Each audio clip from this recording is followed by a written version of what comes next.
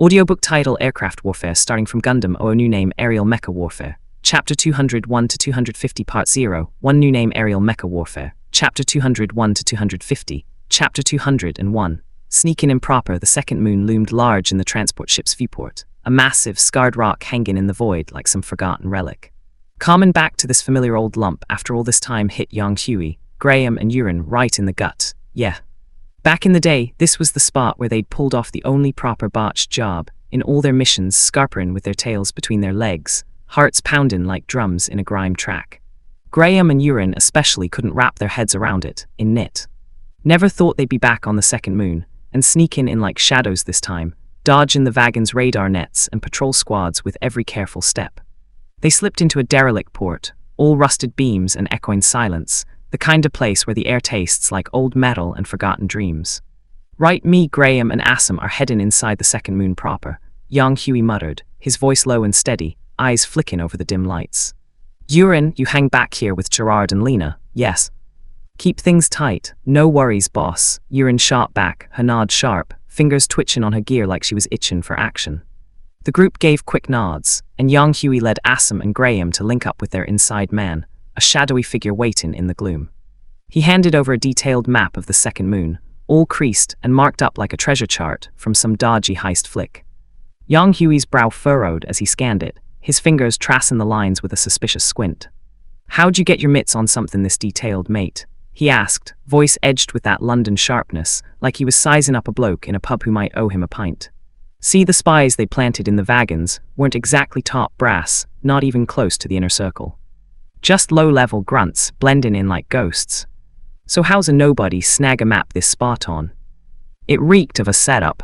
The spy kept his cool, leaning against a crate with a shrug that said he'd seen worse interrogations. Funny story that.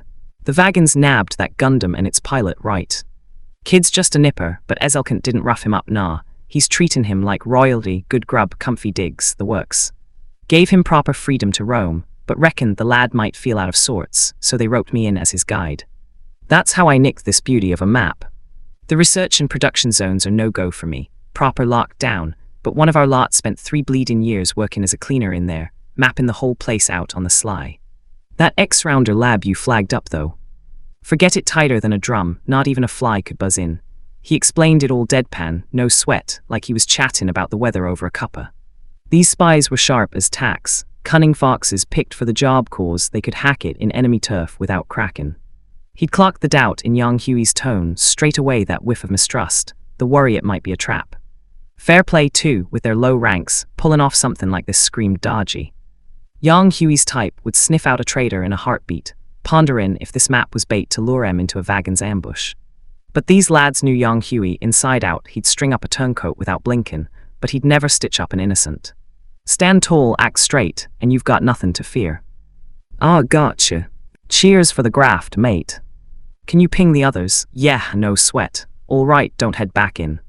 Park yourself on the transport and wait. Once we pull off the rescue, you're coming home with us to Earth.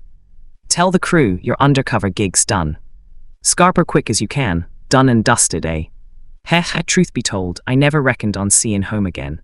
The spy let out a wry chuckle, his eyes glinting with a mix of relief and something raw, like he'd been holding his breath for years. Back when they shipped out, every one of them had scribbled their last wills, kissing goodbye to any dreams of macking it back alive, ready to croak in some alien hole. Some might have daydreamed about glory, slipping away clean and living large back on Earth with pockets full of dosh. But once they landed in Vagon's territory, all comms went dark, cut off like yesterday's news. That now in despair crept in, whispering they'd been ditched, eaten away at hope bit by bit. Who'd have thought the turnaround? That faint flicker of a chance turning real, like winning the lottery after loss in your shirt. Don't fret, I never forgot you lot, young Huey said, his voice softened just a touch, hand clapping the spy's shoulder firm like. Cut ties to keep you safe, that's all. Without your legwork, we'd be fumbling blind into this rock. We owe you big time, mate. Good luck out there, we got this. The spy boarded the ship, vanishing into the shadows, and young Huey turned back to the map, spread out under a flickering light. Time to divvy up the jobs. Graham, Assam, you two leg it to the hangar. Find the Gundam AGE-3 and hold tight for me and Keo. Sound as a pound, Graham replied with a grin, cracking his knuckles like he was gearing up for a scrap. They copied the map onto their pads, swapped into civvy clobber that blended right in baggy hoodies and worn boots, the kind of gear that screams just another face in the crowd, and split.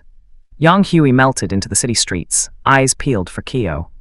Hunting a kid in a sprawling metropolis like this was like searching for a needle in a haystack, but the spy had hooked him up proper, Kyo's usual haunts all mapped out. From what he'd sussed, the lad stuck to a routine mostly holed up in Ezelkant's posh pad, only venturing out to link with his new mates. Young Huey pocketed the map and hoofed it towards the spot marked for Lou and Dean's gaff, knowing Ezelkant's mansion was a fortress no way in without setting off alarms. Fingers crossed Kyo wasn't bunkered down there right now. Bingo, he rocked up just in time to spot 3 kids bouncing out the house, off for a lark. The little girl, Lou, was all sunshine and bounce, her face lit up like she'd won the jackpot. Young Huey pieced it together quick. This was the moment Kyo had scored that miracle med for her, stabilis in her Mars sickness, buying her some precious time. Bit of a pickle this, he muttered under his breath, rubbing his chin. He wasn't fussed about Lou and Dean two nippers, no threat at all. But the snag. Lou was still on the edge, clinging to life, and knowing Kyo's stubborn streak, the lad begged him to save her, maybe even throw a wobbler and derail the whole op. Carting off 2 extra kids. Doable, but young Huey had zilch for treating Mars ailments on hand, so.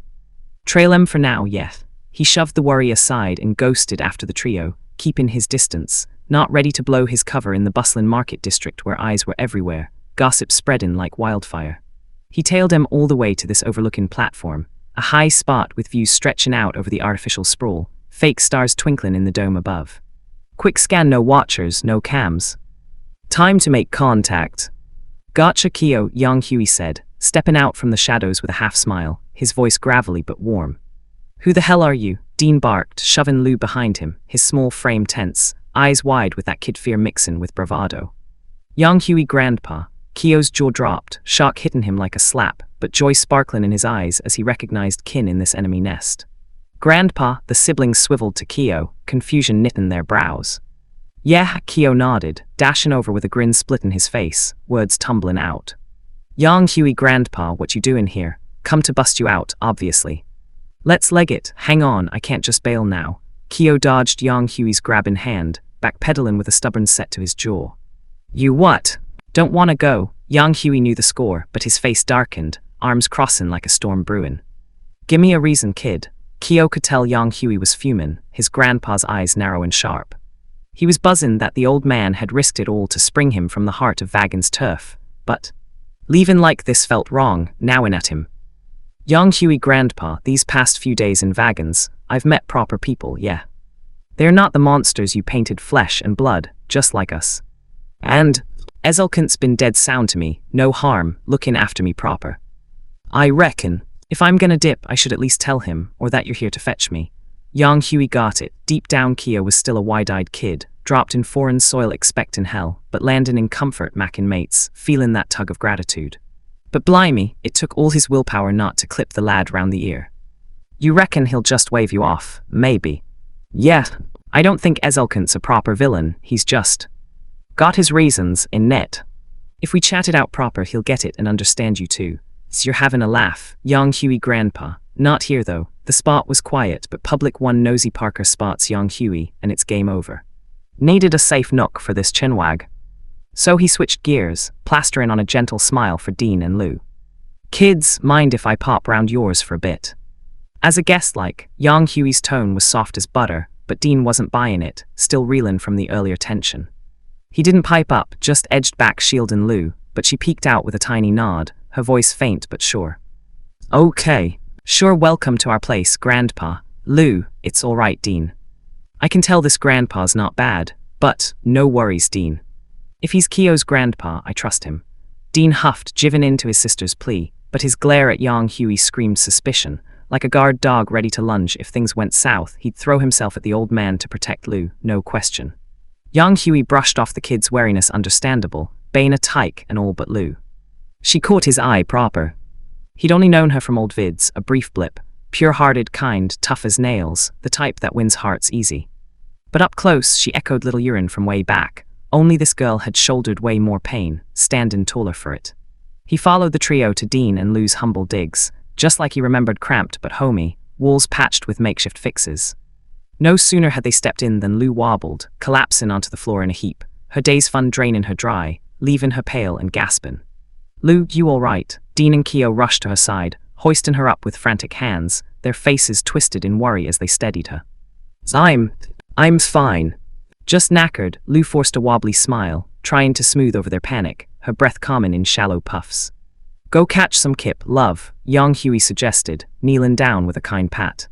"You've been at it all day, Thanks, Grandpa. But I don't want to sleep yet. 'Cause I want to hear about Earth from you, no rush, eh? When you wake up, I'll spin you all the yarns about Earth you want. Deal, Yeah, promise. Lou stuck out her skinny little hand, pinky crooked in that universal kid swear. Young Huey paused, then chuckled soft, hooking his own pinky round hers. "Pinky promise, 100 years no changin, whoever breaks it's a puppy. Yes, he knew you were a good un, Grandpa." With the vow sealed, young Huey scooped her up gentle-like, laying her on the bed and tucking the blanket snug. He clipped on the body monitor, but as the readings flickered up, his smile faded, replaced by a grim set to his mouth, the numbers painting a picture bleaker than he'd hoped. Chapter 202, Is Keo a Turncoat? "Young Huey, Grandpa, how's Lou doing?" Keo blurted out, his voice cracking with worry as he hovered by the bedroom door, fists clenched tight like he was brassing for a punch. "She's nodded off, but it's proper grim," young Huey replied, his tone heavy, eyes flickering with that old soldier's regret as he straightened up from checking the monitor, the dim light casting long shadows across his weathered face.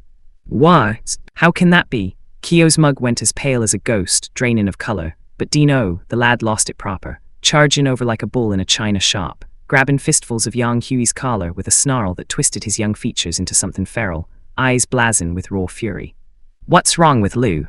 Did you do something to her? Easy, lad. You want to wake her up?" Young Huey shot back, his grip iron on Dean's wrist, twisting it sharp and pinning the boy's arms behind his back, pressing him down to the floor with a low, guttural growl that echoed authority earned from too many battlefields. "I'm a Federation bloke, yes, but I ain't low enough to lay a finger on a nipper. That girl's body is on its last legs without quick action, she won't last the week." "How?" Dean's eyes went dull, like the light had been snuffed out, his shoulders slumping as he knelt there, trapped. His sister was his world, in net. Parents pegged out when he was just a sprog, leaving him and Lou to scrape by together. Now, with this Mars race sickness clowing at her, his whole bleeding universe was faddened to black, tears welling up unbidden. "No way. Young Huey, Grandpa, you must have got it wrong. I scored that special med from Ezelkant, it was working, I swear." Keo pleaded, passing frantic, his hands gesturing wild like he could wave away the bad news. "Dunno about that drug, kid, but it ain't a cure-all, or the vagans wouldn't be struggling with this Mars rot for donkey's years. And me, I'm a researcher, not med school, mind, but I don't cock up data readings," young Huey explained, rubbing his chin thoughtful-like, his voice steady but laced with that no-nonsense edge. "How's this happening? Wait, Ezelkant, I'll beg him." "He's gotta, stand still, you muppet, young Huey, Grandpa, what you gonna beg as? Don't forget who you are, but Lou just needs help, why's identity matter, cause your Keo Asuno. Your proper Grandpa's the ex-Federation Supreme Commander. Your dad's leading the Celestial Being Squad right now, that's just names, this is war, Keo, you reckon Ezelkant's bane almighty for nothing. He wants me as a bridge between Vagans and Earth, bollocks to bridges. Since when does Lincoln Nations need a snot-nosed kid? What makes you qualified for that weight? You think the Federation ain't tried peace talks? Why's he always knocking 'em back? Aye, you waltz in begging now, he'll grant every wish, but nothing's free in this world. Day comes he cashes in that favor, demanding you toe his line, you gonna say yes or no. Listen up, Keo, if you bend to Ezelkant, you're a Federation traitor. Earth's traitor. And it won't stop at you, it'll drag down your folks, your auntie, your nan and granddad. The whole Asuno clan, I ain't. I just wanna help Lou. I just don't want the fighting anymore. Vagans are people too. They ain't demons, spot on, they're people, so what? Young Huey, Grandpa. I've told you before, Keo, this is war, not some hero fantasy game. No saviors here, no right or wrong, just kill or be killed. If you ain't got the bottle for that, why'd you climb into a Gundam? I, Keo, drop it. The row raged on, spilling secrets about Keo's roots, the ugly guts of war, but Dean tuned it out, his focus laser-sharp on Lou. He'd shouldered the family burden since he was knee-high, given him a maturity Kyo lacked. He got Yang Hui's drift. Kyo begs Ezelkant for Lu's sake, but what if the big man flips it, demanding something that twists Kyo's guts? As a brother, Dean'd move heaven and earth for his sis, but as a mate, he couldn't let Kyo tumble into that mess, veering off the rails for their sake. Danes, forget it, yeah. This old-timer's right, don't turn traitor for us, it ain't worth it. But you're my mates, yeah mates, so don't let us rack up more debt to you. But no buts.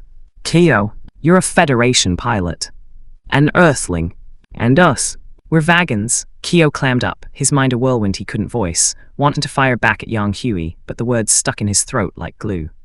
That traitor jab hit like a sledgehammer, shattering his thoughts into shards, leaving him mute and churning.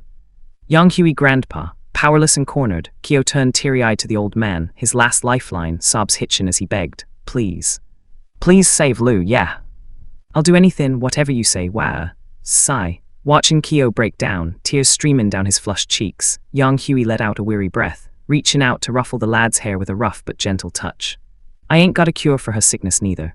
At that, Kyo and Dean hung their heads, fresh floods of tears soaking their collars, despair crashing over them like a tidal wave. But I can keep her ticking for now. Really, they snapped their heads up, eyes wide with a spark of hope piercing the gloom, like sunlight cracking through storm clouds. Yeah, our top-notch med pod can hold her steady, but till we crack a full fix, she'll be in deep sleep. And Yang Hui's gaze locked onto Dean, steady and probing. She's gotta come with us. This. Dean froze, his face a mask of conflict, brows knitting as thoughts raced. No beef with the Federation and Earth. Sounded like a dream.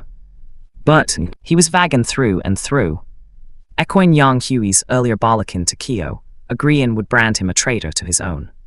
Yang Hui didn't push, just waited, arms crossed, letting the lad stew. Dean's fists clenched and unclenched, over and over, till finally, weighing loyalty against his sister's life, he picked her, jaw set firm. I'll go with you lot, but you gotta swear you'll fix Lu proper.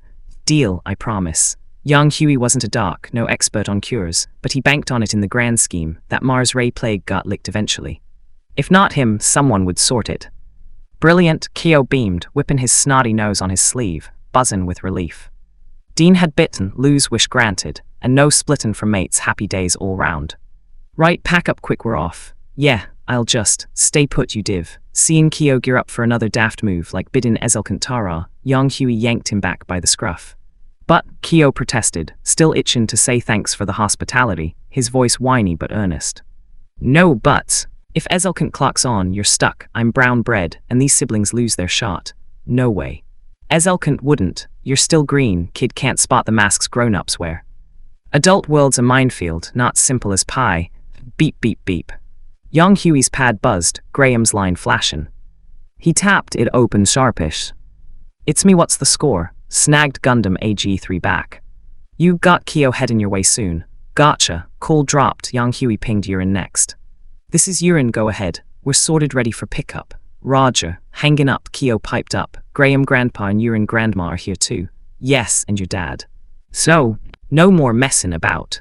Every move you make could get us all slaughtered. Yang Hui urged, his words earnest, hopping to drill sense into the lad without crushing his spirit. Oh, all right, Dean emerged then, Lu piggybacked gentle-like, her head lolling on his shoulder. Their pad was skint nothing worth lugging, but Lu's fave diary, tucked safe in his pocket. Ready? Yeah, Dean nodded, resolving steeling his spine. Follow me. Yang Hui led the trio along a sneaky route from the map, slinking through back alleys and dim corridors, dodging eyes like pros, slipping back to the rendezvous without a hitch. Yang Hui. Kyo, Yurin greeted em from her Moon Angel Gundam, its sleek frame humming soft in the shadows, but she did a double take at Dean and Lu. Who are they, guests?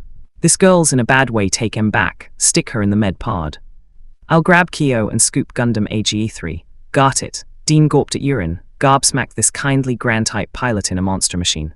But he bit his tongue, no time for chit-chat, questions could wait till Lu was safe, till they all were. Meanwhile, Yang Hui hustled Kyo to the hangar zone, linking up with Graham and Assam, who were lurking in the gloom, tense as coiled springs. About time any longer and we'd be rumbled, Graham quipped, flashing a cheeky grin, though his eyes scanned for threats. Kyo, you all right? Assam scooped his son into a bear hug, patting him down frantic-like for scrapes or bruises. Dad, I'm fine, good lad. Enough mush board up, we're legging it, Graham barked, urgency creeping in.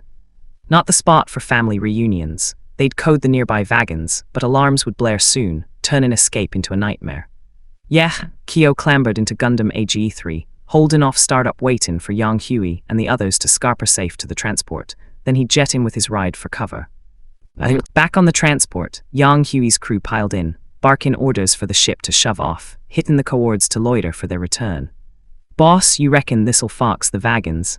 The captain fretted, brows furrowed as he gripped the controls. "Dead cert, just stick to the plan." "Right you are." Chapter 203. Ledgerly's Gundam up on the lofty perch of his tower in the second moon. Ezelkant stood like a king, surveying his chaotic realm, the sprawl of mismatched buildings stretching out below like a patchwork quilt thrown together in a hurry. His gaze was flat as a millpond, hidden whatever storms brewed in that noggin of his, the artificial lights flickering off his stern features. "Lord Ezelkant, what the bleed in hell's with the flap? What's gone pear-shaped?"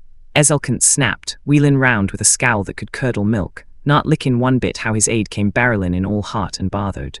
This was his patch, the second moon, his ironclad kingdom, where everything danced to his tune, and his underlings better not step out of line. "Have a butcher's at this, sir." The aide ducked his head low, all meek and trembling, fumbling with his pad to pull up a snap for Ezelkant to clock. One gander at the photo and Ezelkant's eyes narrowed to slits, his cool shattering like cheap glass. "Where'd you snap this?" "Passage from E21 hangar to the 989th port, sir." "Why wasn't it spotted sooner?" "That port's been mothballed for yonks 3 years back. Most cams are knackered from no upkeep, and with it bane dead space, we eased off the watch." "You muppets. I drilled it into you, every bleedin' ins and outs of the second moon gets eyes on it, tight as a drum. This how you follow orders?" Sorry, sir.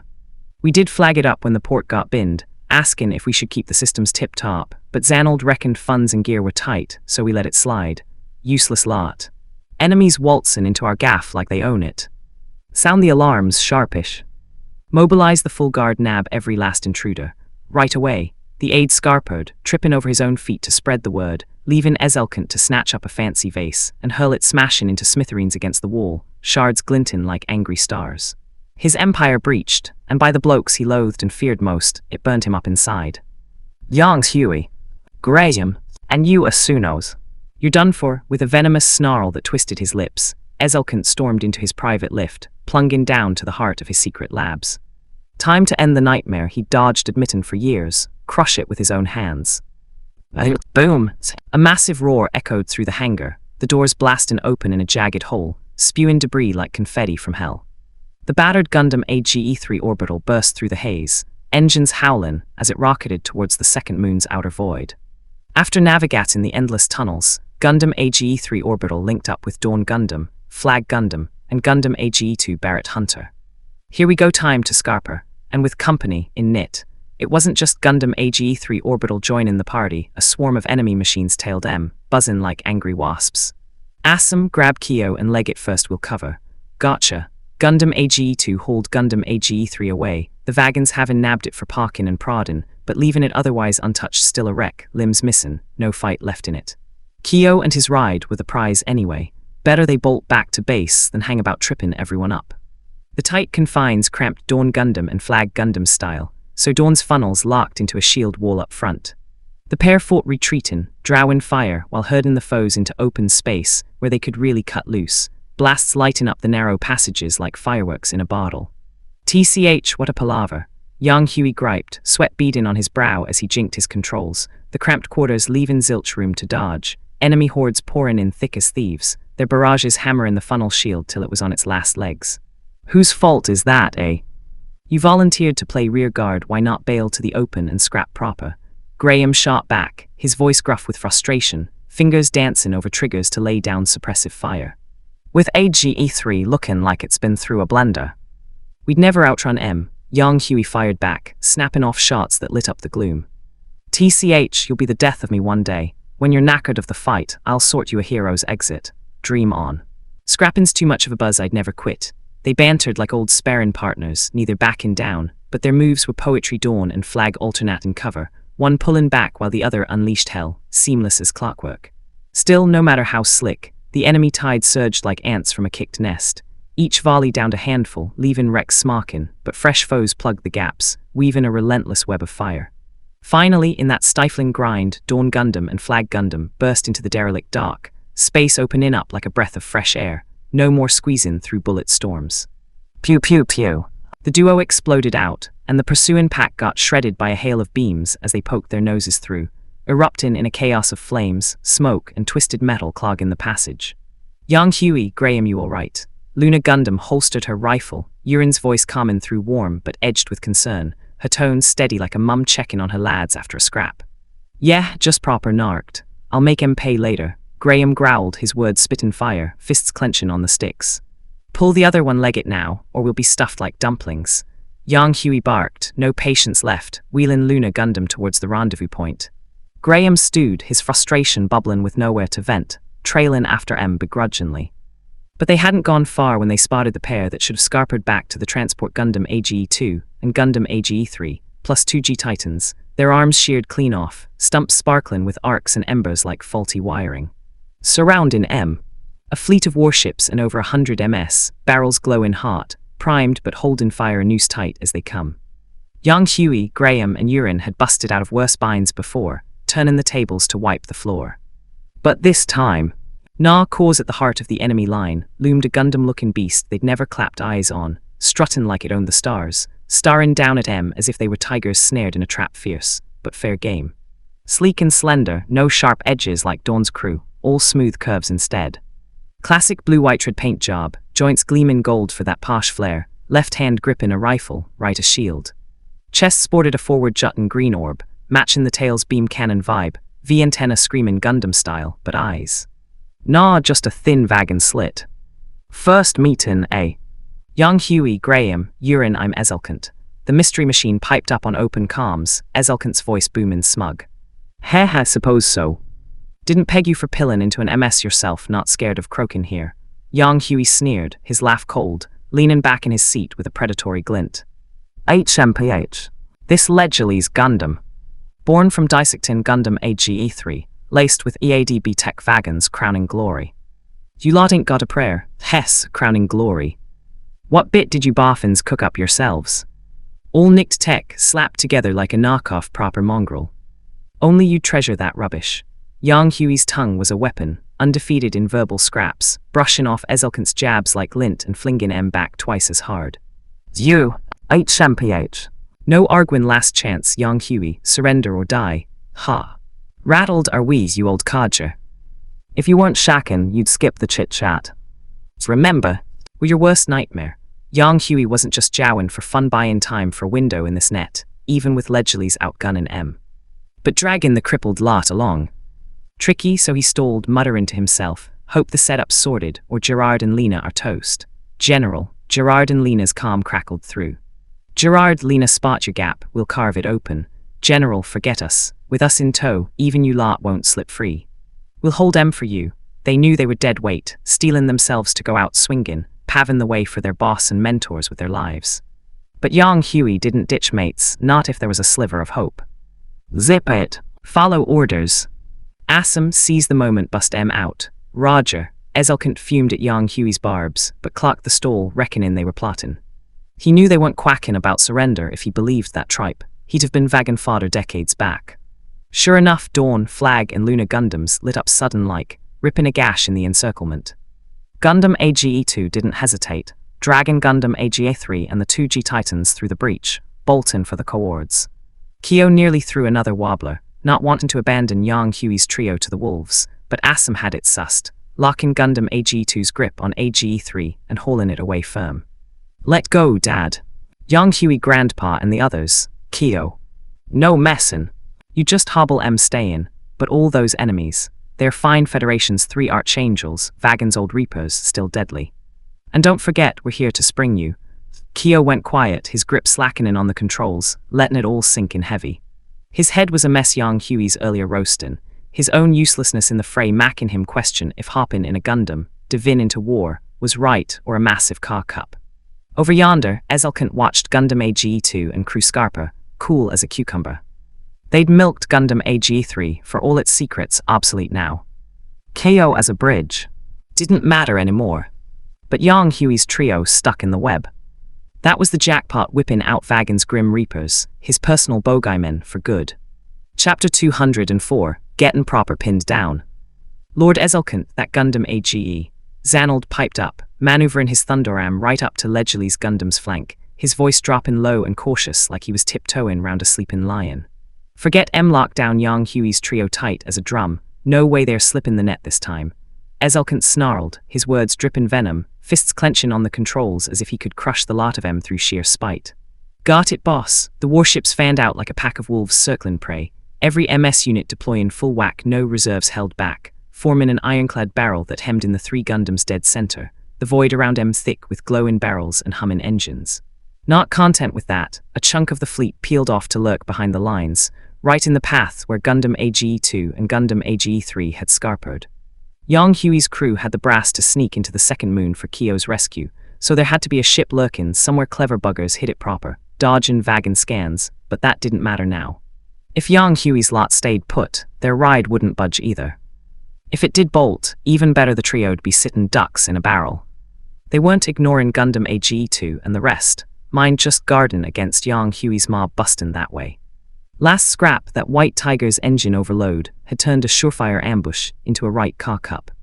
Ledgerly's Gundam and Thunderam hung back from the fray, arms folded like smug overlords, watching their troops surge like a tidal wave at Dawn Gundam, Flag Gundam, and Luna Gundam, eyes cold as they saw their own gettin' carved up like Sunday roast. Ezelkant, the sly old fox, wasn't about to let his faith in his piloting or Ledgerly's Gundam specs lure him into the front lines for a dust-up with those three beasts. Nah, he knew better. He was biding his time, waiting for the trio to run ragged, bodies and machines gasping. That's when he'd swoop in, claim his trophies, three heads on a platter. Zanold, Lord Ezelkant, you take the sniper fleet personal, like not just cut off Yang Huey's retreat, but smash any outside meddling in our net. Right away, Thunderam peeled off, leaving Ledgerly's Gundam solo, arms crossed, staring down at the three Gundams battling the onslaught like defiant rocks against crashing waves. Soon, it'll all be over. Decades of nightmares done and dusted. Dawn Gundam's funnels had taken a battering, loads knackered, but that didn't dent its bite if multi-fire was down, switched to high-mobility shootouts in NIT. Dawn Gundam zipped about with its remaining funnels, teaming up with Flag Gundam to become twin phantoms, darting through the enemy wall like ghosts in a fog, cannons blazing in unison, leaving trails of exploding fireworks wherever their shadows lingered, metal twisting and bursting in fiery blooms. Flag Gundam matched the frenzy, Graham's chest heaven with a raging fire that fueled every thrust, morphing to MA mode for ram and sweep, then snap into MS form with blades flashing sharp, slicing through before flicking back to MA and bolting, dodging incoming beams that sizzled empty space. Hi. Thought you said my body's peak wouldn't dip. How long's this been and I'm already knackered? Graham griped, his breaths calm and ragged, weakness creeping up his limbs like ivy strangling a tree, sweat stinging his eyes. Bollocks. Your extreme Graham maneuvers ain't stopped once you trying to off yourself. Yang Huey snapped back over comms, his tone sharp with worry, fingers flying as he weaved through the chaos. TCH, guess I need to hit the gym proper. You push that hard, no body's holding up. Ease off, we're stalling, gotta ace up your sleeve, course. No backup plan, you think I'd leave us hanging for rear guard? Heth, can't wait to see it. Graham chuckled low, dialing back the intensity, picking off foes steady without risking a crash, efficiency dropping but safe as houses, his energy drain slow into a trickle. Yang Huey clocked Ledgerly's Gundam chillin' like it owned the place, muttering a curse under his breath, sly old git. Urine, coords 812 lay down heavy fire. Roger, Luna Gundam swiveled her barrel sharpish, ditching her locked targets to zero in on Ledgerly's Gundam spot, her movements precise, eyes narrowing behind her visor like a hawk spotting dinner. Babe. What the? Damn it, the alarm wailed in Ezelkant's cockpit, freezing him for a split second before a barrage of pink beams ripped through his front lines, tearing straight for him like angry hornets. Ledgerly's Gundam ignited thrusters in a blaze, dodging wild, but no sooner had it swerved one long-range snipe than the next beam was kissing its nose. Shield up, the impact slammed it back hard, vibrations rattling through the frame like a jackhammer. But it didn't let up, the beams chained endless, slicing the formation like a hot knife through butter, punching through space, each shot hammering the same spot before the last fizzled. Curse that moon angel. Break her rhythm, yes sir. Vagons threw caution to the wind, abandoning their encirclement to swarm Luna Gundam like mad dogs, desperate and snarling. TCH, Urine flicked a glance at Dawn Gundam's position, holstering her sniper rifle with a reluctant sigh, refocusing on the incoming horde, her face set in quiet determination. Funnels snapped back, forming a protective veil around Luna Gundam. Mirror system online. The funnel's surfaces shimmered with energy glow, arraying swift under Yurin's command, her voice soft but steely, fingers dancing over controls like a pianist hitting every note. In the cockpit, screens lit up with locks on every foe, her eyes darting sharp, hands orchestrating their doom in sequence. Mental link restriction lifted level 1. Luna Gundam fired once, a pink beam striking a funnel's face, refracting wild to skewer 2 enemies, then bouncing to another funnel, refracting again, piercing more a deadly chain reaction. No more blistering barrages from her, but the kill rate skyrocketed, slissing through the surging tide effortless, her shots methodical, almost elegant, like fate itself dictating the order. Any machine in her sights danced to Yurin's tune, marching straight to oblivion. The Moon Angel's terror snipe finally petered out, letting Ezelkant exhale shaky, relief washing over him like cool rain after a scorcher. He was counting his lucky stars he hadn't jumped in from the off, always knew the Federation's 3 archangels were nightmares from reports and vids, but feeling it up close. Blimey, terrifying didn't cut it. But that breather lasted a heartbeat before alarms screamed again. Beep, beep, beep. Wah, Dawn Gundam loomed massive in his view, blade gleaming cold, thrusting for the cockpit even through armor. The chill pricked Ezelkant's skin like icy needles. Instinct kicked in. Ledgerly's Gundam yanked its beam saber, blocking cross-chest. Clang! The strike connected, but the force hurled Ledgerly's Gundam tumbling back, stars exploding in Ezelkant's vision. Urgh! Ah, the jolt crushed his chest, organs feeling like they were bane-pulped, pain radiating out as he gasped for air. Young Huey couldn't give a toss, wished it had finished the old sawed-off chassin hard, blasts forcing Ledgerly's closer, swords raining down relentless, driven it back step by staggering step. Old Git, your prized ride ain't all that, eh? Young Huey taunted over open comms, his laugh barking triumphant. Don't get cocky. Bits in retreat, Ledgerly's Gundam's shield cracked open, yellow glow building, spewing a swarm of tiny golden orbs like angry fireflies. Danger! Alarm bells rang in Young Huey's head, Dawn Gundam thrusters reversing hard, pulling back swift. But he underestimated their zip couldn't fully dodge, his beam rifle catching a spray of the buggers. Blimey fast, no hesitation Dawn Gundam ditched the rifle, which melted and popped seconds later in a molten burst. Ah, so that's the bits, yeah. Tiny beam particles wrapped in special fields, forming mini spheres that morphed to spiral cones on contact, drilling energy deep inside proper cone cannons, living up to the name. X-rounder gear. Nah, like funnels, mind-controlled weapons. It's no wonder it got buried. Well then, fasten the Ankamin's swarm, Dawn Gundam charged head-on. Show me what else you've got. Spiral twists with burst acceleration let Dawn Gundam punch through the bit net, classing on Ledgerly's again, sword crashing down. Ledgerly's parried, chest glowing as its beam cannon charged. Ledgerly's was quick, but Dawn quicker mid-swing, waist-mounted electromagnetic cannon unfolded, shell accelerating down the rail, slamming Ledgerly's chest dead-on. Recoil flipped Dawn back, evading rear assault bits, pulling distance just as the follow-up beam grazed past. Ledgerly's tucked its tail, smoke billowing from its chest, armor buckled, cannon cracked with sparking arcs. Didn't punch through the outer shell, no real cracks reckon twice a mass-broad MS's toughness. Cannon gens wrecked, defense proper low there. Young Huey muttered, dodging Ledgerly's counters while dissecting its specs. Mobility edges out Dawn, matches Flag's MS mode. Firepower, a beam cannon lanced in, Dawn didn't swerve, stacking remaining funnels as a shield. Yellow blast hit, holding briefly before punching through 4, energy spent. Beyond mirror reflect limits, pierced 4 funnels handheld rifle packing cannon punch. Dawn Gundam kept Ledgerly's at a kilometer's gap, preventing closes, inching further away. Bits max range 10 clicks, optimal control 7.5. Young Huey sus Ledgerly's was solid mobility, defense, output all B+, Bits pushing it near A grade, but Ezelkant's green piloting held it back. Bits especially prime weapon, tweak the energy and mind systems, could go infinite funnels maybe. But that was for later pondering. Now, about time, chapter 205, pulling out in one piece for a hot minute, Ezelkant had Dawn Gundam proper on the ropes, and his mug lit up with a manic grin he'd never worn before, eyes wild like a punter hitting the jackpot after years of loss in shirts. Ever since young Huey burst onto the scene, no Vagan had pinned him down solo, not even after grinding him down with exhaustion and endless scraps. But Ezelkant, he'd done it all thanks to Ledgerly's Gundam's raw edge, thrusters roaring as it danced circles round the enemy. Finally, say, I'm the chosen one. Today I'll cut you down. His face twisted into something ugly, glee turning sour, but in a blink, the flush drained to ghostly white. A sharp stab ripped through his chest, blood gushing up his throat, splatter in his helmet visor in crimson streaks that blurred his sight like a fogged-up window. Damn, it's not now. I ain't done. Ezelkant clutched at his chest, agony twisting his features, body racking with spasms. The old codger was well past young Huey's years, worn ragged by non-stop graft on his Eden project, his frame hollowed out by that cursed Mars ray sickness.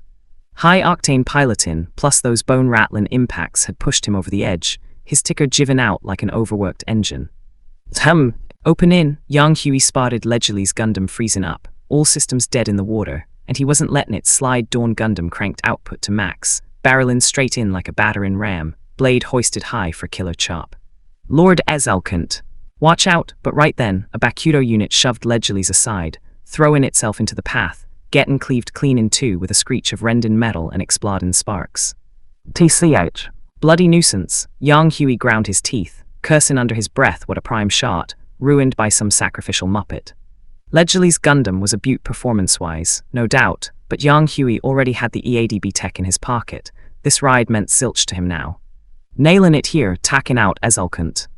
That'd gut the wagons, a blow they'd reel from for ages. But the window slammed shut. Ledgerly's was retreating under a shield of MS units, and Dawn Gundam was on its last legs, energy tanks running dry, frame groaning from the abuse. No way to blitz through that guard and finish the job quick. Main goals sorted, though time's about right. Seeing Dawn Gundam hold off, Ezelkant's protectors breathed easier, their tense shoulders slackening a touch. Lord Ezelkant, you all right? They fretted, these grizzled vets who'd stuck with him from the off, loyal as dogs and wise to his frailties, his personal guard, really, eyes always peeled for trouble. He was no spring chicken, ravaged by illness, no shape for this intensity, so they'd kept tabs during the clash with Dawn Gundam. The freeze-up screamed problems, prompting M to ditch encirclement orders and swoop in, salving his bacon at the 11th hour. I ain't going down yet. Go, finish M. Now, sorry boss, but your body's had it. They clocked the blood-smeared visor over comms, ignoring orders to shield him. Loyalty trumped all. Follow orders. God. End M. Do it, but, torn, they hesitated, caught between safeguarding their leader and his roaring demands that echoed desperate in their ears. Then a broadcast crackled over open channels, freezing everyone mid-scrap. Attention wagons. Cease fire now. Repeat, cease fire. Or else, what the? Fighters paused, heads turning towards the signal. There was the elusive transport ship, escorted by Gundam AGE-2, bearing down with a horror show gift in tow. We'll smash these asteroids into your colony satellite, the second moon. The umbrella system disengaged one by one, revealing 4 or 5 massive rocks trailing the ship, each rigged with thrusters at the rear. Ignite M, and nothing could stop the carnage. Second moon to be obliterated, a cosmic wrecking ball. How? Impossible. You sneaky Earth scum. Ezelkant's eyes bulged at the sight, knowing his shot at young Huey's trio was dust. Rage boiled over, another geyser of blood erupting before he slumped unconscious, helmet fogging with his last gasp. Lord Ezelkant. Quick, get him back to second moon. All units, stand down. His guard hustled Ledgerly's Gundam away, leaving the senior vet Urus to grab the reins. Lord Urus, what now? Zanold pinged urgent, itching to press the advantage but hamstrung by the homefront threat. Deep down, he hoped the old-timer'd match his vibe, grit teeth, and order the assault, wipe the foes, then nuke the rocks. If it went pear-shaped, blamed fall elsewhere, leaving him clean. Stand down, let him go. But, I'll shoulder the flak, let him scarper. Understood. Zanold swallowed his bile, but a sly spark flickered with Ezelkant sidling in vets like Urus and Zehart as rivals. This slip could topple Urus, paving Zanold's rise to equal footing. But that was for later. Right now. Flag Gundam and Luna Gundam eased off the triggers, linking up with Dawn Gundam before bolting for the transport, slipping aboard without a single pot shot. Only then did the tension melt, breaths calm and easier in the dim cabin glow. Boss, engine overloads charged. Spin us 180, get us out of this hellhole. Roger. The ship pivoted towards Earth, engines glowing cherry red before unleashing a monstrous burst, hurling it forth like a shooting star, vanishing from Vagon's sights in a blink. Ship gone, foes fled, but Vagon stayed on edge. Those asteroids lingered, a sword over their heads. Quick, blast the thrusters. Urus trailed off, gobsmacked the lot of Manhwa, as the doomsday rocks popped like balloons, bursting harmless into nothing. Bang! Damn you! Crafty Earth bastards. Few that your backup plan. Bit over the top in knit. Graham yanked off his helmet, whipping sweat that stung his eyes like salty rain. Had to go big, how else to rattle him. Fair play, but I ain't keen on that tactic, nor me so. It was all smoke and mirrors. Young Huey got Graham's drift. He loathed using civvies as pawns or hurtin' even foes. His nod was firm, voice low with that principled edge. Fake, Graham blinked, leaning in for the lowdown. Just decoy balloons, PFFT cough. Is you mad? What if it backfired? Graham choked on his spit, a chill running down his spine at the gamble. Nah, they wouldn't risk it. Second Moon was Vagan's soul haven, lose it, and they are homeless ghosts. Plus, their kinfolk bunkered there, public or private, no one bet against a bluff. Uncle, auntie, you lot all right, General? Assam, Gerard and Lena piled into the lounge, faces etched with worry, eyes scanning for wounds. Close shave, but we're knackered, not knackered. Young Huey waved him off casual-like, though his slump said otherwise. Few good to hear, we were useless while you fought proper gutted. Oi, no mopping outnumbered like that, and that new Gundam was a handful. You held your own, Survivins the win. Young Huey clapped their shoulders, his tone warm, easing their guilt. General, don't sugarcoat it. You're all getting on, but us young'uns still can't keep pace, embarrassing. What you on about, you cheeky sods? Young Huey rapped their noggins light, chuckling gruff. Surpass us. 100 years too soon. Sure, Young Huey and Graham looked the part of old-timers, but Promise Fortress kept their bodies peak no again slowdowns here. Overtakin'. Fat chance. There. Ahaha, fair cop, General. Where's Keo? With his mates. Right, Assam, go keep an eye, yeah. We need a kip, will do. Once the trio scarpered, urine finally crumpled, collapsing into Young Huey's arms, out cold like a light. Sigh. Proper done in. Young Huey gazed down tender, brushing stray locks from her forehead with a gentle touch. She held out amazing, she's the one truly feeling her years. Graham's take on urine had evolved, first admiring her grit and talent, then her prowess, now pure respect shone in his gruff nod. From fragile lass to this powerhouse. The grind was unimaginable, all for Young Huey, never a whinge or quit. Even now, grey and all, she stuck by, divin into the fray. Graham pondered at that age, would he charge the battlefield? Loves pull that strong. Hit the sack back home, it'll be non-stop again. Young Huey scooped urine up, not looking back. Yeah, Graham nodded, knowing the real scrap kicked off anew on return. 1, Chapter 206, Showdown. Or just a test. You what? The Second Moon got breached.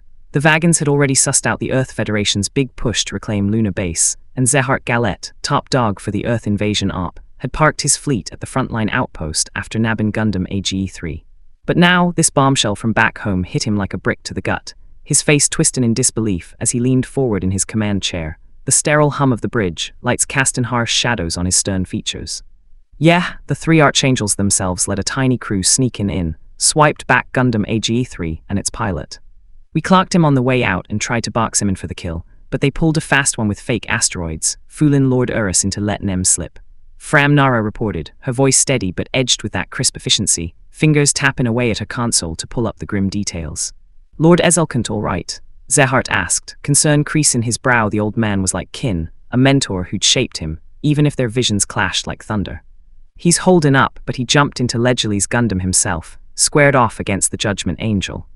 Had him on the ropes for a bit, but his body's jiven out. If the vets hadn't swooped in sharpish, it'd have been curtains.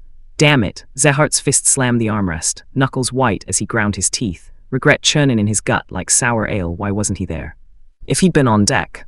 Zehart, sir, I'm sound, yeah. Anyway, what's this Ledgerly's Gundam? New kit, Zehart reined in his temper, straightening up. He was the boss, couldn't let emotions muck up his head. Fram Nara flicked up the specs on screen, her tone brisk as she broke it down. Ledgerly's Gundam cooked up from dissecting Gundam AGE-3, mixed with EADB tech. Outstrips our current MS across the board, even edges out the Judgment Angel's Dawn Gundam. Vagan's own Gundam, A. Zehart pored over the data, eyes narrowing at the battle logs of it tangling with Dawn Gundam. Proper beast of a machine. He could tell Dawn Gundam got pinned cause it had been worn down earlier, not going all out, but that didn't knock Ledgerly's shine. Ezelkant's piloting wasn't exactly ace level, after all. If we kidded you out with one, sir, smashing the Gundams'd be a doddle, Fram Nara said, her eyes lighting up with eager spark, leaning in like she'd cracked the code. Nah, you're off the mark. Fancy ride alone won't topple a Gundam. Zehart shook his head, voice firm, crossing his arms as he leaned back. How come? Vagan's real reapers ain't the Gundams, it's Young Huey and his lot. Top-shelf machines plus unmatched stick skills. That's the killer combo. Machine and pilot lose one, you're stuffed. Zehart explained, his words measured, like a teacher schooling a green recruit. But your skills ain't slouchin', sir, it's just the hardware. You're underestimating young Huey proper fram. Zehart cut her off gentle but sharp, divin deeper into why the bloke was a nightmare. Gundams evolve endless, yeah. Sure, bar the fresh Gundam AGE-3, the others ain't hooked to that infinite AGE system core, but young Huey. He's his own flippin' AGE system, his own. AGE system, spot on. Clock the Federation's military boom since he jumped in rocketed up, especially the mass-prod models and adaptive backpacks for every scrap scenario. That's AGE level foresight, planning ahead for all sorts and then some. He replayed the Legerlies vs. Dawn footage slow-mo, urging Fram Nara to eyeball it close, her breath hitching as the frames crawled. Young Huey wasn't going flat-out look at Dawn Gundam's moves. That's probin' testin' the waters, testin' Legerlies Gundam specs. In the thick of that madness, Fram Nara's voice cracked with shock, like she'd heard a ghost story deep in enemy turf, swarmed from all sides, outnumbered and blindsided by new tech, and he's playing scientist instead of legging it. But scrutinizing the data, the clues jumped out. Chances to break free from the duel ignored, Dawn Gundam sticking close, some maneuvers almost gifting Legerlies room to shine, like baiting a fish. This ain't humanly possible, is it? Fram Nara's words trembled, placing young Huey on a pedestal she couldn't even glimpse the top of, and blimey, was that his peak? The thought chilled her, fearing she'd cap him too low only for him to shatter it again. That's young Huey for your bloke who turns impossible into everyday. Zehart nodded deep, echoing her awe. Since the man showed up, he'd been churning miracles like a factory line. Zehart had been grinding to catch up, overtake to build his ideal future. He'd have to scale that mountain called young Huey. But every climb, thinking he'd close the gap, the summit just stretched further, mocking him. Young Huey was a black hole sucking in light, hidden what lurked at its core, what twisted worlds spun inside. Zehart, sir. It's your goal, our shared dream. Any shot at making it real? Fram Nara asked, voice wavering like a leaf in the wind, the sheer scale of young Huey snuffling out her hope. Zehart rose, stepping to her side, clapping a firm hand on her shoulder, his touch steadying like an anchor.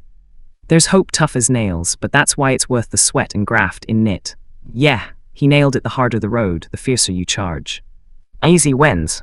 Nah, who'd bother lugging the weight? And blimey, conquering the impossible. That buzz at the end be legendary. Speaking of Fram, any fresh orders from Lord Ezelkant? Zehart asked, pivoting back to brass tacks. He's clued in on the Federation's moves, wants us holding Luna Base against their grab. Deadlock defense, nah, and if it goes tits up, bail Smartish and reboot Operation Abyss Mouth. What? Restart Operation Abyss Mouth. Zehart jolted, eyes wide. That op was the one they'd pulled on the lost Lulen base, blowing plasma bombs from inside, vapors in the lot, base and foes alike. Yeah, hey sir.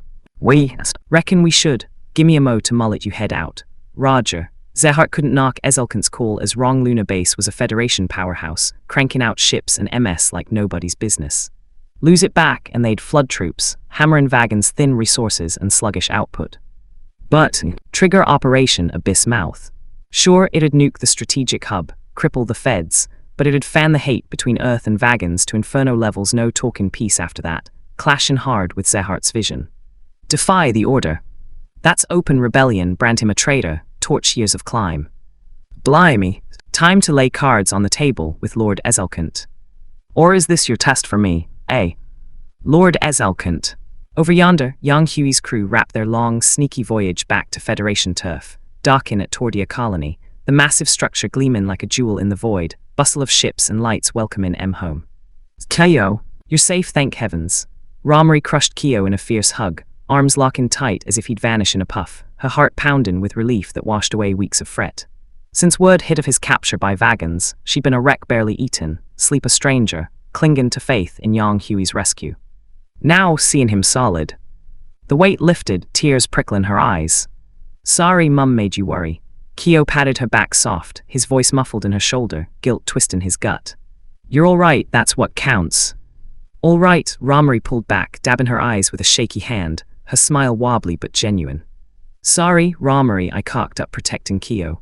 Assam stepped up, head bowed in apology, the promise to shield their lad broken when duty yanked him elsewhere. Assam, it ain't on you, Anoa filled me in. You and Yang Hui were off on riskier biz. You're back in one piece, that's the main thing. Ramari. The pair melted into an embrace, letting go of the pent-up fears, pouring out the ache of separation in that quiet hold. The warm fuzz lasted mere minutes before Assam eased away, regret in his eyes. Sorry, love got a dash to the brass meetin'. Big op brewin', yeah, go on, just come back safe, yeah. Promise. Assam turned to Kyo, face stern as stone. Kyo, Scraps Common soon used this breather to mull it proper. You still up for piloting a Gundam? Assam knew all about Kyo's wagon stint. The sights and chats hit him a bit too, but not enough to shake his core. This was war, not kiddie games. End it quick to save more souls. Yeah, I'll think it through. Kyo mumbled, staring at his boots, shoulders slumped. Right. Ramari, Anoa Kyo's in your hands. With that, Assam legged it. Luna base grab was imminent, and as Celestial being squad boss, he had to be there. Once he was gone, Ramari clocked Kyo's off vibe, guiding him to a seat with a gentle tug. Kyo, something eatin' you, mum. It's alright, love, if something's naughty, spill to your mum. Mum. Am I? A traitor, chapter 207. Scrapping the barrel, Ramari and Anoa jumped like they'd been zapped, eyes wide as saucers, leaning in close with urgent whispers that cut through the hum of the colony's life support vents. What you on about? Kyo, what the hell happened to you? I got nabbed by the vagons, met this Ezelkant bloke, and Kyo spilled the lot, his voice hitchin' as he recounted every twist in that alien nest, from Ezelkant's smooth talk to Yang Hui's sharp balakin, his hands fidgeting in his lap like he was unraveling a naughty jumper. Ramari and Anoa swapped glances, a mix of chuckles and sighs bubbling up, their faces softening into that mum knows best look, the kind that warms you from the inside out. Kyo, you ain't no traitor, you didn't do a bleedin' thing, did ya? Yeah, spot on. Yang Hui was just steering you straight, stopping you from a massive car cup. Since you didn't bite on that Ezelkant's bait, you're in the clear, love. They tag-teamed the comfort, voices gentle but firm, Ramari's warm and maternal like a cozy cuppa, Anoa's a tad sharper, practical as a London cabbie dodging traffic. Deep down, though, a chill ran through M's. Thank blimey, Yang Hui got there quick, or Kyo might have tumbled right into traitor territory. The lad was still green, too trusting for his own good, easy pickings for a sly fox like Ezelkant, who'd twist words till up was down and wrong felt right. Is that how it is? Kyo peeked up, all puppy-eyed and wronged, his lower lip quivering just a smidge.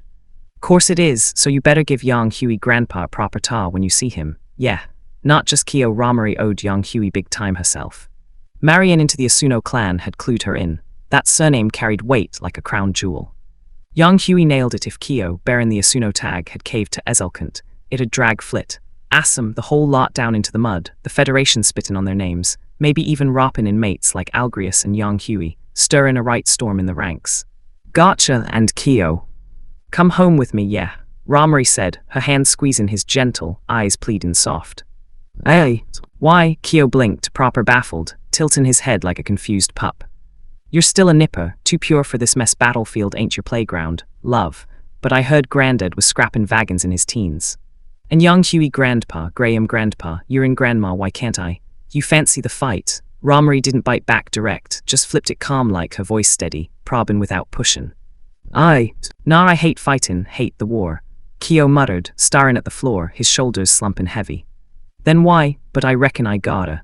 Kyo cut in, eyes clearin' of that foggy doubt, sittin' up straight with a fire kindlin' in his chest. Gotta step up, why's that? Ramari kept it even, no rush, just letting him unpack, her gaze patient as a saint. Cause I wanna end this war, stop the dyin'. But in din war means folks croak. Kyo, you got the stomach to kill now. Ramari hadn't always got the war gig. Joining up was just to stick with Assam and the crew, dodging the deep thinks. But hitchin' to the Asunos. You couldn't swerve it forever. It seeped in, teaching her bits like Assam sticking around to shield his own, or how war's just stances, kill or be killed, no fairy tale rights and wrongs. Kyo faltered, words sticking like glue after rubbing shoulders with vagons. They were people, yeah. How could he off them now? Folks should be helping each other, not slashing throats. It didn't compute, and pulling the trigger. Nah, not anymore. So, I've got the guts not to kill, Kyo declared, dead serious, chin up defiant. Not killin', eh? Ramari eyed his fresh, earnest mug, a bitter smile tugging her lips as she shook her head slow. Had Kyo never offed anyone? Bollocks before the snatch, he'd been merciless with vagons, hands already stained red. And once you're bloodied, spoutin' that line. Dodgy ground. Ramari didn't have answers, but right now, she'd back her boy, let him chase his path best he could.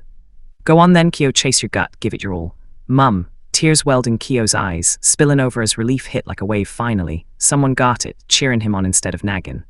Yes, I will. In the ops room, Yang Hui's trio, Algrius and Flit, huddled round a glowing 3D holomap, brows furrowed like storm clouds, the air thick with the scent of stale coffee and tension. General, old commander, this is a right pickle. Algrius rubbed his temples, staring at the display where Luna Base's defenses blinked like a Fortress of Thorns airtight setup that had held Vagans at bay for yonks, only cracked by Bribin, the base boss. Intel said a full Vagan fleet was bolstering the garrison, jacking the reclaim difficulty to nightmare levels. Any luck reaching the original Fed troops inside? Yang Hui asked, leaning on the table, his voice gravelly with that no-nonsense edge. Nah, can't sneak in. Vagans got it locked tighter than a drum. No clue what's brewing inside. Algrius shook his head, frustration creasing his face. So, we dunno if the turncoats flipped willing or got strong-armed. General, you reckon? But even if some were forced, we can't tally M2, no way to ping M for coord. Algrius caught the drift but shrugged helpless, palms up. Plenty were coerced, most folks ain't selling out their home for a fat wallet. No preach at. Broadcast on open channels mid-scrap might not flip him instant, but it'll plant doubts, make him hesitate, even spark paranoia between M and Vagans. Yang Hui suggested, his eyes sharp, tracing lines on the holo. Once doubt's sown, trust evaporates fight in power tanks, and it'll push the waivers our way quick, cause who wants their back to a potential stabber. Flit added, nodding grim, his voice deep and seasoned, fingers drumming the edge. Though the base garrison had jumped ship to Vagans, trust was thin ice planting seeds of suspicion crack it wide, especially for the forced ones, resentment building like a pressure cooker. One spark and they'd bolt back to the feds. To max the punch. Might need their families in on it. Algrius piped up, building on the idea. Yang Hui and crew paused, then nodded appreciative yes, gold and glory. Pales next to a loved one's plea, tugging heartstrings like nothing else. But Yang Hui, Graham and Urin all flicked glances at Flit, their looks loaded, unspoken jabs hanging in the air. Ahem, Flit cleared his throat awkward, knowing he couldn't dodge the irony of using family ties. Next up, our deployment. Moving on from that thorny bit, the next headache loomed. Vagan's Lagrami's fortress is still loitering near Earth orbit, gotta keep guards there. Colony defenses can't be stripped bare, leaving us with scrapping the barrel in knit. They chorused in sync, the Fed space fleet split three ways, big ring base guards vaporized with it. Luna base fleet turned coat, loyalty a gamble, colony patrols untouchable, lest Vagans faint and snatch em. Win back Luna but lose colonies. Pyrrhic at best. The scraps. Scattered elite squads on solo gigs crack teams, but too few for Luna heist. Even with Yang Hui's lot and Celestial being squad, casualts pile high. The manpower crunch stumped even Yang Hui, and Flit no magic fix for thin ranks. Brains couldn't conjure troops from thin air. And with Lagramis hovering like Damocles' sword over Earth, time was ticking, no leisure to train up fresh meat, wondering when it'd drop. Deploy plasma dive missiles. Nah, Yang Hui cut Flit off sharp, voice like a whip crack. No rules with Vagans, and our own, traitors ain't our own. Flit, Yang Hui's bark shut Flit down, the old man's wild rant fadden as he hung his head, face a storm of conflict. Don't let hate blind you, remember, Vagans are people too. And Luna base. Fed poured blood and sweat building it, wreck it, and how much to rebuild. TCH, Flit, alright, I get it, won't bring it up. Aged or not, Flit couldn't front Yang Hui childhood shadows or just knowing the bloke was right, even if it stung to admit. With Flit's fire damped, Yang Hui turned to Algrius. Orbit fleets close to Nortram if push comes, pull some from there and orbit guards, link the rest for joint defense across zones. Yang Hui offered, the least bad option in a bind. Sound I'll crunch the mins and muster what we can. Algrius nodded, settling into the plan. Chapter 208. Luna Base grab up in the void above Luna Base. The fleet mustered like a pack of wolves gearing for the hunt. All calculated precise to not leave other zones, hanging 18 warships, 200 MS units, kicking off the op to snatch back the base with engines humming low and ominous under the stark lunar glow. Ops hitting phase 3 now, all hands, stick to the timetable and prep for launch. The alert buzzed through every comm, ramping up the jitters. This was a proper David vs. Goliath scrap, outnumbered and dicey, where one wrong move could send you to the great beyond. Word to all, Luna Base grabs go time. Fleets shoving off standby orbit for MS drop. This rocks our key Earth sphere stronghold, cranking out gear, we gotta reclaim it, no ifs or buts. Good huntin', lads. Kyo hunkered in his cockpit, flicking the AG system to life with Gundam AGFX, eyes steely as forged iron, the console lights dancing across his determined mug like fireflies in the dark.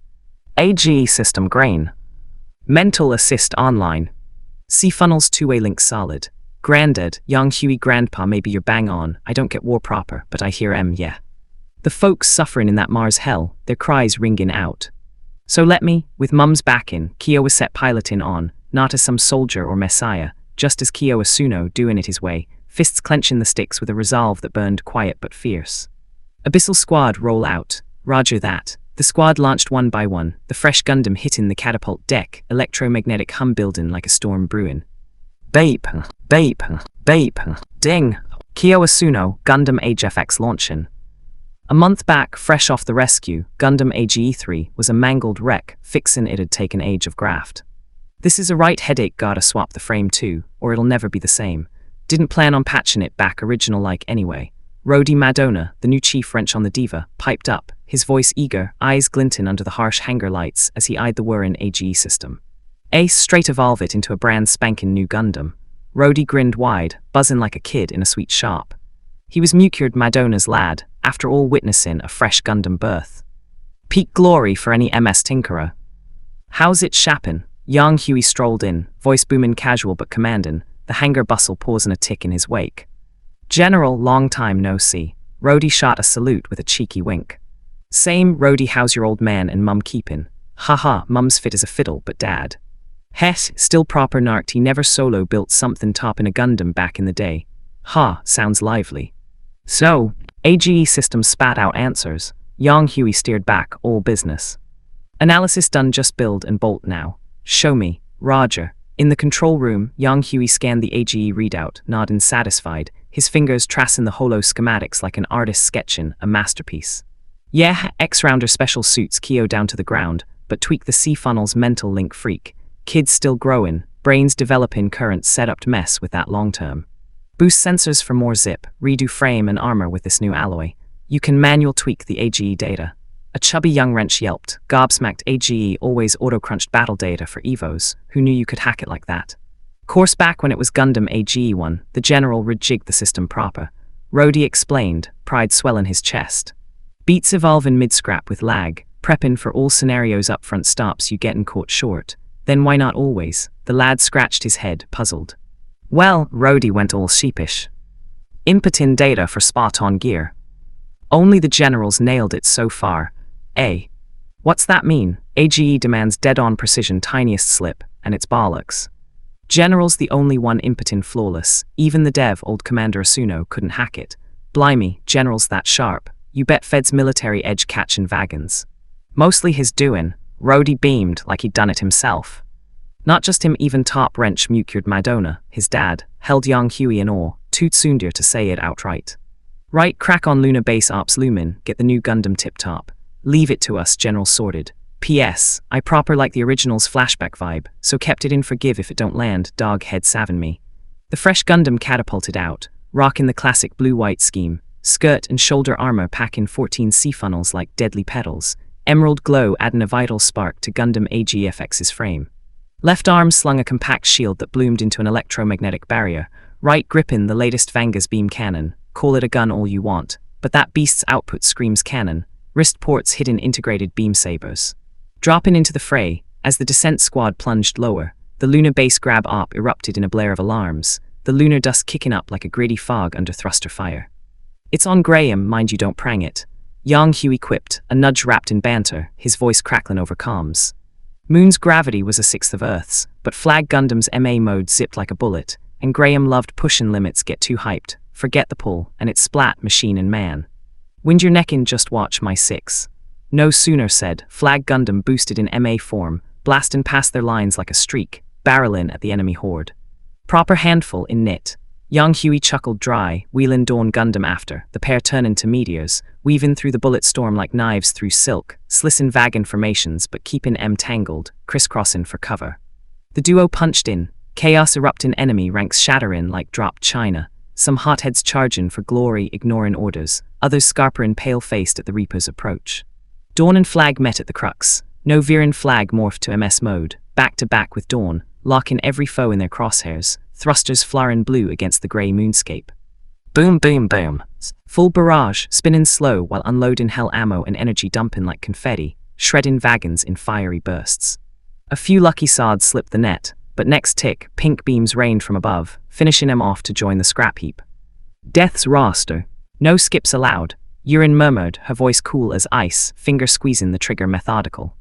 Battles had shifted her subtle off-field. She was all warmth, kind eyes drowing folks in, impossible to harm. In the thick, she was the Grim Reaper, dealing equal ends to all.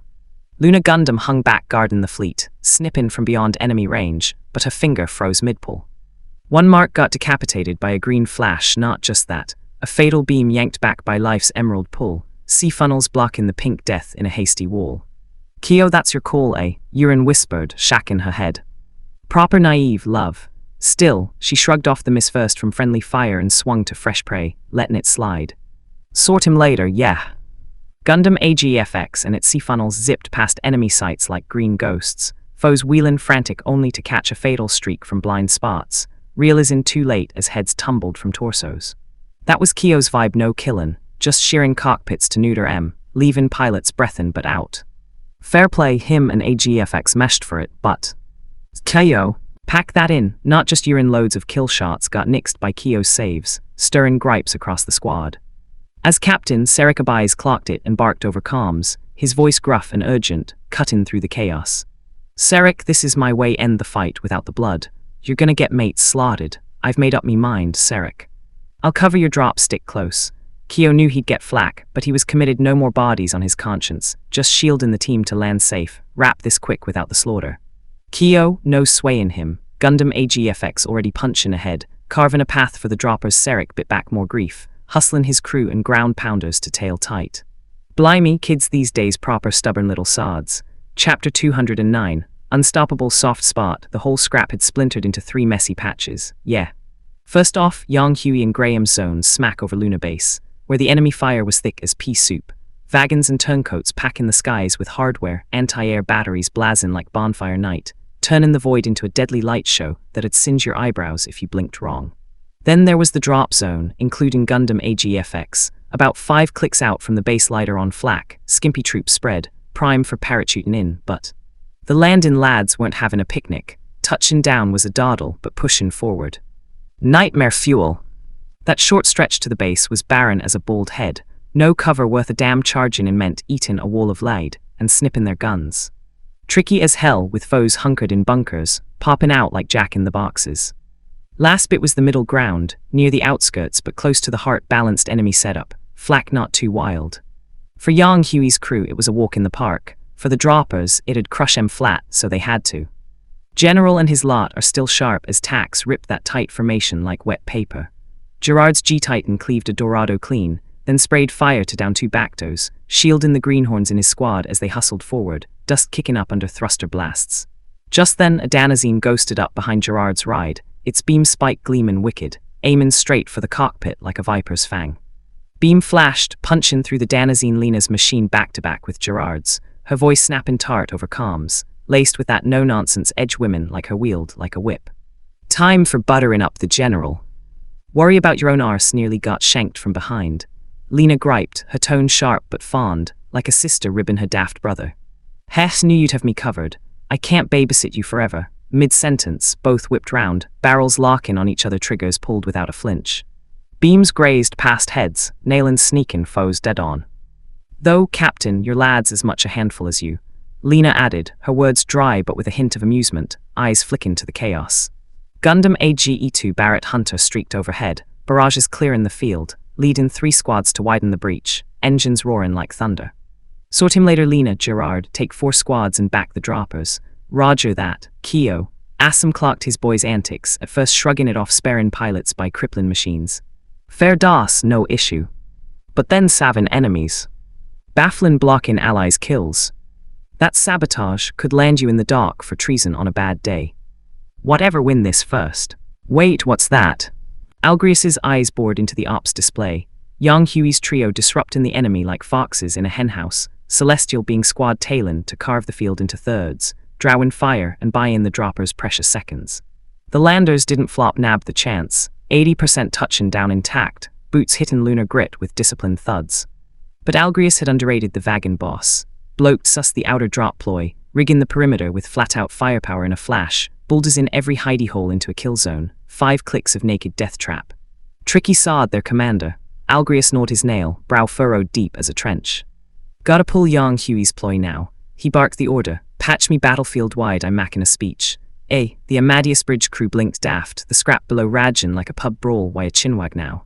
Morale was sky high, no need for pep. Jump to it, yes. Linked, right. Algrius nodded, snatching the mic, launching into his bit with a voice booming steady and grave, echoing through the chaos like a foghorn in the mist. Attention all in the fight zone, this is Earth Federation Admiral Frederick Algrius. The frenzy hit a weird pause, guns fallen silent as folks froze, ears pricked for the follow-up, the sudden hush broken only by distant thruster whines. In Luna Base Command, Zehart's brow nodded tight, puzzling the play surrender call. Nah, feds had the edge, but droppers were pinned 5 clicks out, young Huey's mob bogged down. No white flag vibes. Morale boost. Their spirits were already pumping, and why broadcast wide? Peace chat. Laughable Algrius learned from Flit, no mid-battle olive branches. Feds craved the base, Vagans wouldn't cough it up, no overlap. Stir in doubt. Unlikely, Vagan warriors wouldn't wobble from words, unless. Zehart's eyes narrowed sharp, barking urgent, cut their feed now. Quick, za. On it, fingers flew over keys, trying to hack the signal, but Algrius had snuck in early, slipping past Vagan firewalls not seizing command, just a sneaky backdoor to keep the line open. Sir, can't kill it instant, clearing code 15 minutes tops. Order all ex-Fed troops to stand down on site. This broadcasts for the Fed warriors forced under Vagan thumbs in my name as Admiral, welcome home, and I swear, no charges for the coerced. Disarm. That split-second hesitation let Algrius land his punch before the order dropped. Zehart knew most turncoats were dragged in, the base boss dangling treason threats, him sweetening with perks to keep him leashed. But Algrius's blanket pardon as top brass. That'd unleash the bottled guilt, erupting like a shaken fizzy. And alienation ploy sly bastard. Not just ex-Feds wavering Vagans either allies suspicious now, shattering fragile trust into shards. Tell all. Ignore the Fed lies. You joined Vagans, you're one of us. Beat this fleet and your hero's fat ranks, riches at your feet. Your hands are bloodied with Fed crimson. One bloke's word. Earth's not his playground, you'll still swing as traitors, nailed to shame's cross. Vagan warriors. Trust your mates. Your kin. United, we'll smash Eden's jailers, reclaim our dream paradise. Zehart countered swift, words rallying the waverers, patching the rift for a heartbeat but cracks don't vanish, just hide. Algrius aimed to pry wider, till they gaped irreparable. Play it, he nodded to the bridge crew. Yes, next on the channel. No brass or bosses, a sweet girl's voice, innocent as a lamb. Daddy, hope you got my letter, no reply for 3 months. Mommy says you're busy at work, so I get it.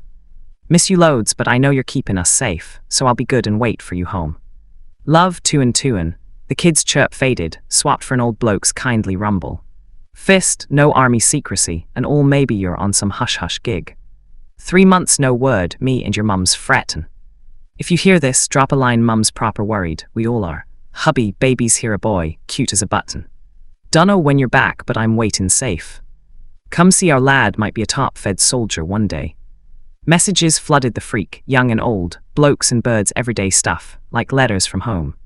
But every word dripped worry, endless missin' soft as silk, sharp as daggers, piercing ex-Feds' hearts, cracking iced-over souls, warming em with family glow.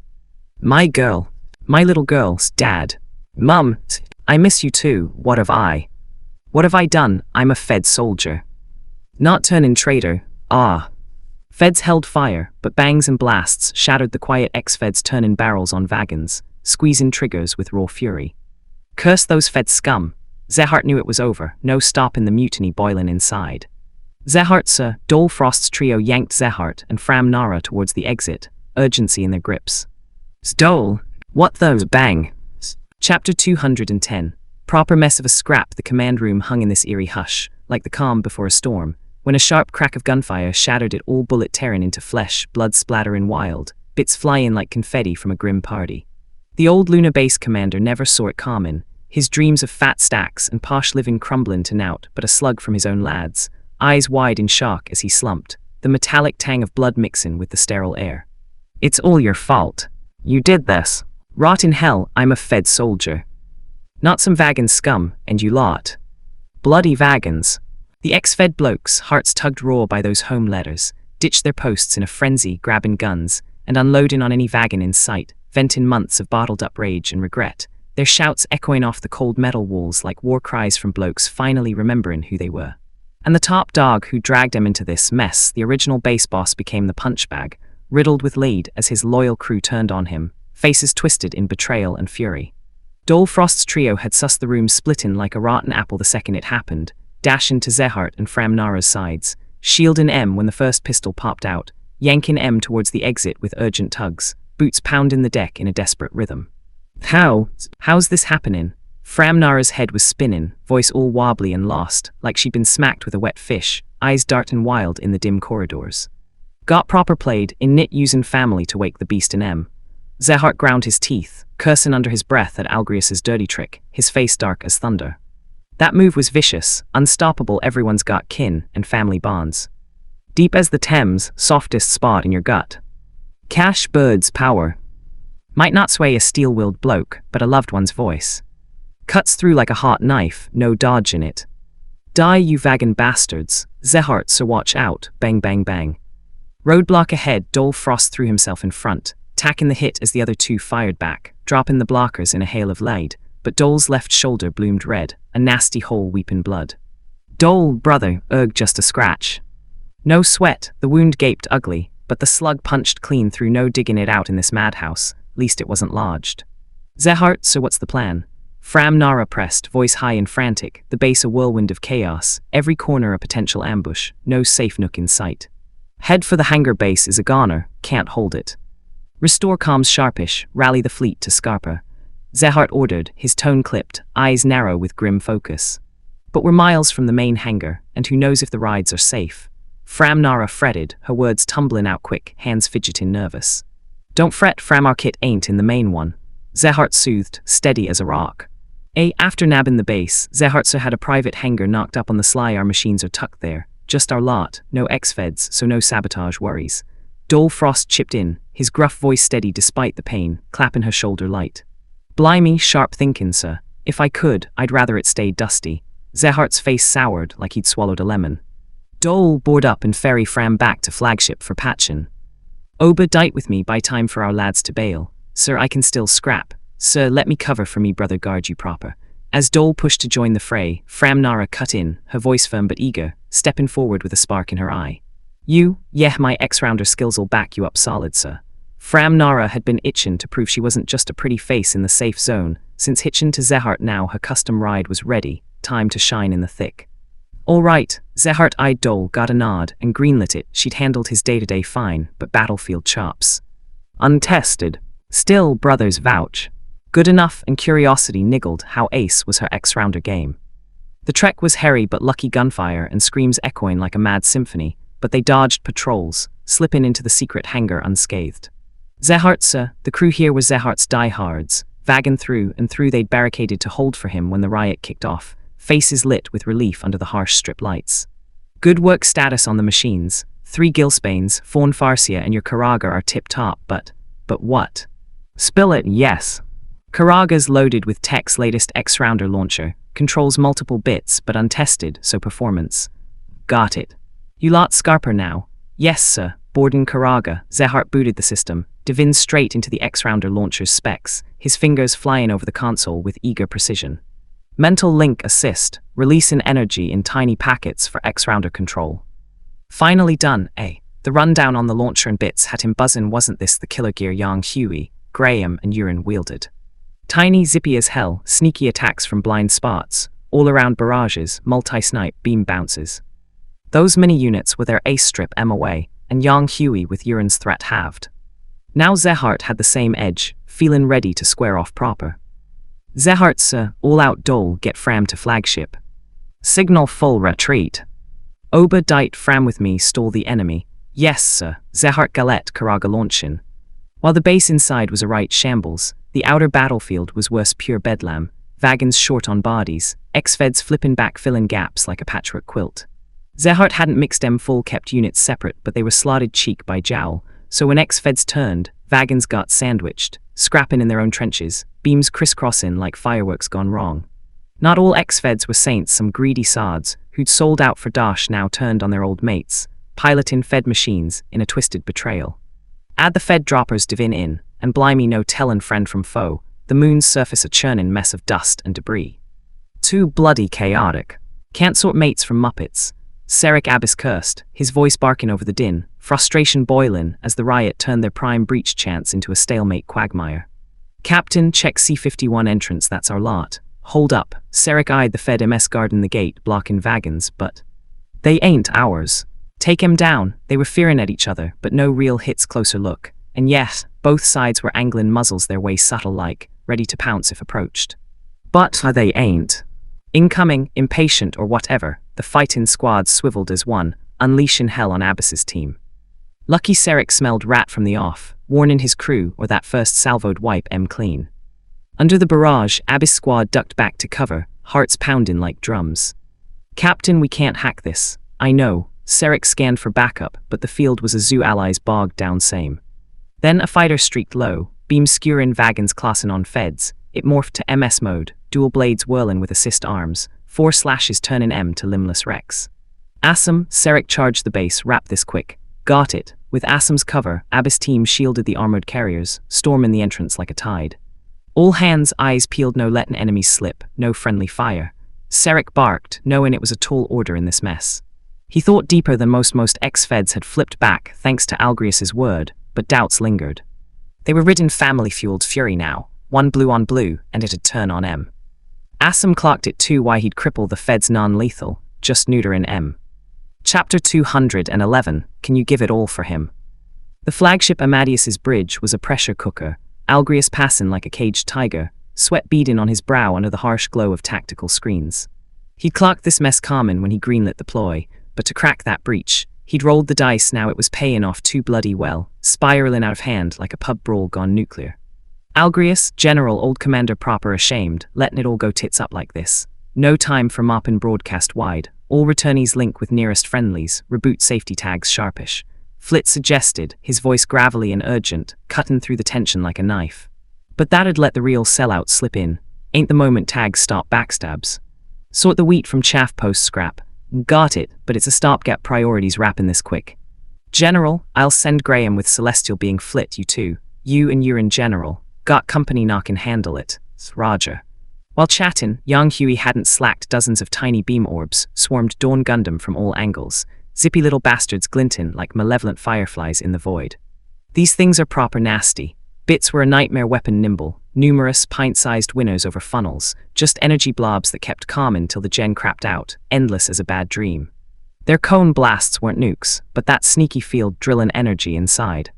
Lethal energy shields like GN or I might shrug M, but solid armor. Toast, no matter the fancy coatings. Untested, so energy drain was a guess, but flaws showed. Tricky to wrangle, short range. Beam rifle locked front, sweeping fire with funnels blasting a gap ahead. Dawn Gundam punched through, classing on Karaga, sword raised high like judgment fallen. Clang! Blade met spear in a shower of sparks, arcs dancing wild between M, neither budging an inch, thrusters flaring blue against the black. Spot on from back then, Zehart, you turned out all right. Young Huey quipped over open comms, his voice gruff with a nod of respect, like an old coach praising a prodigy. Your pressure pushed me here and now. I've got the edge to beat you. This time for sure. Karaga surged, shoving Dawn back, chest cannon glowing ominous as it unleashed hell. Dawn Gundam spiraled aside, dodging while snapping shots at Karaga's core. Spear twirled, blocking beams clang, bits swarming to encircle again. But Dawn charged head-on, clashing close, denying the bits their playground. Blimey! Annoying git, Zehart grit his teeth against the jolt, cursing Yang Huey's sly shift ditching high maneuver shootouts for grapple, neutering the bits threat. Kid, fancy new toy don't make you king machines grand, but the real deal. Mid-sentence, Dawn's waist cannon flipped out, slamming around into Karaga point blank. Boom! Didn't punch through, but the shockwave hammered Zehart like a sledge, vision blurring, bits going haywire, spear clattering away into the void. Karaga reeled smocking, Dawn pursuing relentless, sword poised for the kill. Is the bloke piloting it? Think again. In the haze, Zehart snapped focus, tail blade sweeping like a scythe through wheat. Clang! Dawn's solid sword flew free, tail chass and vicious, coiling round the right arm with a grinding creak, twistin' metal. 2 green, left sword slashed a green arc, severing the tail clean boot to Karaga's gut, sending it tumbling. Ah, Zehartsa. 2 gillspanes dove in one catchin' the fallen Karaga, the other laying suppressive fire on dawn, beams light in the dark like fireworks. You good. Troop pull-out status, 40% dumbos stuck in scraps, can't break free. Damn, Zehart's mind raced, ditching dreams of beating Yang Huey just get the fleet out alive, call it a win. Sir, we'll hold Yang Huey you bail, Narai bolts your toast. Together buy time, yes, so stay behind us, right bits. Compared to Yang Huey and Zehart's brutal tango, Yurin and Framnara's dust-up felt like a twisted game, the moon's craters casting long shadows over their dance. Fawn Farsia's debut yanked memories hard, especially for Yurin, a ghost she buried deep but couldn't shake, pain flaring like an old wound under the sterile cockpit lights. Years back, Vagans snatched her, jammed her into Farsia as a part, pitting her against Yang Huey, nearly dying by his hand. Decades on, with Yang Huey's guidance, she'd grown Dizzle was dust, but seeing that frame flooded her with echoes of agony and despair. Proper familiar ride. Just proper hateful. Yurin's face twisted in rare disgust, her voice a low growl edged with hurt, snapping a shot dead at the cockpit, pink beam land straight. Danger, Fawn Farsia raised left arm, electromagnetic armor shimmering to block, but X round her gut screamed. Won't hold death, instinct shoved the stick, Fawn tilted slight. Next tick beam skewered the arm clean, grazing the head, drilling into the moon, leaving a scorched crater like a fresh scar. Ah, Framnara's first scrap scream ripped out, raw and terrified, but she wrestled balance, avoiding a sit and duck fate. Blimey, that power and aim.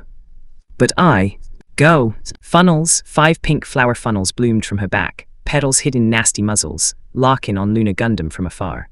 But those pretty poisons barely budded before withering beams raining down, shredding M to sparks. How's that possible? Framnara figured she'd lag behind battle-hardened Yurin, but Stalin for Zehart and the troops. Doable. Now, helplessness and despair swamped her, body freezing cold, fingers numb Luna Gundam looming not as a graceful moon angel, but a abyss reaper, scythe at her throat.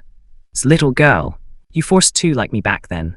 Luna Gundam lowered its barrel, the chill blade lifting from Framnara's neck, Yurin's voice softening to a sad murmur, heavy with empathy. You, it's agony in net. Bane used. Come out, love, I'll get you away. As Luna Gundam edged closer on screen, Framnara's face hardened vicious, Fawn Farsia whipping a beam lash, cracking towards Luna like a serpent's strike. Stay back, X-rounder ping let Luna dodge the sneak attack, Yurin blinking surprised, her calm cracking a fraction. I know you, Yurin Elseal snatched by us, forced into a MS, nearly offed by Yang Huey, then trained under him to become the Moon Angel. But you're just for him, selfish cow. Don't lump me with you. For Zehartsa, for our suffering kin, to reach Eden even death won't stop me guarding him. Framnara's roar fueled Fawn Farsia's fury, beam whip dancing elegant but deadly, a ribbon ballet hidden killin' twists. That's so, Yurin murmured, her tone quiet, reflective. To her, Fawn Farsia was riddled with gaps, easy pickings, but she held off, Luna Gundam weaving graceful through lashes, inching closer unseen. Finally, Luna slipped the whip's web, gripping Fawn Farsia's arms firm, locking it still. So you're the same all for one bloke, you. What you on about? I said I'm for, you fancy him proper, yeah. Zehart's a good lad, but you got the bottle. Ignore all, accept all, shoulder all, give all for him. I'm good long as I'm with Yang Huey anything. You, up for it, I don't get you, Tilda, reckon you're not ready yet. Words dropped, Luna released next beat, beams from behind pierced Fawn Farsia's limbs, severing M clean. Next meet, show me your guts, little one. Weightless plummet stole Framnara's words, eyes wide watching Luna shrink, turmoil churning her gut. Zehart, sir, thud. Full halted battered Karaga caught the limbless Fawn Farsia, cradling it gentle. Attention all in zone, cease fire now. Or I blow the plasma bombs in Luna Base. Chapter 212. Yang Huey's promise. The battlefield hung in this weird, breathless stall, all eyes glued to the 2 battered machines floating up there like ghosts in the lunar haze, the dust from earlier scraps still swirling lazy under the harsh spotlights of distant ships. Again, everyone knock it off now. Or I blow the plasma bombs in Luna Base sky high. All units, cease fire. Algrius barked the order sharpish, his voice crackling over comms like gravel in a grinder. He couldn't suss if it was Vagan bluff, but lost Lulan's nightmare was fresh as yesterday's bruise. If not for his quick spot and Yang Huey's crew, the feds would have been toast. Luna Base was the linchpin in space ops, he wasn't gambling it away. Orders hit, feds eased off triggers, vagans followed suit. No sneaky potshots, letting Algrius exhale shaky, tension uncoiling a notch in his gut. Ping the ground teams inside, find those plasma bombs, pronto. Course, Algrius wasn't pinning all on Vagan mercy, no bombs unearthed in the base. Full assault, chase em down. If they were there, yank the fuses on sight. All hands back to ship's Scarpa. Seeing feds hold, Zehart fired the retreat call, voice tight with grip bombs were real, remote trigger too. He'd sworn off hated Operation Abyss Mouth, but backs to the wall, it was this or nothing. Survivin' MS. Down to a third. Base insides. Wiped bar the secret hanger wrenchers, who'd bailed early, no survivors. Zehart's fleet gutted, elites he'd handpicked, believers in his vision, gone in the grinder. His heart bled, this crew was his build, cream of the crop, now the whole Vagan cause short a swat of talent.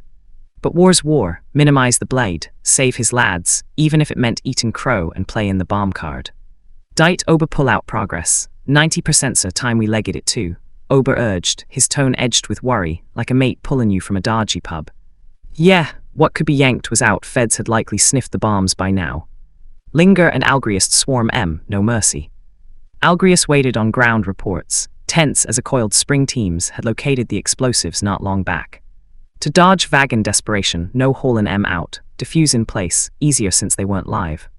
He itched for the all clear to hound the fleeing Vagans, but all he could do was watch their fleet blur into the black, vanishing like smoke. Report. 42 plasma bombs in Luna Base, all diffused. Too bloody slow. Algrius roared, cutting the report mid-flow, frustration boiling over like a kettle left on. Unarmed bombs took 8 minutes. What were you lot faffing about? Admiral, they weren't clumped, scattered. And our sappers? Just survivors from original feds and ground pounders short-handed. Got it. Stand down, rest up. Algrius knew he'd snapped from missing the chance to wipe a full Vagan fleet. He wasn't some ego-driven brass. Tone softened quick, like rain after thunder. Yes, sir, broadcast all. Ex-Luna feds, disarm on sight, await review. Celestial being squad, maintain order. Resistors. Shoot on sight, Roger. Scrap over, Dawn Gundam and Luna Gundam touched down on the pad, Lincoln with Graham, the Luna grit crunching under their massive feet, steam hissing from vents like tired sighs. Let em slip again, Graham teased, his voice rough with that cheeky edge, leaning against Flag Gundam like an old pub regular, arms crossed. This time, not on me. Young Huey shook his head, a wry chuckle escaping, self-marking as he powered down, cockpit hatch popping open with a hydraulic whine. What? Graham blinked, proper gobsmacked, staring at young Huey like he'd grown a second head. Kid's potentials unlocked full whack, and his guards.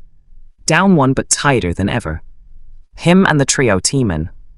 Even I'd feel the heat, young Huey admitted with a bitter grin, rubbing his neck weary. Blimey, that tasty. Next round's mine then been itchin' for a proper foe. Graham's eyes lit up hungry, fists clenchin' eager. We'll see battlefield ain't a ring, can't pick your dance partner. Young Huey shrugged, casual but firm. Fair play, Graham smirked, letting it drop he knew young Huey'd hook him up if feasible. Bloke was solid like that. Speaking of urine you, that girl's like me. Urine cuttin' soft, knowing the question, her voice gentle but laced with that quiet pain, eyes distant as memories flickered. Gotcha, for urine, young Huey's calls were gospel, she'd back him blind. He couldn't always match that, but most times, he'd roll with hers. Like with little Fram Nara. Truth. Young Huey had a soft spot for the lass at first willin' to chuck her life for her bloke's dream, no regrets. Rare guts. Folks slag off love-blinded types, blind to right and wrong for the one. But blimey, ain't that its own fierce resolve. To young Huey, grit's grit risk and all. Nobler than most. Zehart won't get suckered by Ezelkant's tripe anymore, eh? Heh, interestin'. Young Huey nudged Zehart's path, away from blind obedience to Ezelkant's ghost final clashed be a game changer, Fram Nara sparing a daft sacrifice, so. Now the snag's just that in knit. Thoughts soured young Huey's face, heavy as lead-in game, Vagans weren't the real threat, missin' Sid and that rumored factory loomed largest. What you lot up to? Why cage us like this? We're fed soldiers too. You can't treat us like scum. Ruckus erupted nearby, snapping young Huey from his brood trio swapped looks, sussin' the beef, strawlin' over together. General, it's young Huey General, Graham General and urine General. General. Sort this out fair, Admiral promised no charges. But now they're stripping our gear, treating us like lags it's bang out of order. Yeah. Generals, tell 'em straight. These were the original Luna base feds scrap done, adrenaline crashing, letters hitting home hard. All they craved was family time, hugging kids, kissing wives. But instead of cheers, it was grillings and guards' fury boiled, faces red as beets, voices risen like a market row. Lucky young Huey's crew rocked up, or it'd spark another riot. Algrius's word might wobble, but these three. Gold standard trust. Pipe down, all of you. Young Huey raised hands, calm in the storm, his voice booming authoritative yet kind, like a stern uncle sort in a family spat. Lads, I get the chill, but trust me, Admiral Algrius ain't pulling a fast one. His words mine too. But willing or forced, you flipped once back now, some questions and checks are due. You're soldiers, you know the drill. Crowd went mum, young Huey spittin' truth betrayals stain stuck, no washing it with words alone. Plus, you lot know there's real rats hidden among ya sellouts mixin' in to slip through. Let one through unchecked. They flip again, you're all tarred. And blimey, you want snakes like that as mates. Backstab central. Check snag M not targeting you. Pass clean. I swear no traitor tags, you'll be fed heroes. General, I trust ya, me too, just checks. Straight as a die, bring it. Hurry up, wanna see me folks soon. Dad and mum must be fretting me first. Order keepers breathed easy, saluting young Huey grateful his few words doused the fire, or it had been chaos. Ex-feds flipped from rowdy to queuing eager programs done. Homeward bound, young Huey's vow melting their worries like sun on fog. But a tiny knot hung back, dodging the grill the true turncoats, sweating bullets at exposure. Chapter 213. Ezelkant's madness. Zehart Gallet dragged his battered fleet back to the second moon, a knot of dread twisting in his gut like a coiled serpent. He'd binned Lord Ezelkant's direct orders, lost Luna base, and chucked another shovelful of misery onto the Vagon's already massive pile of problems. He was braced for a proper bollocking, the air thick with the metallic tang of defeat and stale recycled oxygen. Heh, got the brass neck to show your face round here, Zehart. His old rival Zanold Bayhart, too, was waiting for him at the port, all smug and sneering, like a vulture circling a fresh kill. Having been in Zehart's shadow for yonks, Zanold couldn't miss the chance to stick the boot in first thing. It was his duty, as the self-proclaimed #1 rival, in knit. But Zehart wasn't going to get riled by such petty games, his face a mask of weary calm. Zanold, he said, his voice flat, heard the feds paid the second moon a visit. And you let Scarper safe and sound. You, that simple jab hit its mark, lighting a fire in Zanold's gut, the rage burning so hot he was half tempted to pull his piece and spray Zehart's guts all over the pristine darkened bay. Having the enemy waltz into your gaff and then getting fooled by their cheap tricks, letting M bail without a scratch. It was the deepest shame, a stain he couldn't wash out. Zehart couldn't be arsed with the row. Zanold saw him as a rival, but the feeling wasn't mutual. The bloke was too small fry, too narrow-minded to even register on Zehart's radar. Zehart's sights were set on bigger fish. Young Huey too, Flitasuno too, Algrius, even Ezelkant himself. His game was playing for the future of all Vagon kind, not squabbling over personal scores. Zehart, seeing himself getting blanked, Zanold lunged, grabbing Zehart by the collar and hoisting him up, his face twisted in a furious snarl. Zanold, what do you think you're doing? Let go of Lord Zehart. Dol Frost, too, and his crew, along with Fram Nara, too, didn't mess about. Pistols were out in a flash, barrels aimed square at Zanold's noggin, the air crackling with tension, ready to snap. Zanold's goons mirrored the move, guns locking onto Dol's crew. Supposed allies now wound up tight as a drum, a heartbeat from erupting. Gonna make a move then? Zehart asked, his voice dropping to an icy calm, not a flicker of fear in his eyes. You, HMPH, Zanold wanted to spit, you bet I am, but even he knew the score. Yeah, Zehart's mission was a total shambles, Vagon losses were catastrophic, and he'd likely disobeyed orders, but till Ezelkant gave the official word, Zehart wasn't a traitor. Zanold had no proper excuse to get heavy. He shoved Zehart back onto his feet, straightened his own creased collar with a huff, and watched as Zehart, Fram Nara, and the Frost brothers brushed past him, heading into the base without a backward glance. Once they were gone, Zanold's rage boiled over. The thought of Zehart looking down on him, of his own spies turning coat, it was too much.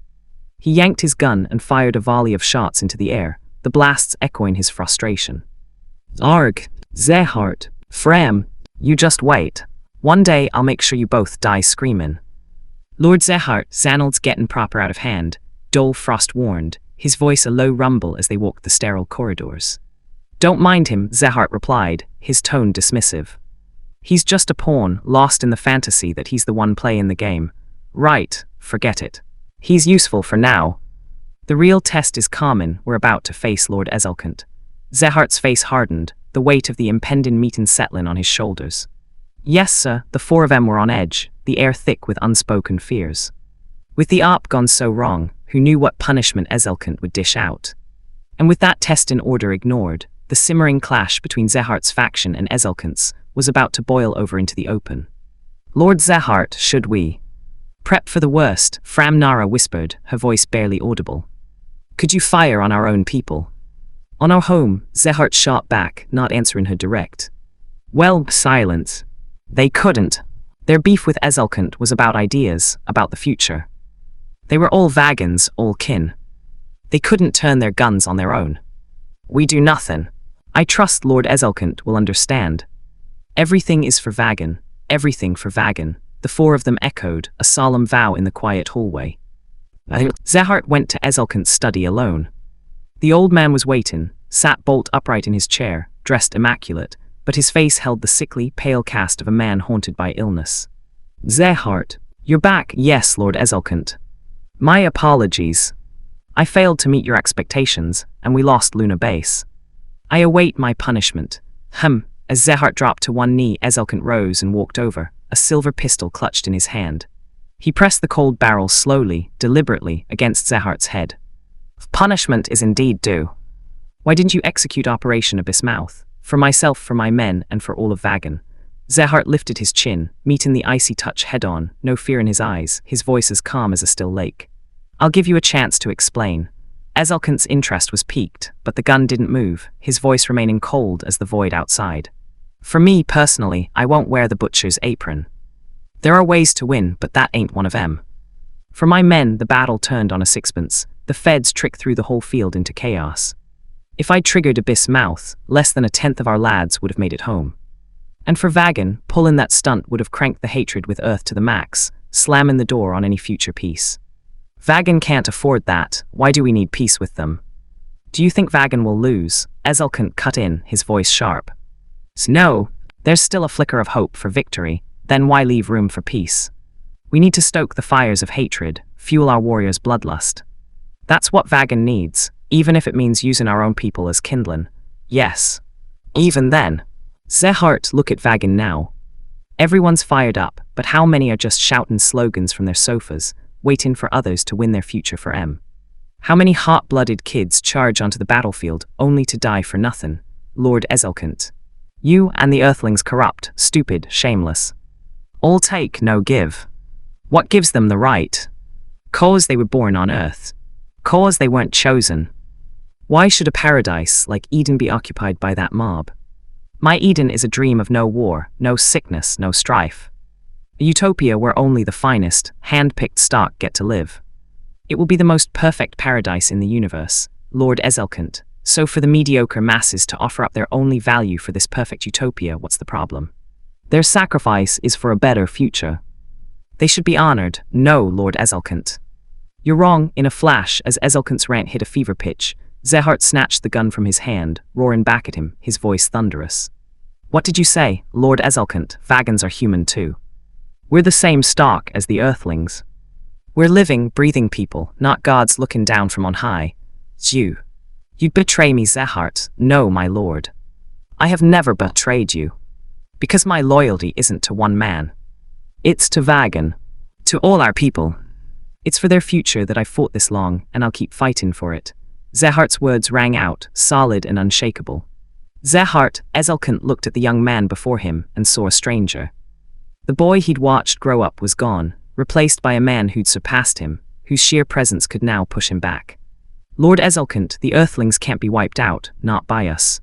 With our tech advantage gone, with our lack of people and resources, Vagan is on the back foot. Our only shot is to force a decisive final battle now, win it, and then negotiate with the feds from a position of strength. That's the only way to secure the best future for Vagan. Zehart laid out his plan, his last hope that the old man might understand. Vagan doesn't need to negotiate. We have a piece of the XADB. Once we have it all then, that's impossible now, my lord. The spies confirmed it. The Federation. No, Yang Hui himself has the AXADB. And he's destroyed it. Impossible. That's absolutely impossible. The AXADB had guardians. Even they couldn't. It's a confirmed fact, my lord. Snap out of it. Zehart's sharp rebuke cut through the madness. Ezelkent seemed to cool, to shrink, suddenly looking a decade older, shoulders slumped in defeat. How can that be? Why, Lord Ezelkent, Zehart. You'll help me, won't you? You'll support me, right? Just like you always have. Ezelkent grabbed Zehart's arms, his grip desperate, pleading. Zehart was his last pillar, the only thing holding up the crumbling edifice of his lifelong belief. I'm sorry, Lord Ezelkent. I can't back your vision. Zehart shook his head, his voice filled with a deep, sorrowful regret. For Vagan, for all our people, I have to achieve the Eden Project my own way. You. Pua, Zehart's answer was the final hammer blow, shattering the last support beam in Ezelkent's mind. Chapter 214. All in one last scrap as Lord Ezelkent choked out a spray of blood. His body went limp, crumpling like a discarded puppet, and Zehart lunged forward, catching the old man just before he hit the deck, his heart hammering against his ribs like a trapped bird. Lord Ezelkent. Someone, get in here now. Zehart didn't agree with the old man's mad schemes, not one bit, but the fellow was a mentor, a father figure, and his blood, sweat, and tears for Vagan. No one could ever knock that. Whether he'd always been this bonkers or old age had just scrambled his marbles, the man had given everything. Guards burst in, seeing the fresh blood in Ezelkent's ashen face, and hustled him back to his bed, shouting for the best doctor Vagan had, their boots clattering on the marble floors in a panicked rhythm. Doc, what's the score? Zehart asked, his voice tight with dread, hovering as the doctor finished his checks. It's grim. Lord Ezelkent's running on fumes, the lamps all but out. The doctor said, his face a mask of sorrow, shaking his head slow. He can't get up, can't be stressed. Any more shocks could be it. How's it come to this, Lord Ezelkent? The guards and maids started sobbing, proper heartbroken. They weren't just staff. Ezelkent had treated them like family, and they loved the old bloke to bits. Zay.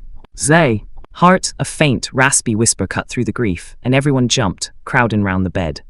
Zehart dropped to a knee, tacking the frail, trembling hand that hung in the air. Lord Ezelkent, you need to rest, Zehart urged, his voice gentle. I know. No time left. Zehart, don't say that, my lord. I'll find better doctors, new tech will get you sorted. Zehart. My body. I know. It's a shame. That only now. Do I see? See, you were right. I was. Too blind, Lord Ezelkent. You, listen to me. Zehart, Vagan's future is in your hands. From now on, you're the new supreme leader.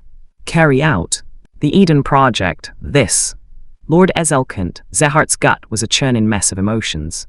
He was chuffed that Ezelkent had finally seen sense, finally backed his vision over the mad plan, but at the same time, grief hit him like a fist. This wasn't a handover, it was a deathbed confession. The old man was checking out. Zehart, go, Zehart, carry the hopes and will of all our people. Achieve our dream. Vagan's dream. Just a shame. I might not be there to see it. No, my lord. I'll make sure you see it. I'll make sure you set foot on Eden's soil yourself. For now, just rest. Look after yourself. Good. Good. His voice faded to a whisper, but his breath, though shallow, still held. He just drifted into a weak, exhausted sleep. Everyone out. Ma'am, please look after him. With Ezelkent sleeping, Zehart asked his wife to stay by his side, then quietly led the others from the room, shutting the door with a soft click. Lord Zehart, give us our orders. A few of Ezelkent's top dogs had been there, not military blokes but big wheels in Vagan all the same. They'd clocked the subtext in that last chat, but with Ezelkent down, Vagan needed a steady hand on the tiller. If Ezelkent had named Zehart his successor with his last breath, then they'd back the play. Even if they had their doubts, even if they smelled a rat, they wouldn't kick up a fuss now. That was their loyalty to Ezelkent and to Vagan itself. My thanks to all of you. Zehart gave a deep, proper bow, his voice thick with genuine gratitude. For their support and for everything they'd given for Vagan. Everything for Vagan. Right, everyone back to your posts, keep the second moon running smooth. I'll draw up a new op plan ASAP for a final showdown with the Federation. I'm counting on you. Leave it to us, Lord Zehart. After they'd gone, Zehart trudged back to his own quarters with Fram Nara and the Frost brothers. Defeated, exhausted, everyone needed a rest. And the news of Ezelkant's collapse and Zehart's promotion would spread like wildfire. He wouldn't win everyone over in a day. To stop riots at home and mutiny in the ranks, it took Zehart a solid month, with the help of the old guard, to get a shaky grip on things. Getting Ezelkant's blessing and the backing of the whole Vagan machine was the best outcome he could have hoped for, but the sheer weight of it all landed square on his shoulders, and he felt a weariness so deep it was in his bones. Lord Zehart, what's wrong? Fram Nara asked, clocking the fatigue etched on his face, her voice soft with worry. Nothing, just knackered. Please, sir, look after yourself. You're our only hope now. Yes, I know. Zehart rubbed his temples, forcing himself to perk up, and pulled up all the intel and battle reports from the last month. One bit of intel jumped out at him. The Feds are massing a fleet, prepping to attack Lagramis. Fram, when did this come in? 2 days ago, sir. From our spies inside the Federation. Is it solid? Solid as a rock. Our forward scouts checked it out soon as we got the message.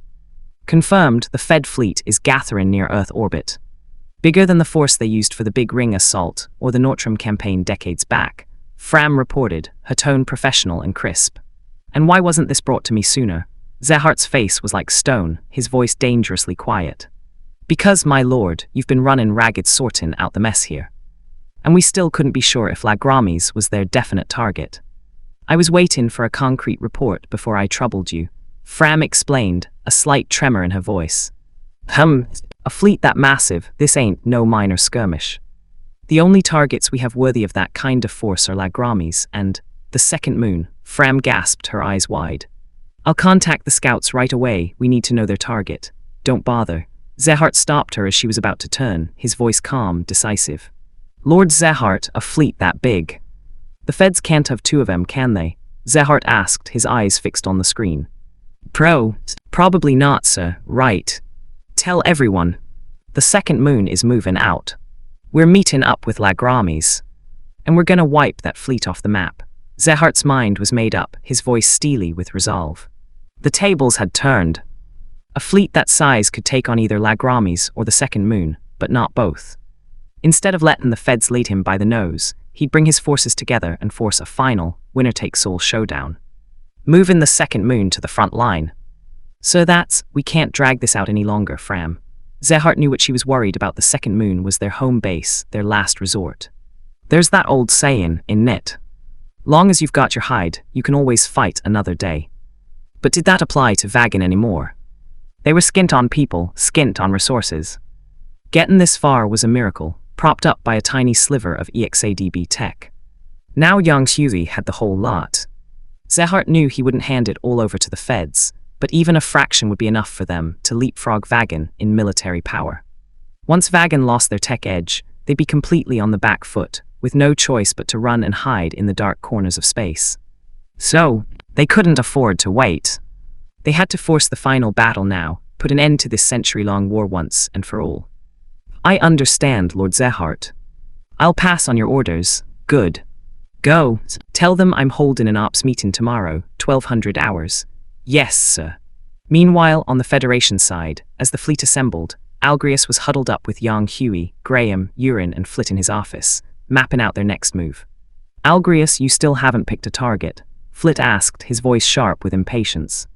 That's 'cause I never planned on attacking in the first place, Algrius said with a sly grin. What? Flit's brow furrowed, confused. Clever ploy, Algrius. You've really outdone yourself, Yang Huey said. Unlike Flit, he'd seen the genius in it straight away. It was an overt plot, a Yangmu. They deliberately leaked the intel about the fleet to put the wind up Vagan. Any half-decent Vagan commander would see the potential targets, but without knowing the exact one, they'd be jumpy, second-guessing themselves, tied up in knots. Best case, a weakened Vagan pulls its space fortress back to defend its home turf, tacking the heat off Earth. If they don't, the Feds can just sit tight, playing for time.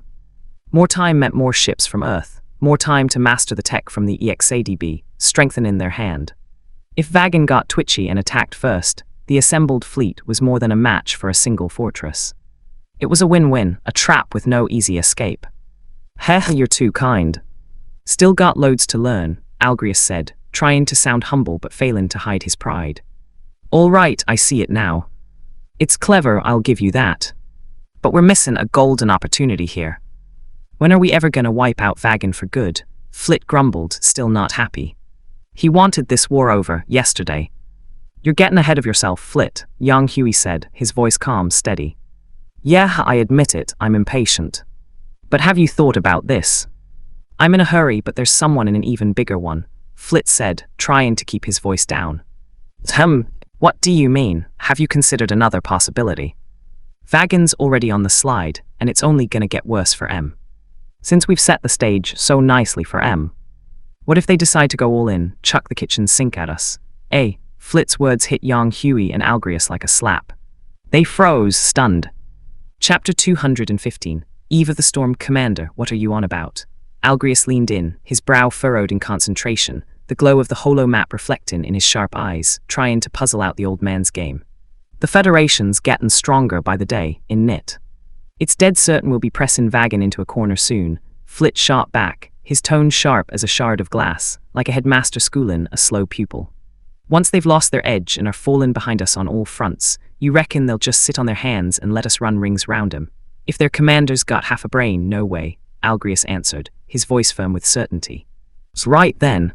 So if the table's turning is a sure thing, you think they'll just stand by and watch us bulk up, ready to stamp him into the dust? Nah, they won't. So what you're saying is... A final showdown. Algrius's eyes lit up, the penny dropping with a loud clatter. But just as quick, doubt crept back in, and he shook his head, thinking it was all a bit far-fetched. Commander, even so, Vagan ain't that mental, are they? If they bung all their forces in one basket, ain't they scared we'll just wipe 'em out in one go? That we'll send in the Celestial Being Squad to raid their gaff while they're out? Nah, they ain't scared. Yang Hui cut through Algrius's doubts, his voice calm and steady as he pulled up an image of the second moon, the massive, scarred rock hanging in the void like a silent threat. What if they bring their gaff with them? What? No chance, surely. Algrius was proper gobsmacked. He couldn't even get his head around an all-out assault, let alone dragging your whole bleeding home to the front line. Vagan's different from the Federation, Yang Hui explained, his tone patient. Earth's stuck where it is, and we've got colonies scattered all over. But for Vagan, everyone's crammed onto the second moon. Whether they're bolting or attacking, they just fire up the engines and go. Not like us having to look over our shoulder every 5 minutes. If he hadn't seen the anime, Yang Hui wouldn't have believed it himself that in the final scrap, Vagan would actually drag the whole second moon into the fight. This was the real world, not some telly show, but the possibility was there, a shadow lurking in the back of his mind. They had to be ready for it. Put it like that, and it actually makes sense. And you know what? That's not a bad thing. Algrius wasn't flustered. In fact, a grin started to spread across his face. If Vagan really does haul the second moon to the battlefield, we can settle this once and for all. End this bloody war in one fell swoop. Spot on. Yang Hui and the others nodded, a grim agreement passing between them. Just smashing Lagramis might shake Vagan to its core, but it wouldn't be a total victory. If they scarpered with the second moon, hid in the dark, and started picking them off with guerrilla attacks, it'd be a proper nightmare for the Federation. That's why Algrius hadn't been keen on attacking Lagramis from the get-go. But if the chance for total knockout was on the table, he wasn't about to let the war drag on. In that case, we need to switch up the plan. Commander General, yes. We need to be ready for anything, leave nothing to chance. Zehart, what the hell is going on? Why is the second moon heading for Lagramis? The Vagan Ops meeting had barely kicked off when Zanald Behart started laying into Zehart, his voice a furious roar. He was still proper narked about Ezelkant handing over the reins, and for the life of him, he couldn't see the sense in this move. Watch your tone, Zanald. This ain't your front room. Lord Zehart is Lord Ezelkant's chosen successor. Show some respect, respect my arse. Who knows what rubbish Zehart's been feeding the old man, getting himself named successor. This little Toarag only just lost us Luna Base. He should be punished, not made the top dog. I for one ain't having it, me neither. Why should he be the one calling the shots? Lord Zanald is the proper man for the job. Zanald's cronies all piped up, cheering him on. They were all cut from the same cloth as Zanald's self-serving, brutal and sly, with a reputation in the military that stank worse than week-old fish. Zanald was their meal ticket, their only shot at climbing the ladder and linen their pockets. Silence, Zehart's voice cracked like a whip, and the room fell dead quiet. He stood up, his gaze locking with Xanald's, his eyes cold as ice. This was Lord Ezalkant's decision. Are you gonna defy his will, HMPH? For all I know, you cooked this up with those old fossils. Maybe you even had a hand in Lord Ezalkant fallen ill. You've gone too far, Xanald. We were serving Lord Ezalkant when you were still in nappies. You've got no right to question our loyalty. Don't think we don't know what you're about, Xanald. Go ask around about your own reputation. You lead in Vagan would be the biggest disaster in its history. Zehart might be young, but his character and ability are there for all to see. You think you're fit to challenge him for command? We only take orders from Lord Zehart.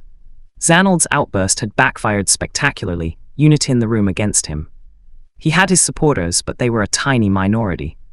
The rest of the room was split into 3 camps: Zehart's lot, Xanald's lot, and the neutrals, who were waiting to see who could lead Vagan to a better future. Now, Xanald's big mouth had shoved the neutrals firmly into Zehart's corner, leaving him isolated and looking like a right plonker. You lot, silence. This isn't a market stall. What's with all this shouting? With the squabbling quelled, Zehart turned to Xanald, his voice calm and level.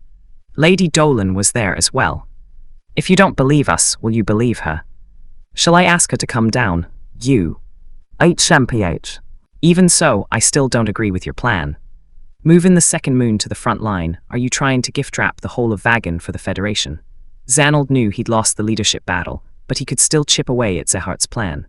Dragging their home base to the fight was a massive risk. He was sure most of the room wouldn't back it.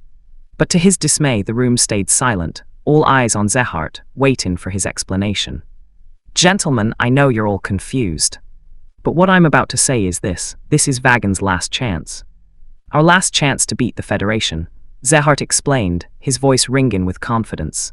He trusted that most of the men in this room were smart enough to see the truth of their situation.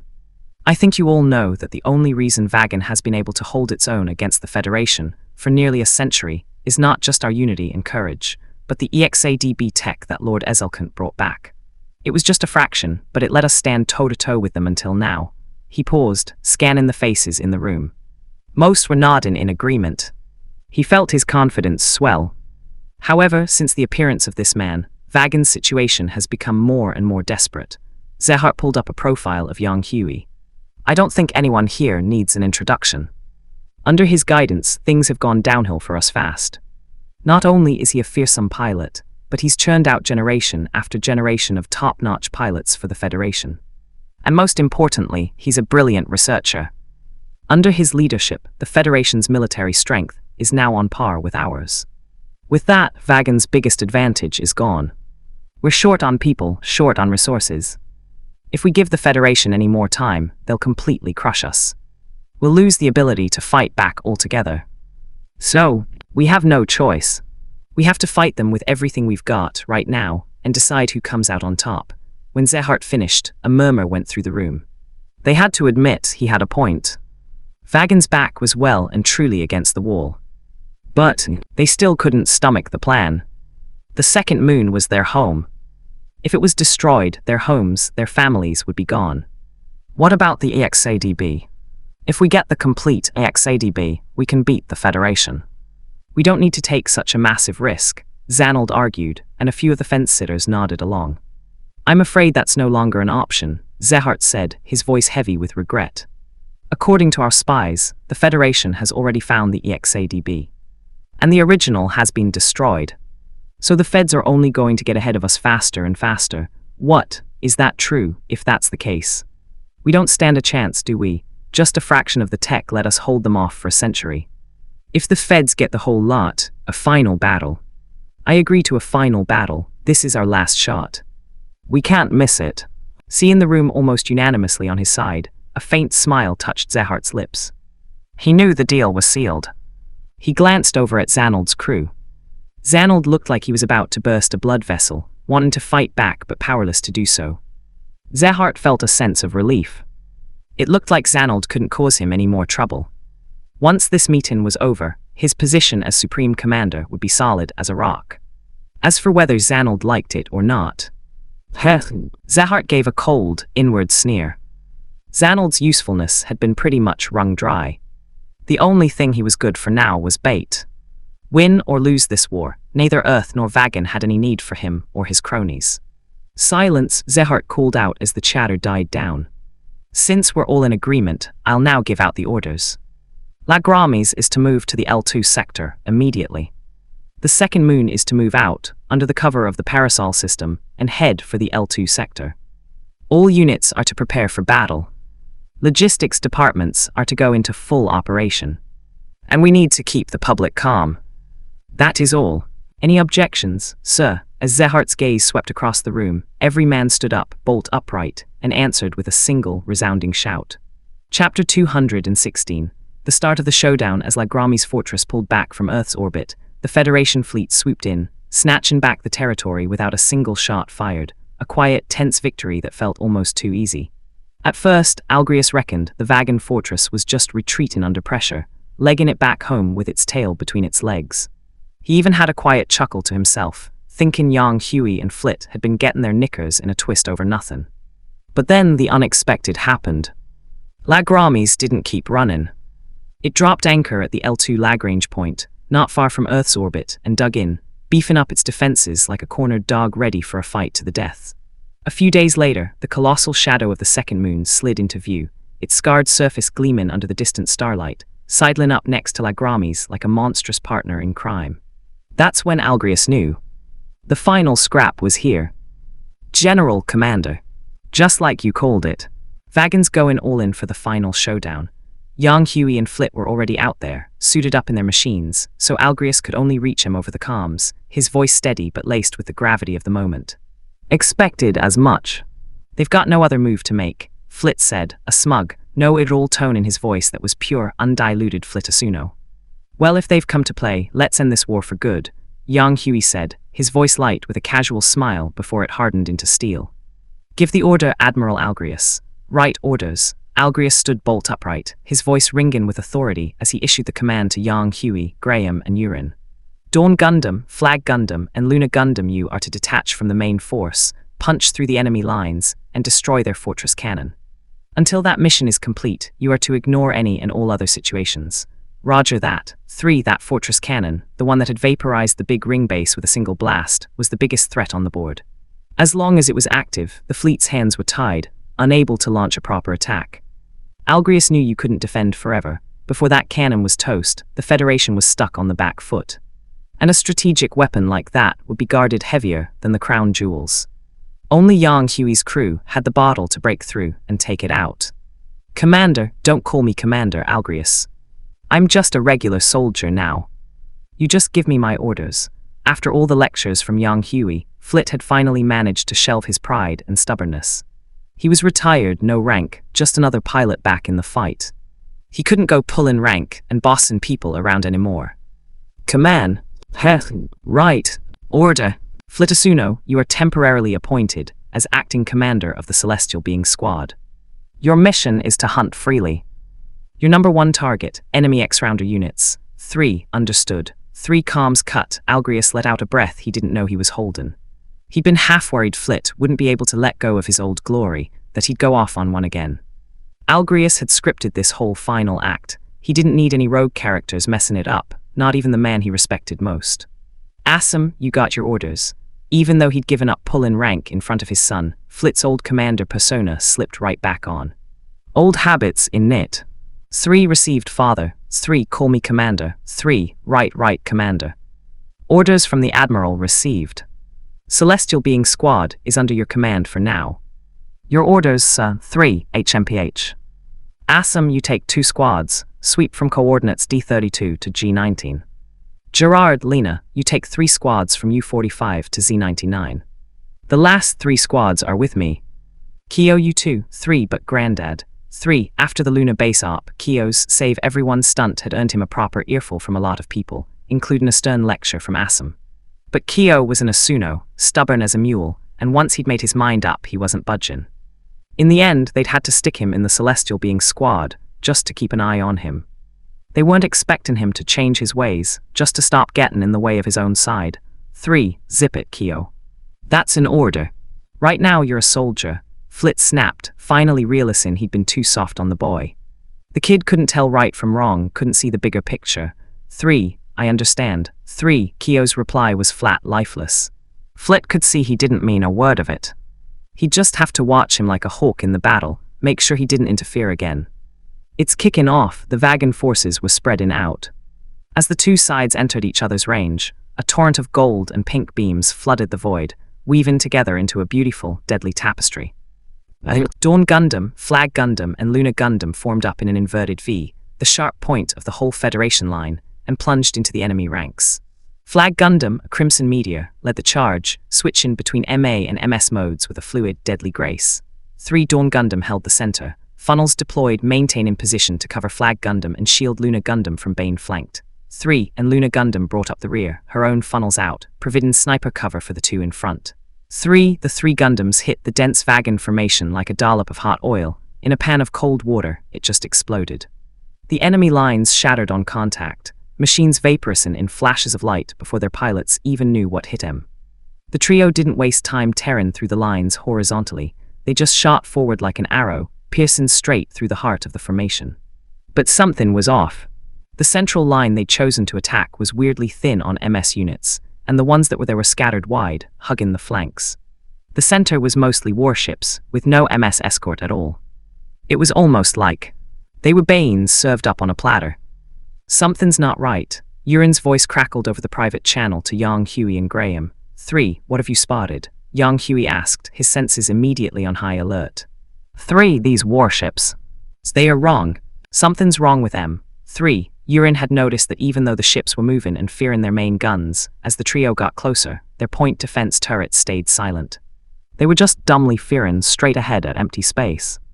Seeing it, a memory flashed in Yang Huey's mind, and he instantly patched through to Algrius. Algrius, General, the ships in the center are drones. The fortress cannon is about to fire. What? Algrius froze, no time to confirm, he just slammed the button for a fleet-wide broadcast. All units, evacuate the enemy fortress cannons, firing axis. Now, no one hesitated. The order went out and ships started scattering up, down, left, and right. But a blinding flash erupted from Lagramis. A torrent of energy spewed forth, ricocheting around the fortress's spherical emitters before concentrating at the front. Boom! A colossal beam of pure, world-ending energy tore through the void, swallowing the warships on its axis hole. The Federation fleet had started to scatter, but they were a second too late. The units caught in the core of the firing line never stood a chance, consumed by the tidal wave of energy. HMPH. The Federation must have thought we wouldn't dare fire with our own ships in the way, Zehart said with a confident smirk. 3. Dignizamagnum cannon fired. 3. Electromagnetic interference decreasing. Assessing results. Enemy losses at only 7%. 3. How is that possible? Not just Zehart, but the entire bridge crew stared in disbelief. It was a perfect plan, so why were the results so far off? Zehart had deliberately weakened the central line to bait the Feds into a central push. He'd expected to wipe out at least 30% of their forces, but now. 3. It seems the enemy detected our plan. The units on the firing axis started evading beforehand. 3. Lord Zehart. Dawn Gundam, Flag Gundam, and Luna Gundam have been spotted. All 3 are intact and proceeding at high speed towards Lagramis. 3. What? Was it them who figured it out? The mention of Yang Huey took the edge off Zehart's shock. The man was a master tactician himself. It was plausible he'd seen through the trap. 3. Recharge the Dignizamagnum cannon. Order Zanald's fleet to the central line to intercept the 3 Gundams. They must be stopped before the cannon can fire again. 3. Yes, sir. 3. Fram Dole Dite Oba with me. 3. Yes, sir. 3. While the battle raged outside, inside the second moon, Lord Ezelkant, who had been sleeping in his bed, finally stirred. 3. You're awake. How are you feeling? Lady Dolan, seeing him stir, started crying with relief, gently helping him sit up. 3. Dolan outside. Is that fighting I hear? Ezelkant asked, feeling the faint tremors. 3. Yes. It was Zehart's decision, Dolan confirmed with a nod. 3. Help. Help me up, you need to rest, she pleaded, seeing him fight against his own weakness, struggling to get out of bed. 3. There's no time. Dolan, take me to room 0. 3. Room 0. She gasped, her hand flying to her mouth, a look of pain on her face. Are you really going to activate them? 3. Yes. Originally, my legacy was meant to be passed to one of them. But, without the complete technology, they have no souls. So, I had to entrust Vagan's future to Zehart. 3. See in his resolve, though it tore her apart, she knew she had to support him. Just like she always had, without reservation. Dolan 3. I'm here. 3. Zehart. They may not be able to inherit my soul, but they can inherit my body. They can become Zehart's right and left hands. And you, Dolan, I need you to support him, just like you've always supported me. 3. I will. 3. Thank you, Dolan. For all these years. You've worked so hard. Trust in Zehart. He will lead everyone to Eden. 3. Chapter 217. Flit, still got it in knit. Seeing his warships and their MS escorts get swallowed whole by that monstrous blast, a grim look washed over young Huey's face, his guts churning with a sour mix of guilt and fury. The line between the anime he remembered and this grim reality had blurred something chronic, and with them being the biggest spanner in the works, he'd started to rely on his own wits instead of old memories. Didn't want to get caught with his trousers down when things went sideways. And who'd have thought? That very idea, that casual dismissal, meant he hadn't clocked the nasty details of this scrap Zehart, using drone ships as bait, leading the Federation fleet into a bleeding death trap. He'd given a last-minute shout, stopped it being a total wipeout, but 7% of the fleet gone. That was no small change. Those Vagan bastards. Algrius had bitten his lip so hard it was bleeding, the taste of iron mixing with the bitter pill of defeat. This loss was on him, a proper command cock-up, not spotting the dodgy setup sooner. Algrius, all units, listen up. That cannon's got a recharge time, a gap we can punch through. Their defenses on the firing axis are thin-fined and open in and push through the center. Roger that. The unexpected blast had stunned the Federation forces for a hot second, but that shock quickly curdled into a white-hot rage, a burning need to turn the Vagan fortress and the second moon into a smoldering pile of scrap. Dawn Gundam, Flag Gundam, Luna Gundam, with the Celestial being Squad and the Diva, lead the charge. Diva, get that photon blaster cannon ready minute that fortress is in range, let em have it. Understood. Diva, full throttle. Captain Enos, now a proper seasoned skipper, didn't miss a beat, pushing the Diva out from the main line to the very tip of the spear, the ship's belly glowing as the cannon charged. We're going in. We can't let that thing fire again. Young Huey barked at Graham and Urin, his own anger simmering. He didn't blame himself for the whole mess, but he couldn't just brush it off either. Got it, the 3 Gundams broke formation. Flag Gundam switched to MA mode, a crimson blur tearing straight for Lagrami's, guns blazing, blasting a hole in the enemy lines, ignoring any threats buzzing at its flanks. Dawn Gundam was hot on its heels, funnels unleashing, a dense web of pink beams that shredded the Vagan formation, any MS or ship that got too close getting vaporized in the storm of fire. Luna Gundam, though bringing up the rear, was no slouch, sticking tight behind the other 2. Without Dawn Gundam's direct cover, Urin let loose, showing her true, terrifying skill. Young Huey, on it. Mirror system on, mirror system active, mental link limiters fully disengaged. Dawn Gundam eased off the gas, closing the gap with Luna Gundam. The funnels of both machines spread out, forming a tight, deadly grid. They fired in perfect sync, beams ricocheting off the funnels, weaving a solid net of light that expanded outwards, instantly whipping the surrounding space clean of enemies. Without pausing, they pushed forward, maintaining that wall of destructive light. Ha, Urin, watch your stamina, I'm all right. I can keep going. Urin didn't have the fancy body mods from Promise Fortress. The old girl was feeling it, just a dozen minutes of high-intensity scrapping, and she was gasping for breath, her pilot suit soaked through with sweat. 5 minutes max, then we link up with Flit. Understood, Urin wasn't one for winging. On the battlefield, she couldn't be a liability to young Huey. Her aged body couldn't keep up with the pace, that was a fact. For the sake of victory, she wouldn't argue. Just then, Dawn and Luna Gundam caught up with Flag Gundam, which had slowed its charge. They are here. Spread out, the 3 machines scattered as a volley of golden beams sizzled past where they'd been. Ledgerly's Gundam, flanked by Fawn Farsia and a squad of Gurargas, blocked their path like a wall of death. Ledgerly's, that feeling it's Zehart. As they clashed, young Huey clocked it. Ledgerly's moved different now, faster, sneakier, more aggressive. The bits were quicker, more numerous. In the whole Vagan army, only Zehart had that kind of skill.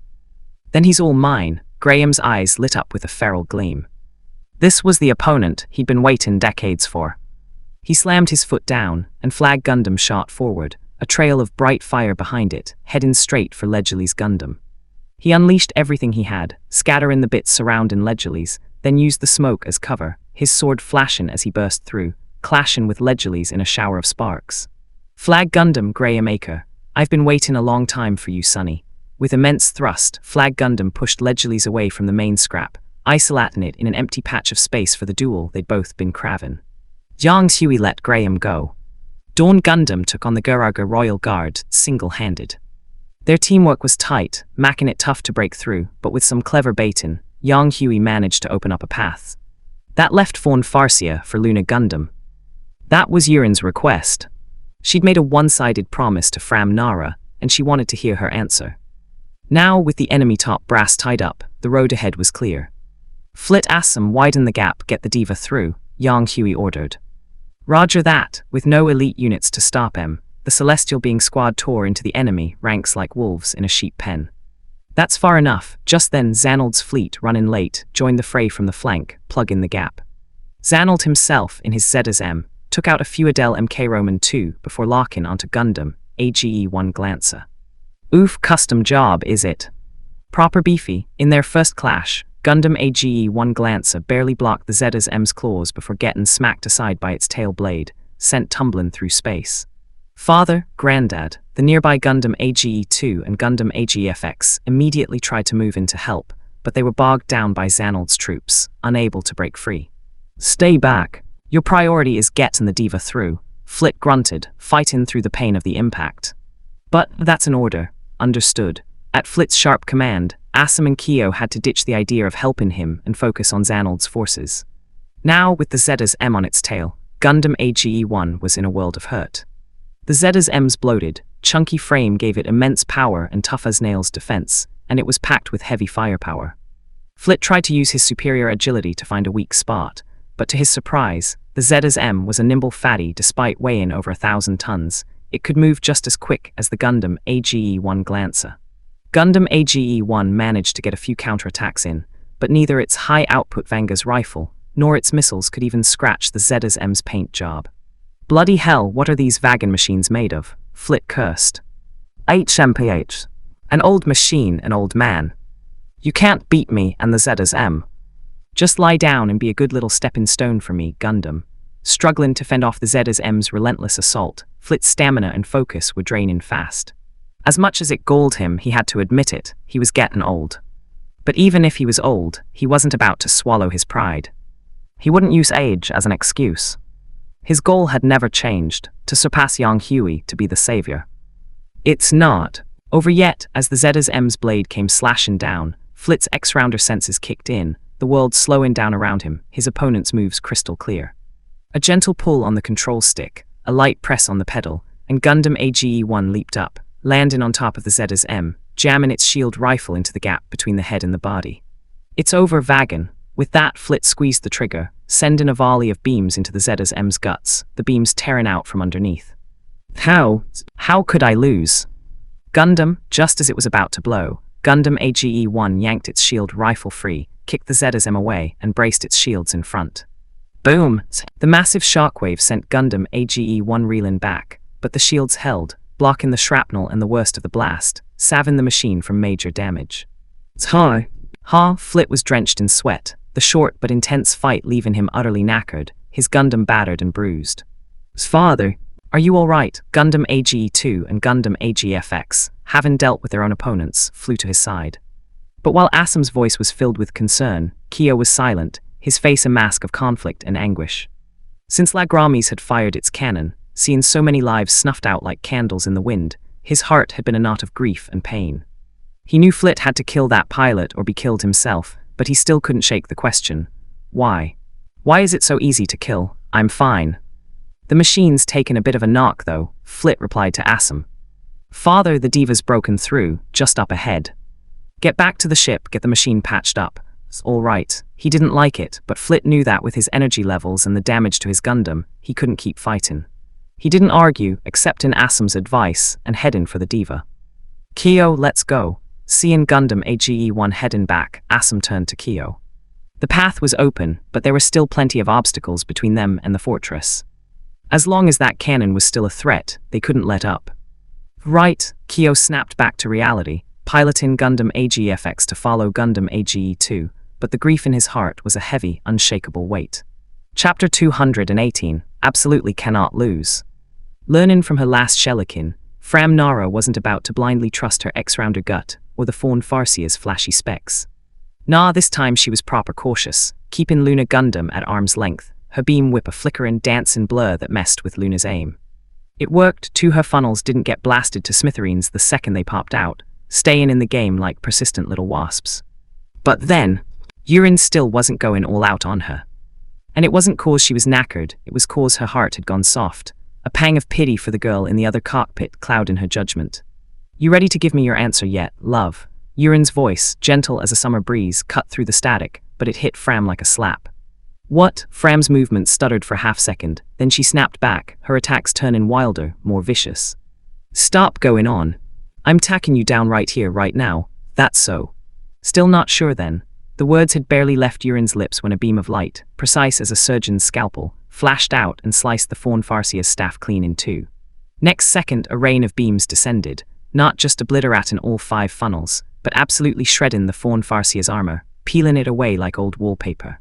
The limbs were intact, the main body still there, but every single shot had skimmed past the frame, stripping the outer shell without even scratching the skeleton underneath. How is that possible? Fram Nara's brain just packed it in, short-circuiting with sheer disbelief. She'd thought she was ready, thought she could go toe-to-toe with Yurin. For a bit, she'd even had her on the back foot, a dangerous little flicker of hope igniting that maybe, just maybe, she could win. But then reality, cold and hard, smacked her right in the gob, showing her the bleeding truth. That multi-shot barrage. Apart from the staff and the funnels, not a single beam had actually hit the Fawn Farsia proper. The gap between what she thought was happening and what actually was. It was a chasm. No one in their right mind would think Yurin was missing. Cause this human outline trick, carving around the body without touching the frame. That was harder than a straight kill shot. One tiny slip, and it's either a clean miss or a direct hit through the cockpit. To Fram Nara, Yurin's aim wasn't human anymore. It was the work of a god or a devil. Your moves are too simple, love, Yurin murmured, her voice laced with a sad sort of wisdom. That Zehart lad. He means the world to you, doesn't he? Don't be ridiculous. A selfish, self-absorbed woman like you. You couldn't possibly understand my purpose. Lord Zehart is the hope of Vagan, Lord Ezelkant's heir. For Vagan, for Eden, what's wrong with giving everything I have to him? With a roar that was pure, raw fury, the Fawn Farsia surged forward, its menacing face flashing red, leaving a crimson trail as it charged at Luna Gundam. Its bare hands sparked to life with beam sabers, thrusting straight for the cockpit. Yurin wasn't a close-quarters scrapper, not really, but that was all relative. A brainless, kamikaze charge like this. She didn't even need to draw her own blade. A swift kick deflected the right-hand saber, then she spun, a perfect roundhouse kick smashing into the Fawn Farsia's gut. Arg! Fram Nara's scream of agony got no sympathy from Yurin. 4 more beams lanced out, hitting the Fawn Farsia's arms and legs with that same terrifying precision, leaving nothing but stumps and a frame stripped bare. You're just like me. No, you are me, aren't you? No grand cause, no country, just one person. Living and existing for one person. No. I'm not, just wanting to chase after him, just hopping to be by his side. Living for him, working for his goals, fighting for everything he holds dear. With every word, Luna Gundam sliced another chunk off the Fawn Farsia's limbs, like a merciless torturer carrying out a slow, cruel execution. I'm not. I'm doing this for, we're the same. Selfish. But if we weren't selfish, what would be the point of us even being here? Don't talk rubbish, either die in silence or explode in it. Fram didn't know what Yurin's game was she just trying to force her to admit they were 2 peas in a pod? Was there some bigger scheme? She didn't care anymore. She wouldn't be a puppet. Pushed to the brink, she chose to fight back. She'd decide who she was, no one else. The battered Fawn Farsia's thrusters roared to life, engulfing it in a blaze of fire as it slammed into Luna Gundam, pushing it back into the void. Oof, I'm not you. And Lord Zehart is not Yang Huey. Stop forcing your way of life on me, you bastard. With a final, desperate roar, a vicious snarl twisted Fram Nara's face. She hit the last function she had left, the one that would kill her enemy. She was gonna drag Yurin to hell with her, sacrifice herself to take down a major threat for Zehart, for Vagan. Lord Zehart, the self-destruct sequence kicked in, a 30-second countdown flashing on her screen. With a smile of grim resolution, Fram Nara looked towards the part of the battlefield where Zehart was fighting, seeing the red meteor that was his machine streaking across the stars. The ache in her heart eased, replaced by a strange sense of peace. But that red streak was in her sights for barely a second before it vanished, the lights in her cockpit dimming to black. What's happening? Why'd the system stop? For the first time in the battle, Luna Gundam drew its beam saber. In one fluid motion, it decapitated the Fawn Farsia, grabbing the cockpit pod as it sidestepped the charging, headless machine, watching it explode in a silent, fiery bloom, the debris a final testament to its existence. Looks like this one still needs a bit of guidance, Yurin whispered to herself, her voice tender. Otherwise, she'll walk straight down the path of self-destruction. In Fram Nara, she saw a shadow of her past self even when she was just a part, forced into a machine, terrified, fastened death. All she'd wanted was to see Yang Hui one last time. Looking back, she saw how naive she'd been. She didn't want Fram Nara to go down the same road. A kind of sympathy, maybe, between two people who were cut from the same cloth. Under Zehart's command, Legili's Gundam was pushed to its absolute limit, bits swirling around it like a divine aura, making it look like a god sitting on high. But even so, Flag Gundam weaved and dodged, always finding a gap in the wall of fire, moving like a nimble fish in a vast ocean. Its guns never stopped fearing, blasting a path through the waves, the swarm of ant-like bits never quite managing to trap it in their net. Not only that, but Flag Gundam would pull off sudden stops, right-angle turns, instant accelerations, a series of unpredictable, geometric maneuvers that left Zehart unable to track its movements. Fram's signal is gone. Does that mean the loss of the Fawn Farsia's signal made Legili's Gundam hesitate for a split second? And that was all Flag Gundam needed. Graham Aker was an opportunist, and once you gave him an open in, it was bloody hard to get away. Don't get distracted in a fight, clang. The Shiranui blade slammed into Legili's Gundam's shield, the Unryu blade joining it, and with a deafening screech of grinding metal, it sliced through both the shield and the arm holding it. Damn it, the X-Rounder launcher was mounted on the shield. In a moment of carelessness, Zehart had lost his most powerful weapon. His halo was gone. The god had been dragged from his throne by a mortal, sent crashing down to earth. He fired everything he had left: chest cannon, tail gun, hand blaster, beam rifle, retreating as he laid down a barrage, not caring about the energy drain, trying to swamp Flag Gundam in a tide of beams. Naive, Flag Gundam instantly switched to MA mode and zipped out of the line of fire. Legili's Gundam's barrage chased after it, but Flag Gundam just kept pulling off those weird, exaggerated maneuvers, macking every shot miss. Bloody hell, is Graham a monster? How can he keep that up? Beep beep beep. You wish Flag Gundam was on him again. Legili's Gundam drew its blade to meet the charge, the two machines locked in a stalemate. I've waited decades for you to grow up. As long as I get a proper scrap, who gives a toss if I die? Graham's exhilarated voice boomed in the cockpit. Zehart, hearing it, faltered for a second. Didn't know you thought so highly of me, Tilda. With that, Legili's Gundam pushed Flag Gundam's blade away, its chest cannon fearing. Flag Gundam used the momentum to flip over and dodge, just as Legili's Gundam's tail whipped up, its tip glowing with a golden, destructive light. Not enough, Flag Gundam's back thrusters roared to life, sending it hurtling forward, dodging the sneak attack. Bugger, Zehart knew he'd messed up, but it was too late. As Flag Gundam flipped, two cold glints of light fell on Legili's Gundam's raised arm, and its only remaining limb was sliced into 3 pieces, exploding in a flash. Damn it, is this Graham's true strength? Zehart cursed himself for his weakness. He had the most advanced Gundam, and he still couldn't beat Graham, who was a step below Yang Hui. Did that mean he'd never surpass Yang Hui? Beep beep beep. Just then, a few more friendly signals winked out on his screen. Among them were Zanold and his fleet, and Dole Ober Dite, the thought of the 3 men who'd supported him from the start, who'd been with him through thick and thin, now gone, and Fram Nara's signal also vanished. Tears welled up in Zehart's eyes behind his mask. But he couldn't give up. Not yet. Their goal wasn't achieved, they hadn't lost yet, he was still alive. He had to carry the will of his fallen friends, no matter how hard, how lonely it got. He had to see the Eden project through. Don't lose focus, clang. Oof, Flag Gundam attacked again, but this time Zehart's face was like ice, his eyes cold and calm. Legili's Gundam's tail whipped out, a blurry afterimage smacking Flag Gundam away, as he pushed his own machine to full power, retreating towards Lagramis. He'd lost the MS battle, but he'd win it back as a fleet commander. He wasn't just a pilot anymore. He was a commander, carrying the hopes of all of Vagan on his shoulders. He couldn't lose again. Chapter 219. Thanks for the graft all these years, Lord Zehart. You're safe, thank heavens. Back in the Second Moon's Central Command, Falk Akramud, who'd been holding the fort in Zehart's absence, rushed forward with a mix of relief and frenzy, his voice cracking under the strain. The troops sent to plug the central line had been hammered by the Federation's assault, losses piling up like debts at a bookie's. Signals from Zehart's guards, his adjutant, even Zanald all gone. If Zehart had bought it too, there'd be no point fighting on. It'd be game over. Yeah, what's the sitch now? Zehart asked, cutting straight to it, his eyes scanning the chaotic holodisplays flickering with red alerts and casualty counts. It's grim, sir. I pulled heavy reinforcements from the flanks to hold em back, even threw in the reserves, but we're just slowing em down.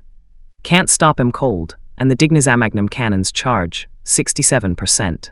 Cooling systems flat out, but you know that beast ain't built for rapid fire. Too slow. We need to carve an open in, give our lads a fighting chance. But, no buts. Link Lagramis to the Second Moon, use the moon's power to juice the cannon. Do that and...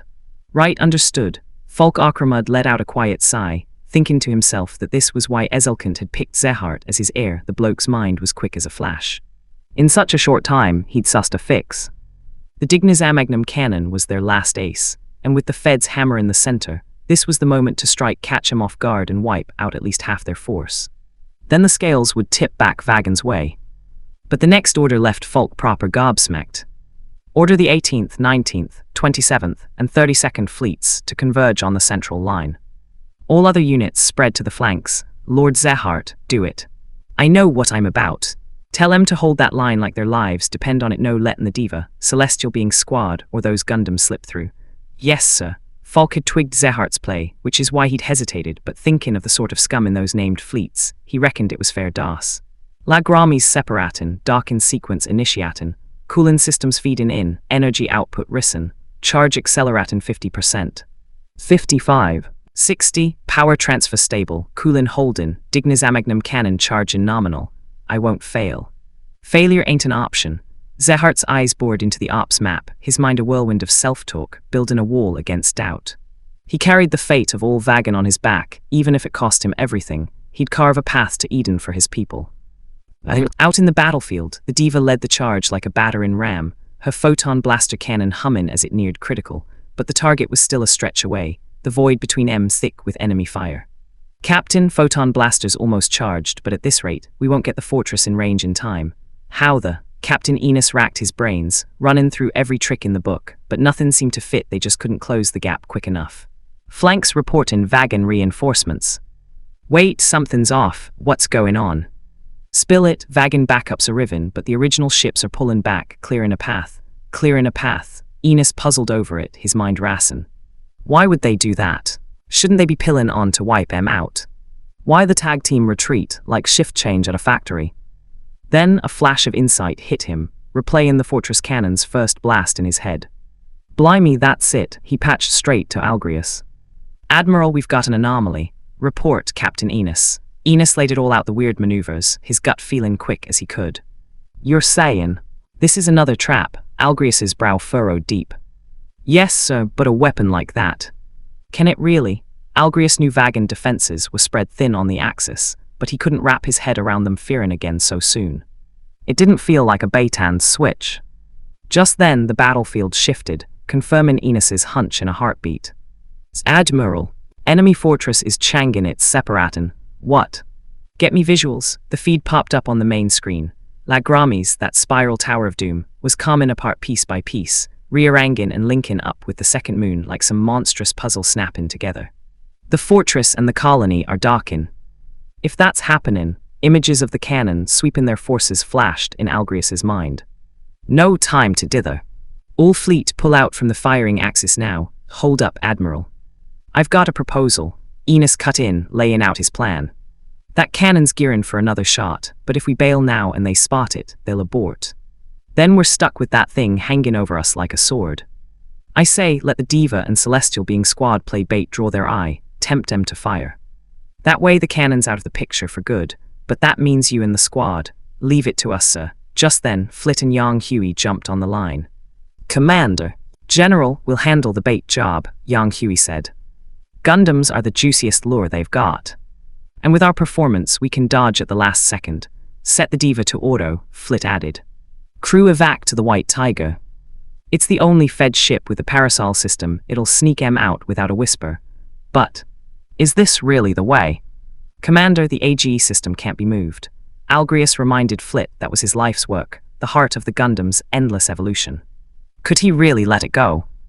If we win this, the Gundams and the AGE system have done their job. No big loss, Flit said, his voice level like he was talking about the weather. Right, approved. All fleet slowly peel off the axis. White Tiger close on Diva for crew transfer. The 6 Gundams guard Diva to the last. Don't let Vagan twig our game. Roger, the orders rippled out.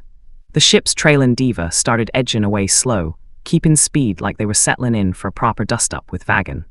White Tiger activated its parasol cloak, slipping up under Diva unseen. When it popped visible right below, it scooped up the crew, then vanished again, ghosting away like it was never there. Meanwhile, the 6 Gundams clustered round Diva, escorting her forward at a deliberate crawl. Celestial being squads scattered wide, looking like they were backing up the main push, but not before tacking a few cockpit pods from Yang Hui and Yurin. It's been a proper slog all this time. Thanks, Flit murmured, staring at the scarred Diva through his screen, tacking more hits as memories flooded back the ship that had carried them through thick and thin, gathering mates, exposing Vagan's true face, fearing the first shot in the counterattack. It was more than metal. It was the thread tying 3 generations of Asunos together, linking hearts. Flit, I know. Got control of the photon blaster. Ready to fire anytime. Flit wiped a tear, mask up, answering Yang Hui. She'll come back, reborn proper. Yes. For now, Flit fixed his gaze on the Vagan fleet massing ahead, waiting for the perfect moment. Finally, after a tense few minutes, the axis was packed with Vagan ships at peak density. Enjoy your last hurrah, old girl. Photon blaster cannon fire, pew. Diva's belly lit up, energy swirling and building before erupting in a dazzling torrent, devouring the enemies ahead in a blaze of glory. To Flit and the others, this shot shone brighter, more magnificent than any before. All units hold formation, wait for the word. ASM super thrusters ready, Roger, the high-energy alert pinged from ahead. The 6 Gundams huddled close to Gundam AGA-2, gripping tight. It's common. ASM, with the alert, all 6 Gundams cranked to max output, back thrusters blazing like suns, leaving long trails as they rocketed away. A second later, the golden apocalypse hit, consuming Vagans, the Diva, everything in its path. Chapter 220. Perfect fighting machines. Seeing Lord Ezelkant cough up that gob of blood and start to crumple like a sack of spuds, Zehart darted forward quick as a flash, catching the old man before he hit the deck, his heart pounding like a bass drum in his chest. Lord Ezelkant. Someone, get in here now. Zehart might have clashed with the old codger's bonkers ideas, but the bloke was like a teacher, a dad even, and his sweat and tears for Vagan. No one could slag that off. Whether he'd always been this off his rocker or age had just scrambled his noggin, the man had poured his soul into it. Guards burst through the door, eyes widening at the fresh red stain in Ezelkant's ghostly pallor, scooping him up and rushing him back to bed, hollering for Vagan's top dock, their boots echoing frantic down the sterile halls. Doc, what's the score? Zehart asked, voice tight with worry, hovering like a shadow as the doctor finished parking and prodding. It's bad, sir. Lord Ezelkant's running on empty, the wicks burnt out, the doc said, his face twisted in grief, shacking his head slow like it weighed a ton. He can't get up, can't take any more shocks. Anything could tip him over. How's it come to this, Lord Ezelkant? The guards and maids started blubbering, proper heartbroken, tears streaming down like rain on a window pane. They weren't just hired help. Ezelkant had treated them like kin, and they adored the old sod. Zay! Heart, a weak rasp cut through the sobs, and everyone jumped, crowding the bed. Zehart knelt, tacking the shack in hand that dangled in the air. Lord Ezelkant, you need to rest, Zehart urged, his grip firm but gentle. I know. Time's short. Zehart, don't talk like that, my lord. I'll find better docs, new tech will sort you out. Zehart. My body. I know. Shame. Only now. I see. You were right. I was. Too blind, Lord Ezelkant. You listen. Zehart. Vagan's future is yours. From now, you're the new. Supreme Leader. Carry out the Eden Project, this. Lord Ezelkent. Zehart's insides were a whirlwind chuffed that Ezelkent had finally seen sense, backed his vision over the madness, but gutted too, cause this wasn't a handover, it was a last will and testament.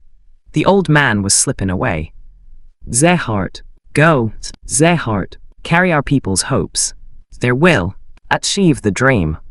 Vagan's dream. Just a pity. I might not see it, no, my lord. I'll make sure you do. I'll see you walk Eden's soil yourself. For now, just rest. Take care, good. Good, his voice trailed off to a whisper, but his breathin', though faint, held on. He just drifted into a feeble sleep. Everyone out. Lady Dolan, please look after him.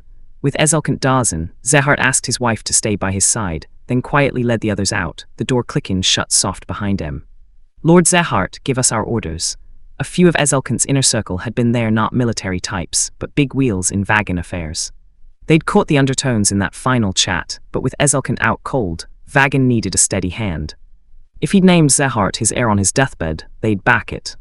Even if they had doubts, even if something smelled off, they wouldn't stir the pot now. That was loyalty to Ezelkent and to Vagan. My thanks to all of you. Zehart bowed deep, voice thick with real gratitude for their support, and for everything they'd given Vagan. Everything for Vagan. Right, back to your posts, keep the second moon ticking over smooth. I'll whip up a new op plan soon for the final showdown with the Federation. I'm counting on you. Leave it to us, Lord Zehart. After they'd scarpered, Zehart headed back to his quarters with Fram Nara and the Frost brothers. Beaten down and bone-tired, everyone needed a breather. Word of Ezelkent's collapse and Zehart's rise would spread like wildfire. He wouldn't win hearts overnight. To stop riots at home and mutiny in the ranks, it took Zehart a solid month, with the old guard's help, to get a shaky grip. Getting Ezelkent's nod and the full Vagan machine behind him was the best he could have hoped for, but the weight of it all crashed down on his shoulders, leaving him feeling utterly knackered, like he'd been dragging a cart uphill for days. Lord Zehart, what's eating you? Fram Nara asked, noticing the fatigue etched deep in his face, her voice soft with concern. Nothing, just proper worn out. Please, sir, mind yourself. You're our only hope now. Yes, I know. Zehart rubbed his temples, forcing himself to snap to, and pulled up all the intel and battle reports from the last month. One snippet caught his eye. The feds are massing a fleet, gearing to hit Lagramis. Fram, when did this land? 2 days back, sir. From our moles inside the Federation. Solid as they come. Forward scouts confirmed it soon as we got wind. The Fed fleet's gathering near Earth, orbit bigger than what they threw at Big Ring or Nortram back in the day. Fram reported, crisp and to the point. And why wasn't I told sooner? Zehart's face was like thunder, voice low and dangerous. Cause, my lord, you've been run ragged sorting the home front. And we couldn't be dead sure Lagramis was the target. I was holding off till scouts nailed it. Fram explained, a slight waver in her tone. A fleet that size the feds can't have two, can they? Zehart asked, eyes glued to the screen. Probably not, sir, right. Spread the word. The second moon's moving out. We're linking with Lagramis. And we're whipping that fleet clean. Zehart made his call, voice hard with resolve. Turning the tables. A fleet that big could smash either Lagramis or the second moon, but not both. Instead of dancing to the Fed's tune, he'd merge his forces and force the end game. Shifting the second moon to the front. So that's, we can't drag this out, Fram. Zehart knew her worry. The second moon was their heart, not something to risk lightly. Old saying goes, keep your hide and you'll fight another day. But for Vagan, no. Short on folks, short on gear, getting this far was a miracle, propped by a sliver of EXADB. Now young Hughie had the lot. Zehart knew he wouldn't hand it all over, but even a bit would let the Feds leapfrog lose the tech edge, and Vagan's done just running and hidden in space's shadows. So, no more waiting. Force the final battle, end this century-old war. Understood, Lord Zehart. I'll relay your orders. Good. Go. Tell I'm calling an ops meet tomorrow, 1200 sharp. Yes, sir. Over on the Federation side, as the fleet mustered, Algrius huddled with young Huey, Graham, Urin, and Flit in his office, hashing out the plan. Algrius still no target locked. Flit asked, impatience creeping into his gravelly tone. That's cause I never meant to attack first, Algrius said with a sly grin. What? Flit's brow nodded. Clever ploy, Algrius. You've outdone yourself, Yang Hui said, seeing the genius instantly. It was a bold, open scheme, a Yangmu. They'd leak the fleet intel on purpose to rattle Vagan. Any sharp Vagan boss would spot the likely targets, but not knowing which, they'd be twitchy, second-guessing, tied in knots. Best case, Vagan pulls Lagrami's back home, Eastern Earth siege. If not, Feds sit tight, buy in time. Time meant more ships from Earth, time to crack EXADB tech, beefing up their arsenal. If Vagan jumped first, the fleet was ready to rumble a fortress. Win-win, no easy out for Vagan. Hess too kind. Still learning, Algrius said, humble but proud. Right, I get it now. Smart, but we're letting a prime chance slip. When do we smash Vagan proper? Flit grumbled, not thrilled. He wanted war done, yesterday. You're Russian, Flit, Yang Hui said, calm as ever. Yeah, I know I'm impatient. But think I'm in a hurry, but someone's in a bigger one, Flit said, keeping his cool. Meaning, ever thought of another angle? Vagan's slidden, getting worse. We've set the stage. What if they go all in, throw the lot at us? Flit's words hit Yang Hui and Algrius like a cold splash. They froze, chapter 220, Flit, still got it in knit. Seeing a bunch of warships and their MS escorts get swallowed whole by that monstrous energy wave, Yang Hui's face turned thunderous, his gut twisting like a knotted rope. The gap between the anime he'd watched and this brutal reality had grown wider than the Thames, and with them being the biggest wild card, he'd stopped leaning on all plots. Didn't want to get caught napping when things went pear-shaped. Who'd have thought that very mindset would bite him in the arse? Meant he hadn't revisited the nitty-gritty of this scrap Zehart, using drone ships as bait to lure the Federation fleet into oblivion. He'd yelled a warning last minute, saving it from Bane a total wipeout, but 7% of the fleet gone. That was no piddling loss. Those Vagan scum, Algrius had bitten his lip raw, the coppery tang of blood mixing with the sting of failure. This mess was on him, a proper command blunder for not spotting the dodgy setup sooner. Algrius, all units, heads up. That cannon needs time to recharge a window we can smash through. Their defenses on the Fearin line are thin, find a gap and charge the center. Roger, the surprise blast had left the Federation lads gobsmacked for a tick, but shock quickly curdled into rage and fury, a burning itch to turn the Vagan fortress and Second Moon into a smocking crater. Dawn Gundam, Flag Gundam, Luna Gundam with Celestial being squad and the Diva, take point. Diva, prep that photon blaster cannon the second that fortress is in range, let rip, got it. Diva, full steam. Captain Enos, now a right seasoned skipper, didn't flinch, pushing the Diva to the spearhead, her belly glowing as the cannon charged up hot. We're in. Can't let that thing fire again. Yang Hui barked at Graham and Urin, his own blood boiling. He didn't take full blame, but he couldn't just shrug it off. Roger, the three Gundams ditched their wedge, Flag Gundam morphing to MA mode and tearing ahead like a red comet, guns blazing, punching a hole through the enemy without a care for the threats nipping at its heels. Dawn Gundam stuck close, funnels unleashing a pink storm that shredded any Vagan ship or MS Darlin to get near. Luna Gundam, bringing up the rear, wasn't lagging, she kept pace, her own funnels out, covering the front two with sniper precision. Yang Hui, on it. Mirror system engage. Mirror system up, mental link limits fully off. Dawn Gundam slowed a touch, crossing the gap with Luna. Their funnels spread wide, forming a tight grid. They fired as one, beams bouncing off the funnels, weaving a deadly web that expanded out, whipping the surrounding space clean in a flash. They didn't stop, pushing forward with that wall of light still blazing. Hi. Hoth, Urin, mind your stamina, I'm good. I can hold on. Urin lacked the fancy mods from Promise Fortress. The old girl was feeling the burn, just 10 odd minutes of high-stakes scrapping, and she was gasping, her suit drenched like she'd been caught in a downpour. 5 minutes tops, then we link with Flit. Got it, Urin wasn't one for fussing. In battle, she couldn't drag Yang Hui down. Her aging body couldn't hack the pace fact. For victory, she'd follow his lead without a peep. Just then, Dawn and Luna caught up to Flag Gundam, which had eased off. They are here. Scatter, the trio split as golden beams scorched where they'd been. Ledgerly's Gundam, backed by Fawn Farsia and a pack of Gurargas, blocked their path like a wall of doom.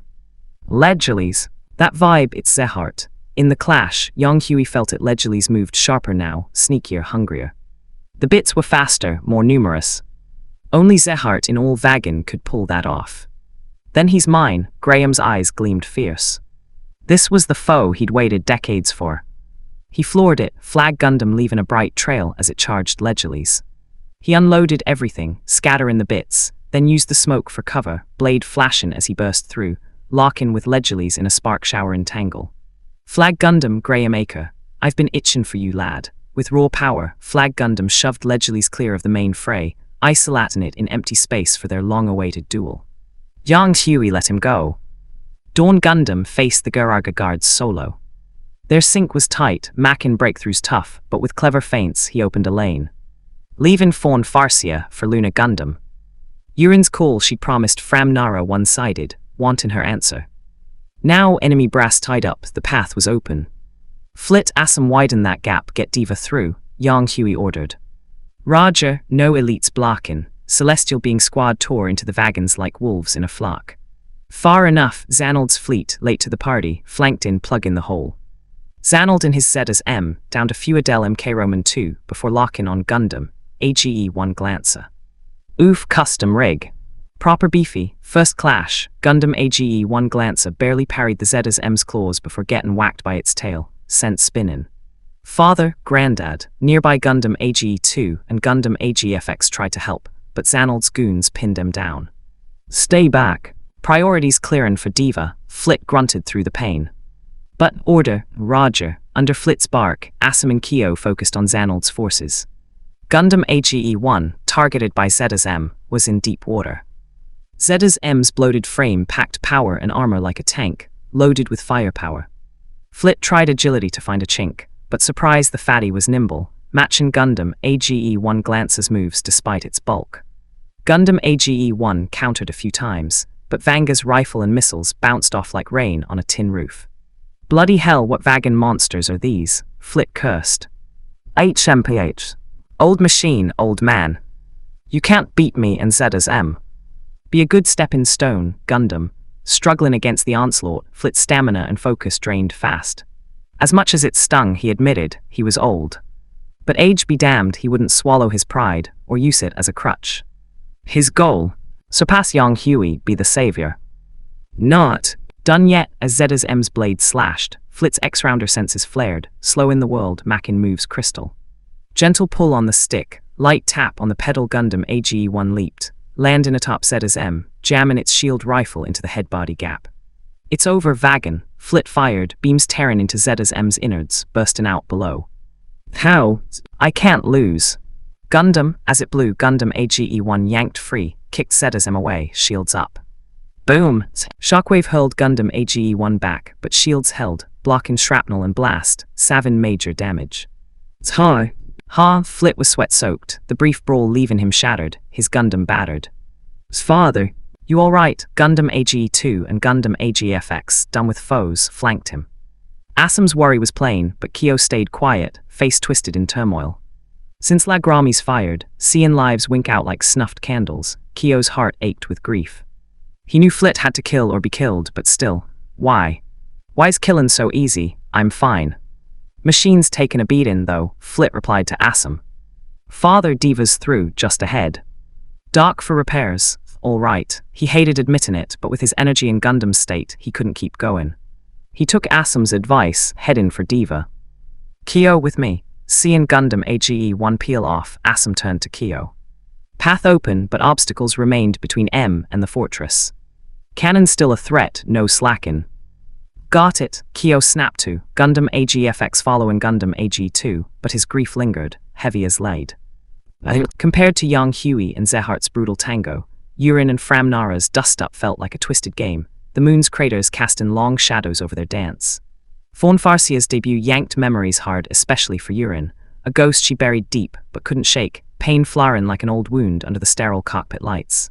Years back, wagons snatched her, jammed her into Farsia as a part, pitting her against Yang Huey, nearly dying by his hand. Decades on, with Yang Huey's guidance, she'd grown Dizzle was dust, but seeing that frame flooded her with echoes of agony and despair. Proper familiar ride, just proper hateful. Yurin's face twisted in rare disgust, her voice a low growl edged with hurt, snapping a shot dead at the cockpit, pink beam land straight. Danger, Fawn Farsia raised left arm, electromagnetic armor shimmering to block, but X-Rounder gut screamed. Won't hold death, instinct shoved the stick, fawn tilted slight. Next tick, beams skewered the arm clean, graze in the head, drillin' into the moon, leaving a scorched crater like a fresh scar. Fram Nara's first scrap scream ripped out, raw and terrified, but she wrestled balance, avoiding a sit-and duck fate. Blimey, that power and aim. But go! Funnels, 5 pink flower funnels bloomed from her back, petals hid in nasty muzzles, locking on Luna Gundam from afar. But those pretty poisons barely budded before witherin' beams rainin' down, shredding M to sparks. How's that possible? Fram Nara figured she'd lag behind battle-hardened urine, but Stalin for Zehart and the troops. Doable. Now, helplessness and despair swamped her, body freezing cold, fingers numb. Luna Gundam loomin' not as a graceful moon angel, but a abyss reaper, scythe at her throat. Little girl, you forced two like me back then. Luna Gundam lowered its barrel, the chill blade lifting from Fram Nara's neck, Urin's voice softening to a sad murmur, heavy with empathy. It's agony in net. Bane used. Come out, love, I'll get you away. As Luna Gundam edged closer on screen, Fram Nara's face hardened vicious, Fawn Farsia whipping a beam lash, cracking towards Luna like a serpent's strike. Stay back, X-Rounder ping let Luna dodge the sneak attack, Urin blinking surprised, her calm cracking a fraction. I know you, Urin Elseal snatched by us, forced into a MS, nearly offed by Yang Huey, then trained under him to become the Moon Angel. But you're just for him, Chapter 221, Rampage. Urin.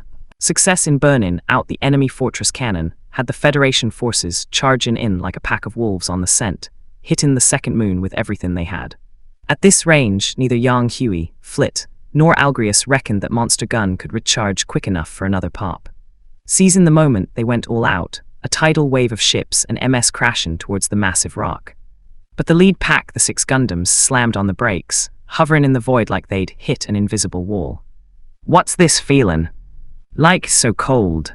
Proper terrifying, somethings. Carmen, Flit, Urin and Kyo, 3 of the world's top X-Rounders, all felt it at once, a surge of raw malice barreling towards them like icy daggers through the dark. Yang Huey wasn't an X-Rounder, but as an innovator, his sense for emotions was razor sharp, even without GN particles. He picked up on it 2 multiple waves of cold, killing intent locking onto M like predators in the night. Scatter, the order barked out, and the 6 Gundams split like scattershot, just as thick beams hammered their old spot, leaving scorch marks in the void. 5 black streaks shot in, each crashing into Dawn Gundam, Flag Gundam, and the 3 AGE Gundams like meteors from hell. Everyone watch yourselves. Urin didn't hesitate, locking onto the 5 Vagan soldiers, but as she squeezed the trigger, their tails whipped up, targeting Luna Gundam in unison. Urin gasped, aborting the shot and dodging wild, but in the twist, they nailed several funnels and grazed Luna Gundam's right shoulder, sparks flying like angry fireflies. Oof! That X-Rounder power. It's massive, hurt but not out. Urin fired back mid-dodge, her beams lancing through the black. The Vagan soldiers weren't sitting ducks. The 5 Gundams tried to pin him down for Urin's snipes, but the skinny frames erupted with brute force, shacking him off easy and slipping away. What's this creepy vibe? Flit stared at the clustering Vagan soldiers, glaring back like hungry wolves, sweat beading cold on his brow. Their X-Rounder aura was off the charts, matching Kyo's level aces they'd never heard of. And, while Flit, Urin and Kyo felt it fuzzy, Yang Huey's innovator senses painted it clear. All 5 pilots' brainwaves were identical. That was against nature. In an innovator's world, brainwaves were like fingerprints unique to each soul. Even twins had tiny differences. But these 5, like echoes of one mind.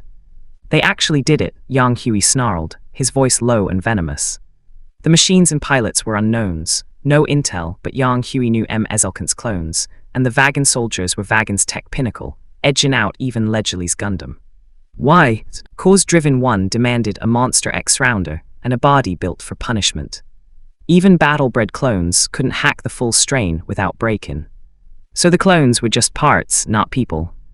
But that's what made M perfect killing machines. 5 of M. Proper headache. Even Yang Huey broke a cold sweat fastened the 5 Vagan soldiers. How tough were they? One could solo the 3 Asuno generations. You tell me. And later, fused with Sid, going berserk. If not for Kyo's invincible full-power mode, and every MS from Fed and Vagan teaming up, Gundam AGE might have been a different tale. Wait, Sid. All units. Eyes peeled around us. Don't let Yang Hui's warning cut short as 3 Sids popped out of parasol cloak nearby, lunging at 3 Vagan soldiers. Their sharp underbelly legs stabbed into the skinny frames, holding tight no matter the thrashing. Oofs! Oof oofs! Arg, the 3 captured Vagan soldiers screamed in unison, agony rippling out in waves, slamming into every nearby X-rounder like a psychic tsunami. Oof, what's this? So painful. Malice. It's spickin'. Arg, the raw torment hit Flit, Urine and Kyo like a gut punch, leaving M clutching heads in agony. Even the emotionless other 2 clones froze, unable to pilot. Graham! Stop M! Yang Hui grunted through the pain, his innovator mode keeping him rational, barely.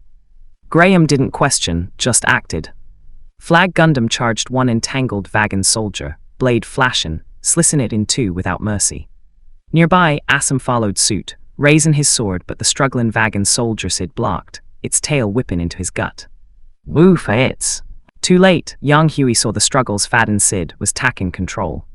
He wanted to strike before full rampage, but his body wouldn't budge. Sure enough, next second, the 2 Vagan soldiers went still, then unleashed hell blasting not just their crippled mates, but hitting the Dignizamagnum cannon too, fearing wild like lunatics at everything around.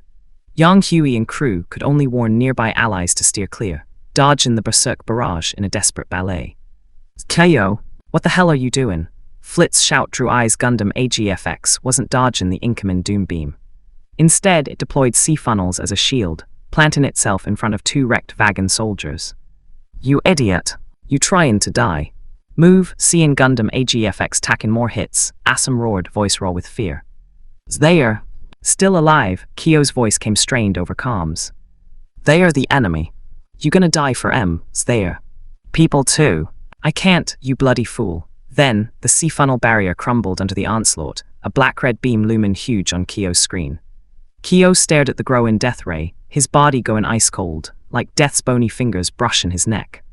Time slowed to a crawl. Luna Gundam appeared sudden-like beside Gundam AGFX, shoving it clear and tacking the hit square. Boom! Urine! In the second Moon command, Zehart had seen the Vagan soldier's power, a grin finally cracking his tense, worried face. Just as expected from Lord Ezelkant's perfect weapons. They can actually hold back the Gundams. With this, Lord Zehart. Clones 1, 2, and 3's brainwaves are spicking wild. What? Unidentified machines in the battle zone, they've grabbed units 1, 2, and 3. This is how. Weren't they destroyed? Seeing 3 Sids appear and latch onto 3 Vagan soldiers, Zehart's face went ashen, proper pale with shock.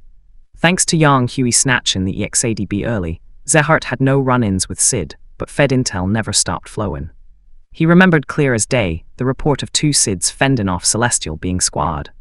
Back then, Yang Hui's trio were no spring chickens, but still near peak. To repel M. What kind of power was that? After that intel, Zehart had bumped Sid's threat level up to match Yang Hui's crew. Lucky Sid's gig was guarding EXADB, and later reports said Yang Hui had scrapped him. He'd scratched that worry off the list, focusing on the feds. But now, Lord Zehart, Units 1 and 2 are out of control. Rampage, the Dignizamagnum cannons hit cooling systems fried. If this keeps up, it'll blow with the second moon. Do what? Zehart's eyes went wide with horror. Several Agramis from the second moon now. Quick, can't. The attack fried the links we can't disconnect. How? How can this be, Lord Zehart? He looked at the command crew, their faces a mirror of despair. By the calcs, no time to evac the second moon. And it was their home run, and where to? What from? Order all forces to cease fire. Focus on dismantling Lagramis. Lord Zehart, the feds. They knew it was the only play rally everyone for a physical teardown of Lagramis. But, patch me to the Fed flagship. Lord Zehart, the crew got it, he was begging the feds for help. But that meant admitting defeat in this battle, in this century-long war. Yang Hui once told me soldiers exist to protect the people. If we can't even save our own, what's victory worth? Zehart's shout left them hanging their heads, a cocktail of pain, regret, rage. The lot, but reality's a harsh mistress. Get me that calm link. I'll shoulder the blame. Trust me, even if it costs my life, I'll get you all to Eden. Please help me make it happen. He bowed deep, 90 degrees, voice breaking with sincerity. The battlefield was a right cauldron, bubbling with fury, but the lead 6 Gundams slammed to a halt, sensing something off. What's this chill? Like so cold. Proper scary somethings.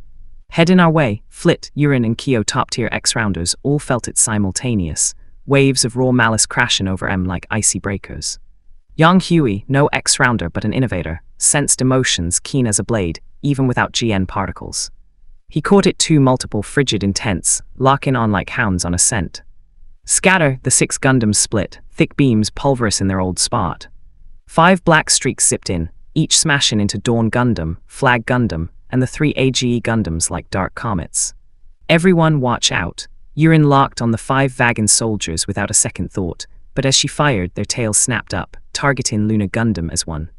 Urin gasped, aborting and dodging, but they clipped funnels and grazed Luna's shoulder, sparks flying. Oof, that X-rounder's strength. It's huge, hurt but fired up, Urin shot back mid-maneuver. The Vagan soldiers dodged, the 5 Gundams trying to pin him for Urin's snipes, but the skinny frames burst with power, shacking him off effortless. What's this eerie vibe? Flit stared at the clustering Vagan soldiers, sweating bullets. Their X-rounder aura was bonkers, matching Kyo's unknowns at that level. And, while Flit, Urin and Kyo felt it hazy, Yang Hui's senses clarified, all 5 pilots' brainwaves identical. Unnatural. To an innovator, brainwaves were fingerprints unique. Even twins varied slight.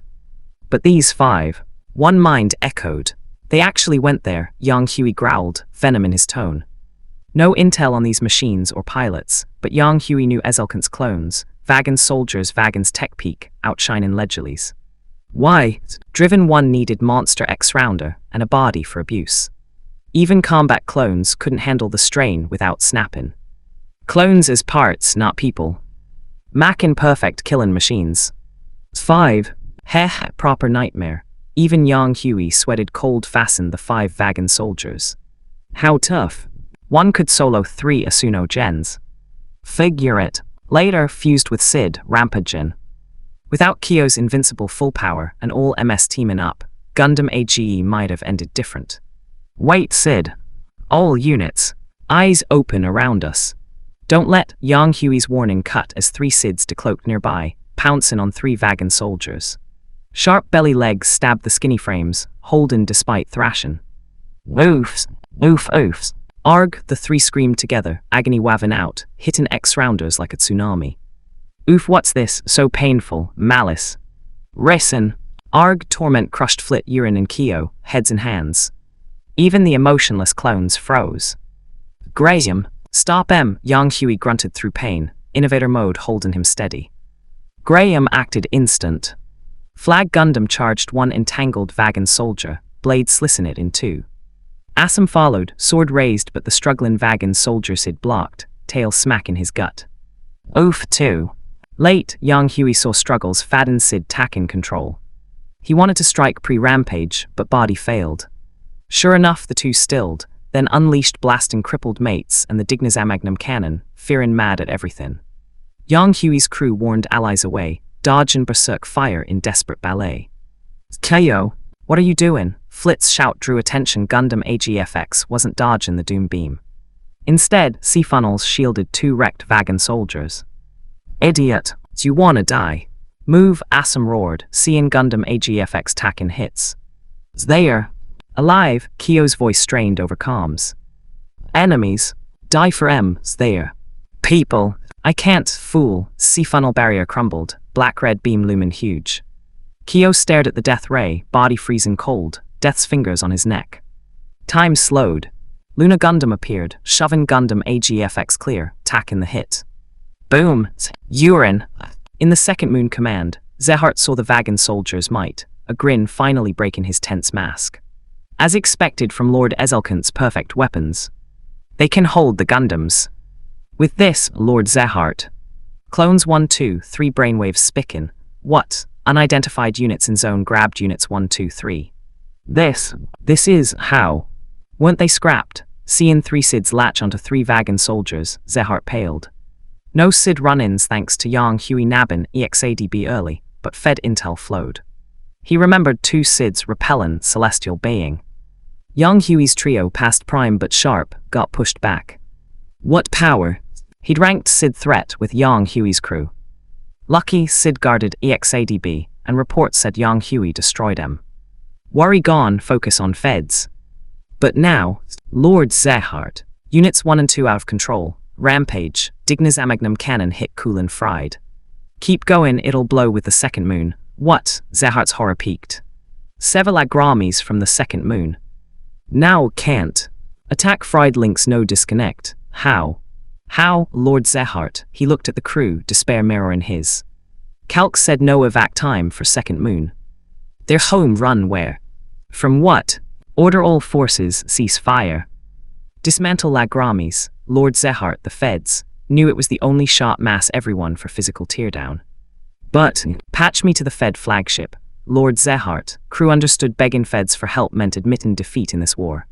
Yang Hui said soldiers protect people. If we can't save ours, what's victory? Zehart's shout left them bowed, pain, regret, rage mixin'.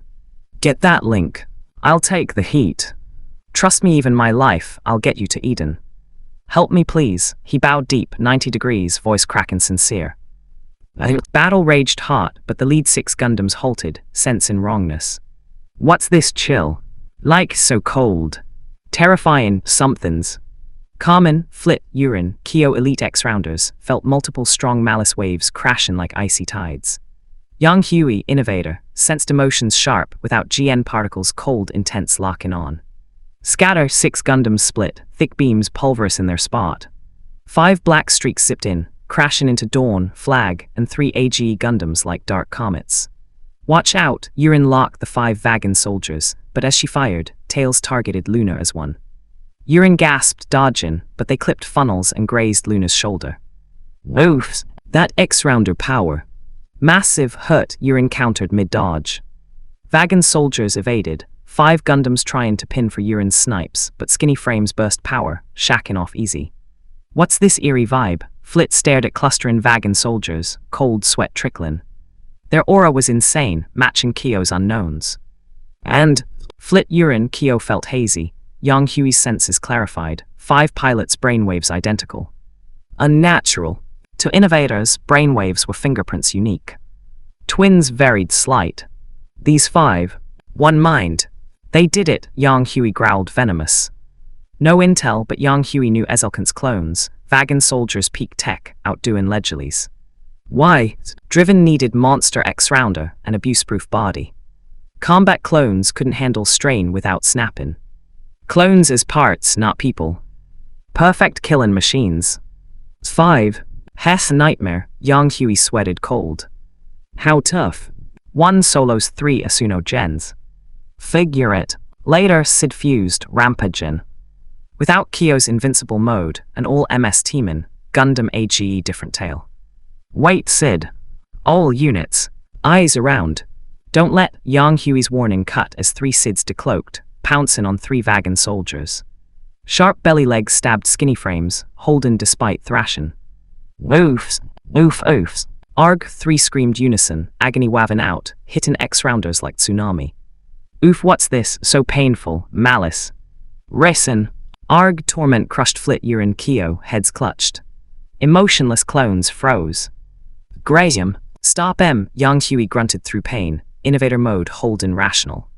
Graham acted. Flag Gundam charged 1, blade slissin' in 2. Assam followed, sword raised struggling Vagan soldier Sid blocked, tail smacking gut. Oof 2. Late, Yang Hui saw struggles Fadden Sid controlling. Wanted to strike pre-rampage, body failed. Sure enough, 2 stilled, unleashed blasting crippled mates and Dignazamagnum cannon, fearing mad at everything. Yang Hui's crew warned allies away, dodging berserk fire desperate. Kyo, what are you doing? Flit's shout drew attention Gundam AGFX not dodging doom beam. Sea funnels shielded 2 wrecked Vagan soldiers. Idiot, wanna die. Move, Assam roared, seeing Gundam AGFX hit. There. Alive, Kyo strained over comms. Enemies. Die for M's there. People. Can't fool. Sea funnel barrier crumbled, black-red beam looming huge. Kyo stared at Death Ray, body freezing cold, Death's fingers on neck. Time slowed. Luna Gundam appeared, shoving Gundam AGFX clear, tacking hit. Boom. Urine. Second Moon Command. Zehart saw Vagan soldiers' power, grin breaking tense mask. as expected from Lord Ezelkant's perfect weapons. Hold Gundams. With this, Lord Zehart. Clones 1, 2, 3 brainwaves spicken. What? Unidentified in zone grabbed units 1, 2, 3. This, how? Weren't they scrapped? Seeing 3 Sid's latch, Zehart paled. No Sid clashes thanks to Yang Hui Nabin EXADB early, but Fed intel flowed. Remembered 2 Sids, repellent, celestial being. Yang Hui's trio passed prime but sharp, pushed back. What power? Ranked Sid threat with Yang Hui's. Lucky Sid guarded EXADB, report said Yang Hui destroyed em. Worry gone, focus feds. But now, Lord Zehart. Units 1, 2 out of control. Rampage, Dignazamagnum hit Kulin fried. Keep up, it'll blow with second moon. What? Zehart horrified. Several agramis from second moon. Now can't. Attack fried links no disconnect. How? Lord Zehart looked at crew despair mirror in his. Calc said no evac time for second moon. Home run where? From what? Order all cease fire. Dismantle Lagramis, Lord Zehart feds, new only shot mass for physical teardown. But, patch fed flagship, Lord Zehart, crew understood begging feds meant defeat in war. Yang Hui said soldiers protect people. Can't save ours, what's victory? Zehart's shout left him bowed, pain, regret, rage. Get chapter 222, Burn and Rage, Yang Hui. Graham, Flit, Assam, Roger, the 3 voices barked back in unison, raw with fury, cutting through the static like knives. The call hit their ears, laced with a burning anger that needed no explaining. Without a second's dither, they plunged into the storm of fire, grappling with the rampaging Vagan soldier Sids, dragging him away from the hot zone, thrusters roaring like wounded beasts in the endless black. Dawn Gundam zipped to Luna Gundam's side at breakneck speed, the void a blur around it. Luna Gundam had taken a proper batter and head gone, limbs blasted clean off, even the chest armor vaporized. Lucky break, the gut-shot beam had punched through just below the cockpit, or it'd be scraps floating in the dark. Yang Hui didn't even bother with comms, he bailed from his cockpit, spacewalking to wrench open Luna Gundam's hatch from outside, his heart hammering like a jackhammer. Urine, it was the first time that gut-wrenching panic of nearly lost the love of his life, the world going grey and airless, like someone had yanked the plug on everything that mattered. Seeing Luna Gundam hit, his heart clenched tight, breath stuck in his throat, colors draining from the stars themselves. Woofs, I'm alright, Urine stirred from near blackout, her voice weak as a whisper, but steady, like she was trying to soothe him more than herself. The blast's force had rattled her bones, but the cockpit's beefy shielding had done its job, just shock and jolt, no real wounds. Thank God. You're okay, that's all that matters. Yang Hui pulled her into a fierce hug, tears welling up, floating like tiny jewels in his helmet, his voice cracking with relief that hit like a tidal wave. I'm fine. Yang Hui. Don't fret. Get back to the fight. End this, Urine gently pushed him away, her tone soft but firm, eyes meeting his with that quiet strength she'd always had. But you, the battle comes first, Yang Hui. You're not one to let personal stuff muck up the big picture. Go on, don't worry about me. Urine knew him inside out, he was the type to keep public and private separate, shouldering burdens bigger than most. She wouldn't let him break that for her. All right, Yang Hui's eyes cleared, that cold logic snapping back, pushing down the rush of worry and love like a lid on a boiling pot. Urine grandma. You're okay. Yang Hui grandpa. Gundam AGFX pulled up then, Kyo popping his hatch, rushing to help Urine, but Yang Hui's glare froze him solid, a look cold as the void, emotionless, ruthless, yet simmering with a fury like a volcano ready to blow, threatening to scorch everything in its path. Kyo, here, the flat tone made Kyo shiver, like ice down his spine. Get Urine to safety. If she gets hurt again, I'll end you. I'll protect Urine grandma proper. It was family duty, and Urine had taken the hit savin him he owed her. But Kyo's heart was pounding with fear. Yang Hui's words weren't a joke or threat, they were fact. If he failed, Yang Hui would kill him, no doubt, not even Granddad or Dad could stop it. Hearing Kyo's promise, Yang Hui didn't glance back, he was scared he'd lose it if he did. Just a quiet I'm off to Urine before sliding back into Dawn Gundam's cockpit, blasting towards the fray. Once Yang Hui was gone, Kyo let out a shaky breath, feeling warmth return to his limbs. He floated over to Luna Gundam's hatch, reaching to help Urine out. Sorry, Urine grandma, I save the sorries for later. Battle's not done, right, Kyo's spirits sank like a stone. Yurin hadn't even looked at him. Eyes shut, tone flat as a pancake, she wasn't accepting his apology. It stung deep. He was just sticking to his guns, right? Why this? He hadn't meant it, but why no forgiveness? Was his choice really that wrong? Doubt swirling like a storm, Kyo returned to his cockpit. Gundam AGFX scooped up Lunar Gundam's remains, heading for the rear, but just before leaving, he glanced at two drifting Vagan soldiers in the void. Eyes narrowing, he gritted his teeth.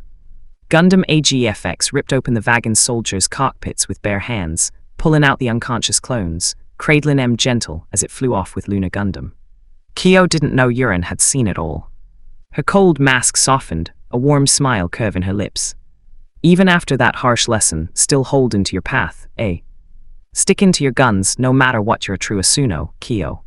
But you ain't cut out for war. Gundam AGE-1 charged through heavy fire with its thick armor, massive shield bashing a Vagan soldier Sid's wings, guns and cannons unloading in explosive barrage. The other Vagan soldier Sid tried flanking Gundam AGE-1 back, but Gundam AGE-2 was there, dual blades crossing and slashing down hard. Clang! Seeing trouble, the Vagan soldier Sid threw up its wings, blocking the blades, while its cannon muzzles locked on Gundam AGE-2. Don't forget the front. Flag Gundam appeared like lightning, blades flashing, severing the steel wings. It switched sword to gun, jamming it into the Vagan soldier Sid's back and fearing. Die here. Yurin's injury lit a fire under Graham too, not just Yang Hui felt it. On duty, Yang Hui was their core. Graham knew if Yurin went, Yang Hui'd go mad. Though unspoken, he and the Promise Fortress crew had a pact. Whoever was with Yang Hui protected him at all costs. If Yang Hui fell, the Team Fortress included would shatter. Personally, decades of living and fighting together made Yurin family. Family hurt nearly killed. Graham's rage boiled like it had when Professor Eifman and Billy Katagiri nearly got offed. Boom, boom, boom. Electromagnetic armor couldn't hack zero range, sustained fire, soon a massive hole gaped, and Graham poured it on, targeting the innards. Gotcha, words dropped, Graham's finger locked on the trigger, till the Vagan soldier Sid was shredded to nothing. Uncle Graham, one left finish it. The two prepped to team with Gundam AGE-1 on the last, but turning they saw no need. Dawn Gundam joined with a long thruster trail, funnels deploying, mirror system ready. Flit, got it, seeing Dawn Gundam arrive, Gundam AGE-1 kicked away the Klassen Vagan soldier Sid, retreating. Before full pullback, dozens of beams outlined Gundam AGE-1, then hammered the Vagan soldier Sid's body. Boom, boom. Graham Assam flit tactical formation 0. The voice was flat, emotionless, hitting their ears. The three Gundams moved, joining Dawn Gundam at 4 points, encircling the Vagan soldier Sid. Seeing doom, it tried Parasol Cloak to flee, but top beams rained, shredding neat wings to tatters. Next, Flag Gundam and Gundam AGE-2 flanked left and right, blades flashing cold, eternal gleam in a blink, limbs, tail, head, belly cannons severed clean, leaving smooth cuts. Gundam AGE-1 hit the back, heavy fist ripping thrusters and armor, leaving a bare torso drifting amid debris. This time you ain't getting away. With those words, flat as still water, funnels surrounded the Vagan soldier Sid. 4 machines fired into the funnels, pink glow weaving from lines to a seamless shroud wrapping it, then converging on the body. Boom! The pink sphere exploded, original body gone, no fragments, vaporized to nothing in the energy surge. That was tactical formation 0, last resort, only for dire straits. Once used, it sentenced the enemy to death, the most merciless, cruel kill. Yang Hui, how's Yurin? Graham asked urgent. Took a shock, but okay. Kyo's tacking her back. Kyo, Flit Assam, Graham all felt that mix of anger and frustration, like hat and iron for not becoming steel. Uncle Yang Hui, Kyo. Stay off the battlefield from now on. Understood. Assam was fuming, but Kyo was his boy, worried Yang Hui'd lash out over the incident. Kyo's naivety nearly cost Yurin her life, that rage could crush him. But the answer eased Assam. Yang Hui wouldn't hurt Kyo. But, from now on, Yang Hui's heart had no room for Kyo. Best outcome, really, Kyo's innocence didn't fit war. Then, Algrius patched in. General Commander Vagan commanders requesting comms. Chapter 223, the proper savior Vagan's asking for our help. After hearing Algrius's report, Flit's brow knotted up tight as a sailor's hitch, but soon enough, a spark of wild excitement lit in his eyes. Tell him to sod off. Take it, Algrius. Yang Hui cut in at the same time, his voice steady as a rock, the complete opposite of Flit's heated snap. Why? This is our shot to wipe Vagan off the map, Flit demanded, his words coming out in a rush, face flushing with that old fire. You're wrong, Flit. This is our chance to end the war proper. Flit's mouth shut like a trap, the fight draining from his eyes as he mulled it over. Spot on the second moon's Vagan's heart, their home base, but not every Vagan's on it. Don't forget the ones on Earth, Yang Hui reminded him, his tone calm but pointed, like a teacher nudging a stubborn pupil. So what? Smash the second moon, and the Earth stragglers are just driftwood easy pickings to mop up. And the cost. You thought about that?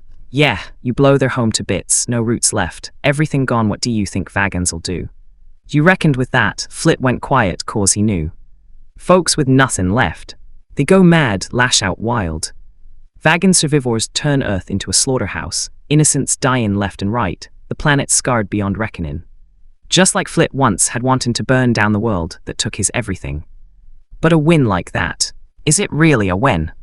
That's what you're chasing, Yang Hui pressed, his voice low, hitting like a gut punch. Flit stayed mum, the truth sinking and heavy as lead. You do this, Flit, you're no savior. You're a butcher and executioner. You want to be the dragon slayer who turns into the dragon. Flit's silence stretched, the room thick with it, the hum of the ship's systems the only sound. Finally he nodded, the fire in his eyes shifting from rage to something quieter, more resolved. Fine. Tell him yes, you go, Flit. This is what you've always wanted, Laidem, save the day. Me, yeah. Only you can pull this off. Yang Hui's nod of faith melted the last of Flit's walls. His dream to be the savior had been a constant, even in his old age. Yang Hui, the man he'd chased and idolized since he was a nipper, had always knocked it, called it daft. But now, at war's end, Yang Hui was handing him the reins to wrap it up, to grab that savior mantle the right way, even if it was just a fleeting dream. Got it, Gundam AGE-1 blasted towards Lagramis, leaving Dawn Gundam and Flag Gundam hanging back. Assam, seeing it, piped up quick. Uncle, you lot not common. Nah, this is your dad's show. And, I'm knackered. War's done, all right, uncle. You've earned a rest. Gundam AGE-2 peeled off to join the frantic effort to pry apart the exploding section of Lagramis. It was huge for him to keep in a promise to his old mate Zehart, and in the war, finding a path where both sides could understand each other. That far-off dream was happening right now, and he reckoned Zehart to be in the thick of it. He had to be there, side by side with his friend, seeing their old pact through. Flag Gundam stuck with Dawn Gundam, the pair just watching the spectacle unfold, like two old geezers on a park bench tacking in the view. It's over at last, Graham said, stretching with a lazy yawn, like the weight of decades was lifting off his shoulders. Yeah, finally done. Dawn Gundam and Flag Gundam turned towards Lagramis, soaking in the end of their long road, the close of an era. Can you hear me? All warriors in the Earth sphere and Mars sphere, this is a broadcast to every MS in range. Please stop fighting and listen. Flit's voice boomed over every channel, passionate and urgent, cutting through the chaos like a clarion call. If this keeps up, Vagan's mobile colony, the second moon, will blow. Countless lives lost. To save M, we gotta force separate the exploding bit. Time's running out unless everyone here pulls together, we won't make it. Flit's raw plea and genuine heart hit home, the frenzy of battle fadden like a storm passing. Enemies who'd been at each other's throats moments ago lowered weapons, turning eyes to the center stage. Broadcast to all Earth Federation and Vagan forces, we need your help to save those lives. Order all units. Cease fire. Start separation ops now. Order all units. Cease fire.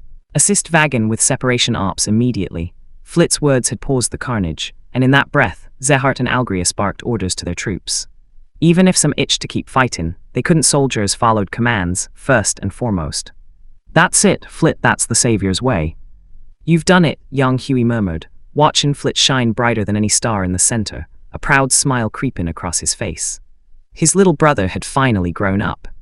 Weren't you always knocking him? Graham teased, a smirk tugging at his lips. Heh, that was to keep him off the wrong paths. He's not blood, but... He's our brother too in knit. Heh, yeah. Graham shrugged, no arguing that. People ain't machines cause they've got feelings. Decades in this world, Yang Hui and Graham had truly seen Flit as a little brother caring for him, teaching him, shaping him. Even now, they didn't buy the world needing a savior, or war having one. But that didn't stop them giving their brother the right moment to chase his dream, even if it was just a bubble about to pop. Let's scarper, yeah, need a proper kip. Oi young Huey next gig like this, don't drag me along.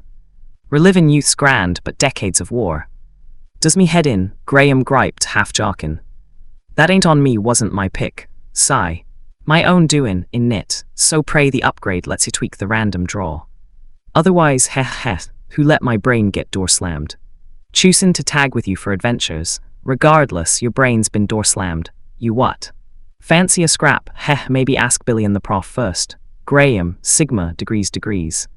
Gundam AGE-2 spread its 4 high-energy beam sabers, carving through the web-like spherical section like a hot knife through butter, bits flyin' every which way.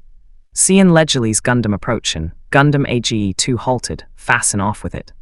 Zehart, Assam, years apart, old mates meetin' again, both lost in memories of easier days, carefree school times, then enemies in war, allies in the thick, back to foes. Till now, unspoken understanding Gundam AGE-2 and Ledgerly's Gundam's eyes lit up together, flying side by side. Guns blazin' or blades flashin', their teamwork doubled the demolition speed. Oi Zehart our old pact. Reckon it's done, Assam asked sudden like. Sort of. Us them, feds and wagons were all shoulder to shoulder now, in knit, Zehart said, voice thick with feelin'.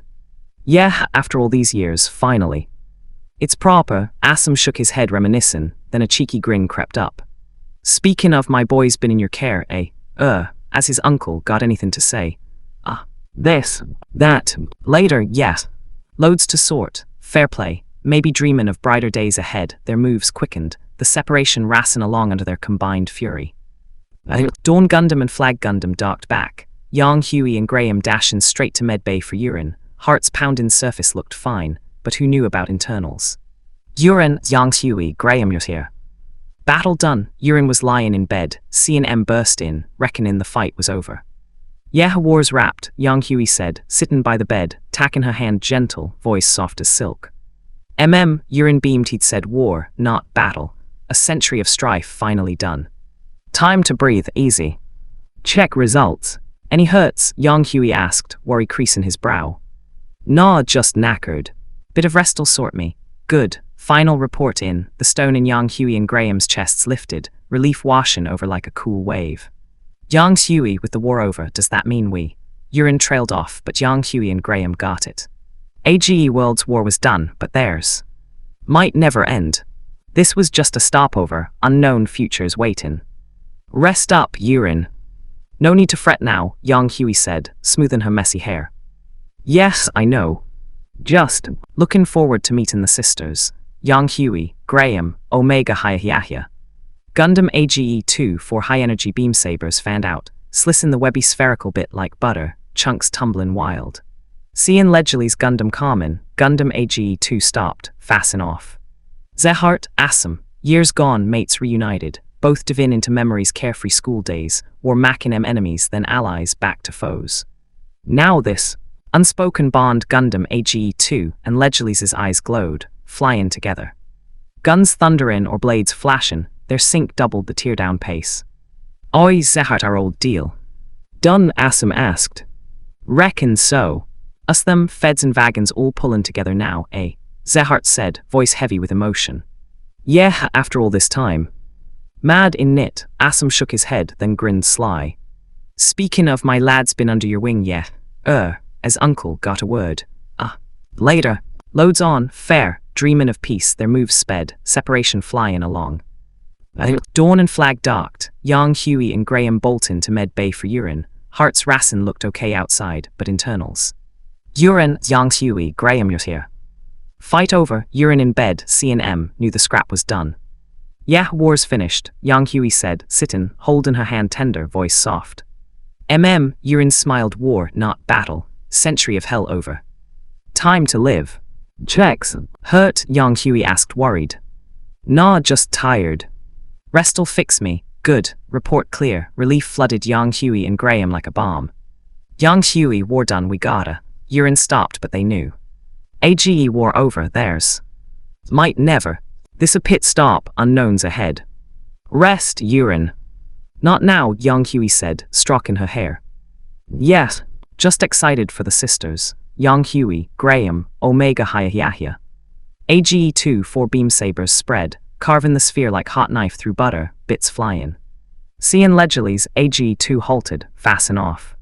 Zehart, Assam, years apart, mates recalling school laughs, war enemies, brief allies, foes again. Now, silent sync AGE2 and Legilis eyes lit, flying together. Guns or blades, teamwork doubled speed. Oi Zehart are packed. Done, Assam asked. Sort of. Us them, feds and wagons, shoulder to shoulder now, Zehart said feelingly. Yeah, finally. Assam shook head, then grinned. My boy's been with ye, uncle got words, later. Busy, fair, visions of future, moves quickened, separation rassen. Dawn and flag docked, young Huey and Graham to Med Bay, hearts pounding surface fine, but inside. Urine, young Huey, Graham here. Battle done, urine abed, C&M new. Yeah, war's over, young Huey sat, holding hand gentle. Urine beamed, war, century done. Result, hurt, young Huey worried. Snaw knackered, rest sorts, good, relief washed em. Young Huey war over we, new. AGE war done, there's endless. Stopover, futures unknown. Rest, urine. Later, young Huey smoothed hair. Yes, excited for sisters, young Huey, Graham, Omega Hyahya. AGE2 sabers fanned, slissin sphere, chunks tumbling. Legilis approaching, AGE2 stopped. Zehart, Assam, reunited memories flood school, enemies, allies, foes. Now, bond eyes glow, flying together. Guns slash blades, pace doubled. Zehart packed done, Assam asked. Yes, us them all together, Zehart said. Yeah, Assam grinned. My lad with ye, uncle words, later. Busy, fair, future dreams move sped, separation flying. Dawn slash flag docked, young Huey slash Graham to Med, hearts rassing outside okay, inside. Urine, young Huey, Graham battle done, urine new from M. Yeah, war done, young Huey sat, hand gentle. War, century over. Checks, hurt, young Huey asked. Tired, rest fixes, good, relief. Young Huey war over we, new. Their war on. Rest, not now, young Huey said. Yes, sisters exitin, young Huey, Graham, Omega Hyahya. AGE2 saber spread, carvin, bits flying. Legilis, AGE2 halted.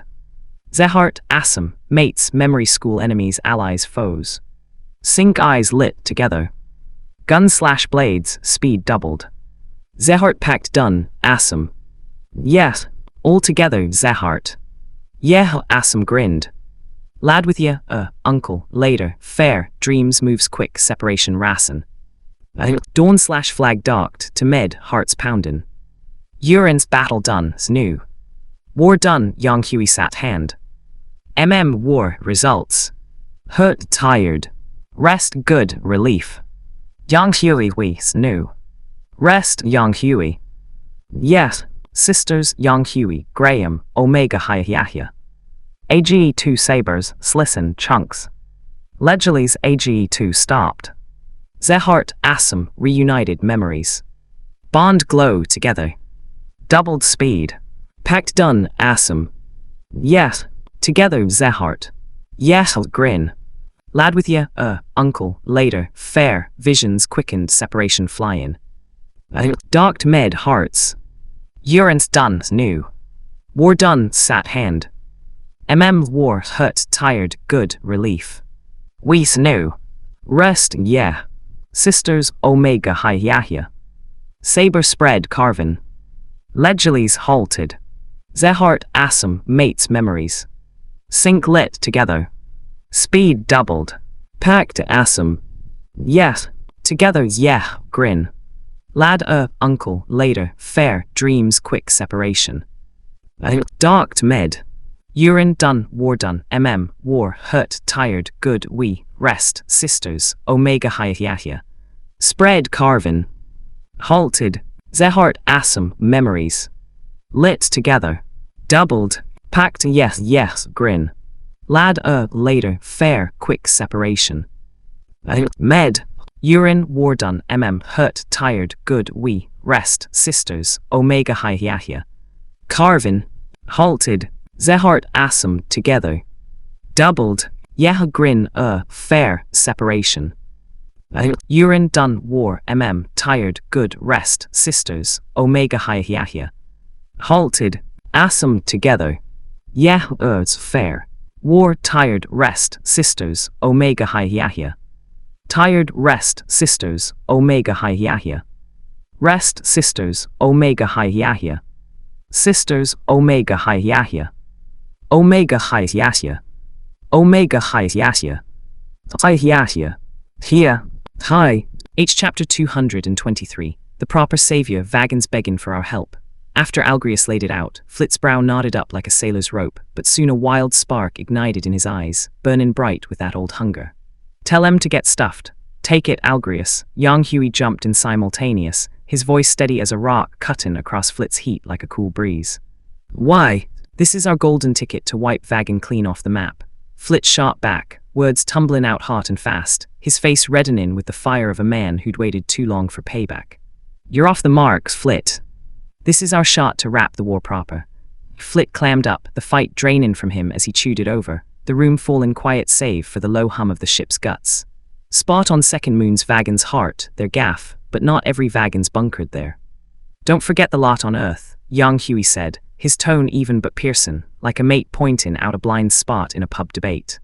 So, smash the moon and the Earth remnants are just floating debris easy to sweep up. And the price? You reckon that? Yeah, you blow their home to bits, strip em of roots, everything. What do you think Vagans'll do? Proper thought it through, Flit stayed sh cause he knew. Folks with zilch left. They snap go berserk. Vagan survivors turn Earth into a bloodbath, innocents dropping like flies, the planet scarred for generations. Just like Flit once yearning to torch the world that stole his all. But a win like that, is it really winning? That's your play? Young Huey pressed, voice low, chapter 224. Vagan back in the Fed fold in the end, the brutal scrap wrapped up neat as you like, with Lagrami's fortress pulled apart piece by piece, the second moon's crisis averted like a bomb squad snipping the right wire at the last tick. No fresh blood spilled after Vagan knew they'd lost the minute they asked for Fed help, and though plenty of em were gutted, chewing on the bitter pill, the fact that their enemies had just saved their home from blowing to kingdom come made it hard to pick up the guns again. Some Vagans, stubborn as mules, weren't having it, refusing to lay down arms, but Zehart Galette and Admiral Algrius kept a tight lid on things, stomping out any sparks before they could ignite another blaze. And on the Fed side, there were hotheads itching to finish the job, but orders were orders. Right after the dust settled, Zehart made a beeline for Lady Dolan, laying out his thinking plain. Vagan was beat, no comeback in sight, the second moon was staring down the barrel of Fed guns. No surrender. They'd be obliterated. As for the stragglers on Earth, sure they could play dirty, hold cities and civs hostage to force a Fed retreat. But that'd mean scarpering to the stars, leaving the Earth Vagans as cannon fodder, and kiss goodbye to any peace talks forever. Zehart couldn't stomach it. Without reach in Eden, what was the point of running? Lady Dolan backed him, no question his logic was sound, and as Ezelkant's chosen heir, with most folks nodding to his lead in the battle, she wasn't about to stir the pot and split Vagan when it was already on its knees. So Vagan threw in the towel. Lady Dolan stepped up front and sent her again one, to show she was all in with Zehart, two, to handle the slimy politicos. Soldiers and suits were worlds apart, the top brass in politics were old foxes, twisty as a corkscrew. Zehart wasn't cut for that game. For Vagan's best shot at a decent deal, she took the reins. But to pull it off, they needed a few key players on side. Pleasure to meet ya, Lady Dolan, the famous General Young Huey. Heard loads about ya. I've hung up me boots, now just call me Young Huey. He reminded her, his voice easy, like chatting over a pint. All right then, Young Huey thanks a bunch for lending Vagan a hand. No doubt, Dolan and Zehart needed Young Huey's clout. Even retired, he was a legend when the war ended. 95% of civs were clamoring for him to be the new Fed speaker, army types too. Only quieted when he went public, saying he was done, ready for a breather. Folks were gutted but got it, the bloke had given his life to the fight, battling for decades. Time for a sit-down. But his sway, still massive. If he fancied politics, he'd sweep in, boot the current speaker out on his ear. To bag the best deal for Vagan, they needed him in their corner. Right after surrender, Zehart met Young Huey pronto, getting his word. Vagans are part of humanity. Were are, always will be. With that promise, Dolan could haggle hard with the Fed suits, coming out on top more often than not. Course, she was sharp, no pushin' luck. Vagan rejoined the Federation, but as an autonomous state with self-rule. Army downsized, but enough left for defense. People got the same rights as Earth folk, same duties too. For a beaten side, it was a cushy deal. The Feds, greedy as they were, couldn't squeeze more Vagan tech. They led, but with EXADB, partly in Fed hands, catch-up was just time. Resources. Vagan's patch was tiny, nothing worth nicking. Population. Earth was bursting, that's why colonies started. All in all, Feds couldn't ring more. Mackin Vagan's second class. Backward step. Plus young Huey's backin', they signed off. Anyway, the century-long war was finally over. Course, Vagan surrendering didn't mean every Vagan laid down arms. Huron home base caved, at least half the Earth Vagans rebelled, hitting Fed targets hard. But with Celestial being squad leading the charge, the uprisings got quashed quick. And to show good faith for peace, Zehart and Dolan sent Vagan troops to help squash their own rebels. Now with talks done and revolts stamped out, Zehart and Dolan headed to Earth, meeting young Huey one, to thank him for the leg up, too. Young Huey, any progress on that Mars ray research? Zehart asked, his voice hopeful but edged with worry, the sterile lab humming soft in the background. The second moon hadn't scooted back to Mars yet, but Mars ray sickness was hereditary now. Without a fix, Vagan'd fade even without war. Young's firm had been pumping out suppressants, but that was just band-aid, no cure. So nailing a treatment was top of their list. Yes, I'm making headway. Blendin' AGE system with EXADB tech, we've got a direction. Next up's heaps of tests to prove it. Gonna need your help, young Huey said to the pair. Tell us if we can do it, we'll go all out, Dolan and Zehart said, eyes lighting up, excited as kids on Christmas. A direction meant the end was in sight, no more suffering for Vagan folk. I need you to round up volunteers for trials. Best if they're willin', mind this is about savin' lives, not forcin'. Spot on, I'll head back to Second Moon pronto, put out the call. We'll get 'em to you quick as, cheers, we're the ones thanking you, young Huey. You're a proper legend. Dolan left, and young Huey stood at the window, staring out at the view, shacking his head with a bitter chuckle at her praise. Legend? Hech, just scared of nightmares me. You ain't changed a bit, young Huey. Zehart had stuck around, not heading back with Dolan. If you're hanging about to keep tabs on me, don't bother, young Huey teased. How could I? If we can't trust you, there's no one on Earth worth trustin'. Zehart laughed, genuine. Talks are done, but my work here's not. Second Moon's in good hands with Lady Dolan. And I've still got loads to learn from ye, learn from me. What fancy switchin' to science? Nah, then what? I don't do that political dance with the old foxes. Zehart's mouth twitched, young Huey had got him there. With his pull, young Huey had never dipped a toe in politics, always dodging it like the plague. But somehow, every big shake-up had his fingerprints, or at least went the way he wanted. Is this that not fightin', so no one fights ya thing? Wicked, Zehart suddenly recalled a line from an old book he'd read, something that had puzzled him till now. Seeing it in action. Mind blown. Now it was young Huey's turn to feel miffed, what was with the kid going all fanboy. He just wanted to avoid hassle.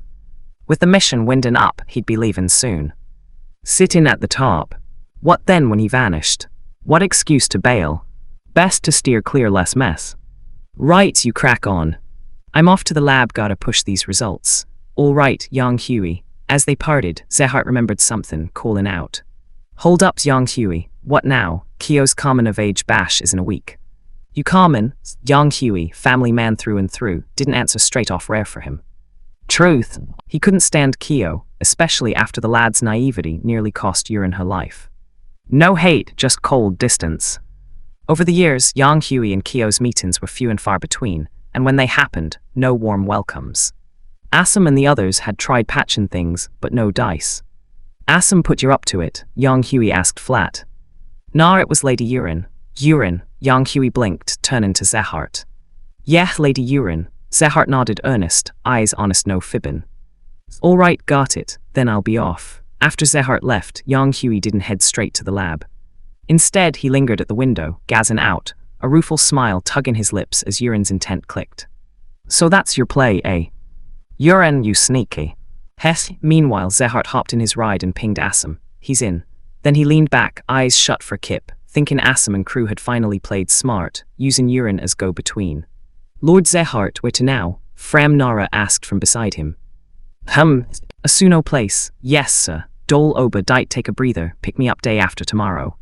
You've earned it. No, Lord Zehart, our job's protecting ye, Dole Frost said from the driver's seat. Oba distur and dite Lance nodding firm. War's over, I. No, sir, you lot. Sigh, fine. Come with to Asuno's. Yes, Lord Zehart. The three smiled easy, relieved. The final battle ended perfect. Lagramis pulled apart, Second Moon's crisis dodged. No restartin' hostilities. Vagan's new askin Fed help meant defeat. Many choked on it, but their enemies savin their home. Hard to knife your saviors. Some Vagans refused surrender, but Zehart and Algrius kept lids on, no fresh sparks. Post-battle, Zehart sought Lady Dolan, laying out his thinking. Vagan beat, no comeback, Second Moon under Fed guns. No yield. Obliteration. Earth Vagans could play dirty hostage cities/civis for Fed retreat. But that'd mean fleeing stars, abandoning Earthkin, peace talks dead. Zehart couldn't. No Eden without peace, running pointless. Dolan backed him logic sound, Ezelkin's air with battle cred, no splitting Vagan now. Vagan surrendered. Dolan stepped up support Zehart, handle politico snakes. Soldiers vs suits. Worlds apart, top dogs twisty. Zehart not cut for it. For best deal, she led. Needed key allies. Pleasure, Lady Dolan, famous Yang Huey. Heard plenty, I've retired just Yang Huey. Yang Huey, thanks for helping Vagan. Yang Huey's clout key. Retired, but legend war end. 95% civis wanted him speaker, Army 2. Quieted only when he said he was done. Folks gutted but understood bloke gave life to fight, decades battlin'. Time off. Sway massive. If he wanted politics, he'd storm in, boot current speaker. For Vagan's best needed him. Post-surrender, Zehart met Yang Huey quick, get his word. Vagan's human too. Always were, are, will be. With that, Dolan haggled hard, winning often. Smart, no overreach. Vagan rejoined Fed as autonomous, self-rule. Army shrunk but defense kept. People same rights/duties as Earth folk. Cushy for losers. Feds couldn't squeeze more Vagan tech lead, but Exadi part, in Fed hands, catch-up time. Resources. Tiny patch. Population. Earth overflowing Y colonies. Couldn't ring more. Second-class Vagans. Backwards. Plus Yang Huey, deal sealed. Century war over. Not all Vagans surrendered. Here in home caved, half-Earth Vagans rebelled, hitting Feds hard. Celestial being led crush, quick. Zehart/Dolan sent Vagan troops to help, showing peace intent. Talk/rebels done, Zehart/Dolan to Earth, meeting Yang Huey thanks, and Yang Huey, Mars Ray research progress. Zehart asked hopeful, sterile lab hummin'. Second Moon not back to Mars, but sickness hereditary. No fix, Vagan fades war or no. Yang's firm supplied suppressants, but band-aid. Cure top priority. Yes has headway. AGE system plus EXADB, direction found. Now tests. Need your help, Yang Huey said. Tell us if we can all out, Dolan/Zehart excited, eyes bright. Direction meant end near no more sufferin'. Round up volunteers for trials. Willin' best savin' lives not forcin'. Spot on I'll head back, call for M. Quick as cheers, we're thankin' you, Yang Huey. Proper great man. Dolan gone, Yang Huey at window, shackin' head bitter at praise. Great. Had just dodgin' nightmares. You ain't changed, Yang Huey. Zehart stayed. If spyin' don't bother, Yang Huey teased. How? Can't trust you, trust who on earth? Zehart laughed genuine. Talk's done, work here not. Second Moon's safe with Lady Dolan. And loads to learn from ya. Learn. Switch to science, nah, then what? I avoid politico foxes. Zehart twitched Yang Huey right. Never touched politics, dodgin' like plague. But big events had his mark, goin' his way. Is this not fightin', so no one fights ya? Wicked, Zehart recalled old book line, puzzled till now. Sayin' it. Blown away. Yang Huey miffed kid fanboyin'. Just avoidin' hassle. Mission and din, leavin' soon. Top dog. What when gone? Excuse. Best steer clear less mess. Crack on. Lab calls push results. Right, Yang Huey. Partin Zehart remembered. Hold up Yang Huey. What? Kyo's common of age and weak. Common, Yang Huey family man didn't answer quick rare. Couldn't stand Kyo after naivety nearly killed urine. No hate, just cold. Years meetings rare, no warmth. Assam tried patchin', no luck. Assam's idea, Yang Huey flat. Nah lady urine, Yang Huey blinked turnin'. Yeah, Zehart nodded honest. Got it, then off. Zehart left, Yang Huey lingering at window, smellin' rueful as urine's intent clicked. Your play, eh? Urine's you. Heh, meanwhile Zehart and Ride pinged Assam, he's in. Leaned back, eyes shut, thinking Assam smart using urine. Lord Zehart where? Fram Nara asked. Asunos, yes, Dole Oba Dite Breather, pick day after tomorrow. Earned it, no, protect ya, Dole driven, Oba / Dite Nodden. War over ice, no, you. Sai come to Asunos, yes, 3 smiled relieved. Battle ended perfect, Lagrami's apart, second moon safe. No restart. Vagan's new asking help meant loss. Many bitter, but saviors hard to kill. Some refused, but Zehart / Algrius kept peace. Post Zehart to Dolan, explainin'. Vagan beat, no comeback moon under guns. No surrender. Gone. Earth Vagans. Dirty play hostage for retreat. But flee, abandon kin, peace dead. Zehart couldn't. No Eden without peace, runnin' pointless. Dolan backed logic sound, air with cred, no splittin' now. Vagan surrendered. Dolan up front support Zehart, handle snakes. Soldiers vs Politico. Different worlds, top dogs twisty. Zehart not for it. Best deal, she led. Needed allies. Pleasure Lady Dolan, famous Yang Huey, retired Yang Huey. Yang Huey thanks for Vagan help, Yang Huey key. Retired, legend war end, 95% wanted him speaker. Quieted when he said done.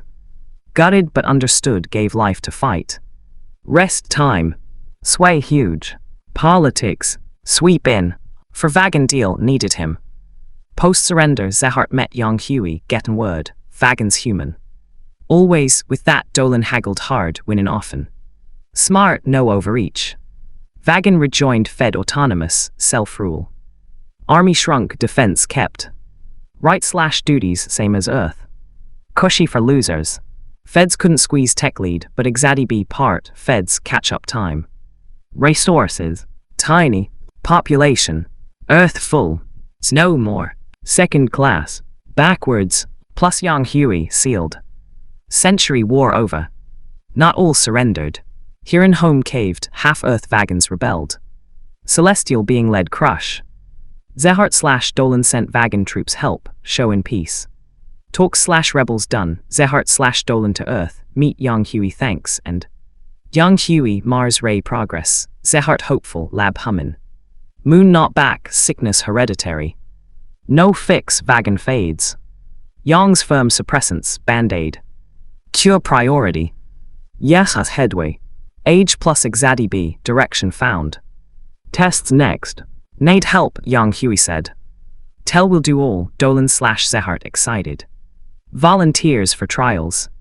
Willin' best savin' lives, right I'll call.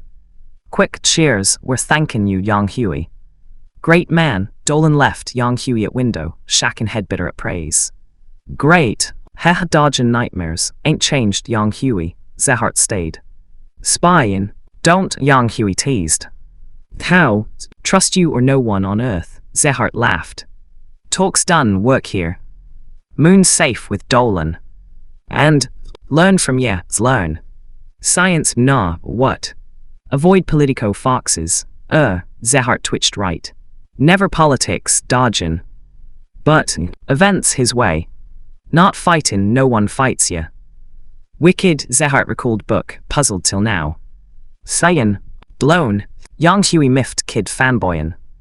Avoid hassle. Mission end, Laven. Top, gone what then? Excuse, steer clear less mess. Crack on. Lab right, Partin Zehart remembered. Holds Yang Huey, what, Kyo's common of age weak. Common, Yang Huey didn't answer quick. Couldn't stand Kyo after naivety nearly killed Yurin.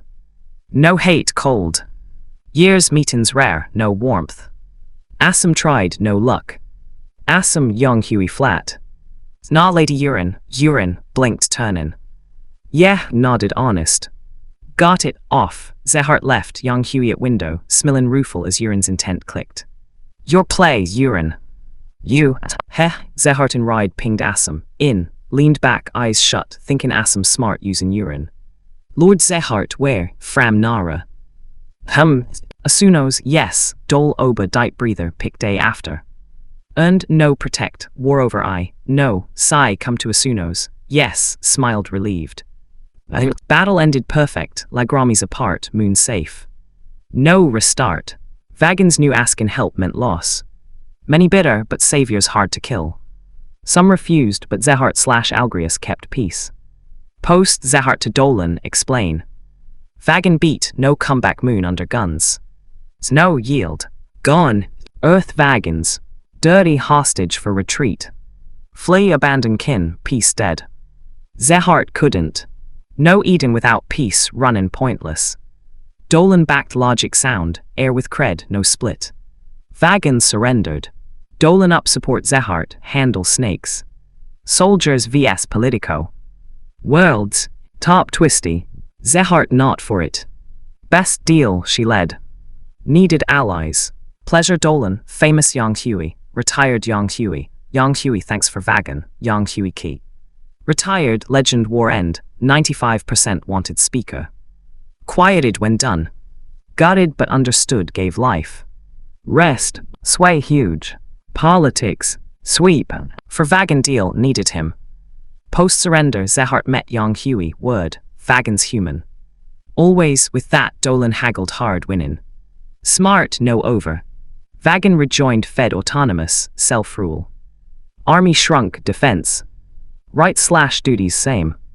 Cushy, Feds couldn't squeeze tech lead, Exadi B part, Feds catch up. Resources, tiny.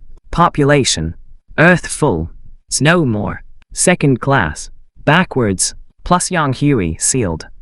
Century over. Not all surrendered. Huron caved, half-Earth Vagans rebelled.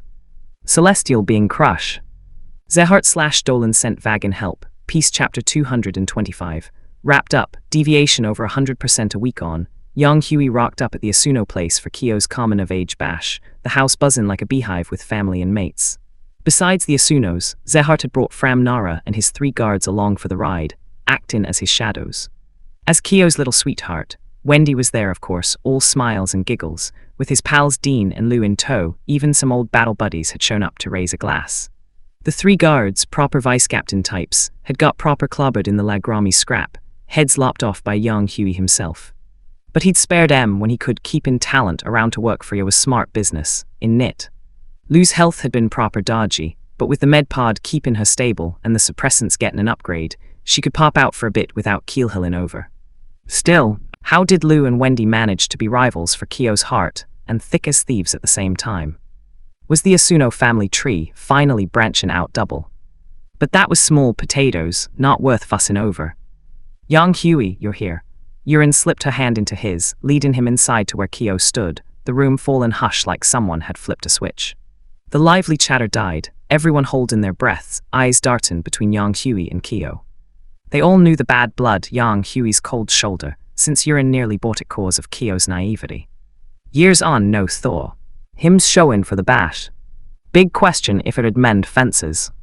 Yang Huey grandpa, Kyo kept his head down, not daring to meet the gaze, voice small and shaky like a kid caught nicking biscuits. Young Huey just stared, flat as a pancake, then let out a sigh that hung heavy in the air, like releasing a long-held breath. He went to pat the lad's head, but Kyo was grown now, near as tall as him, so he settled for a firm clap on the shoulder.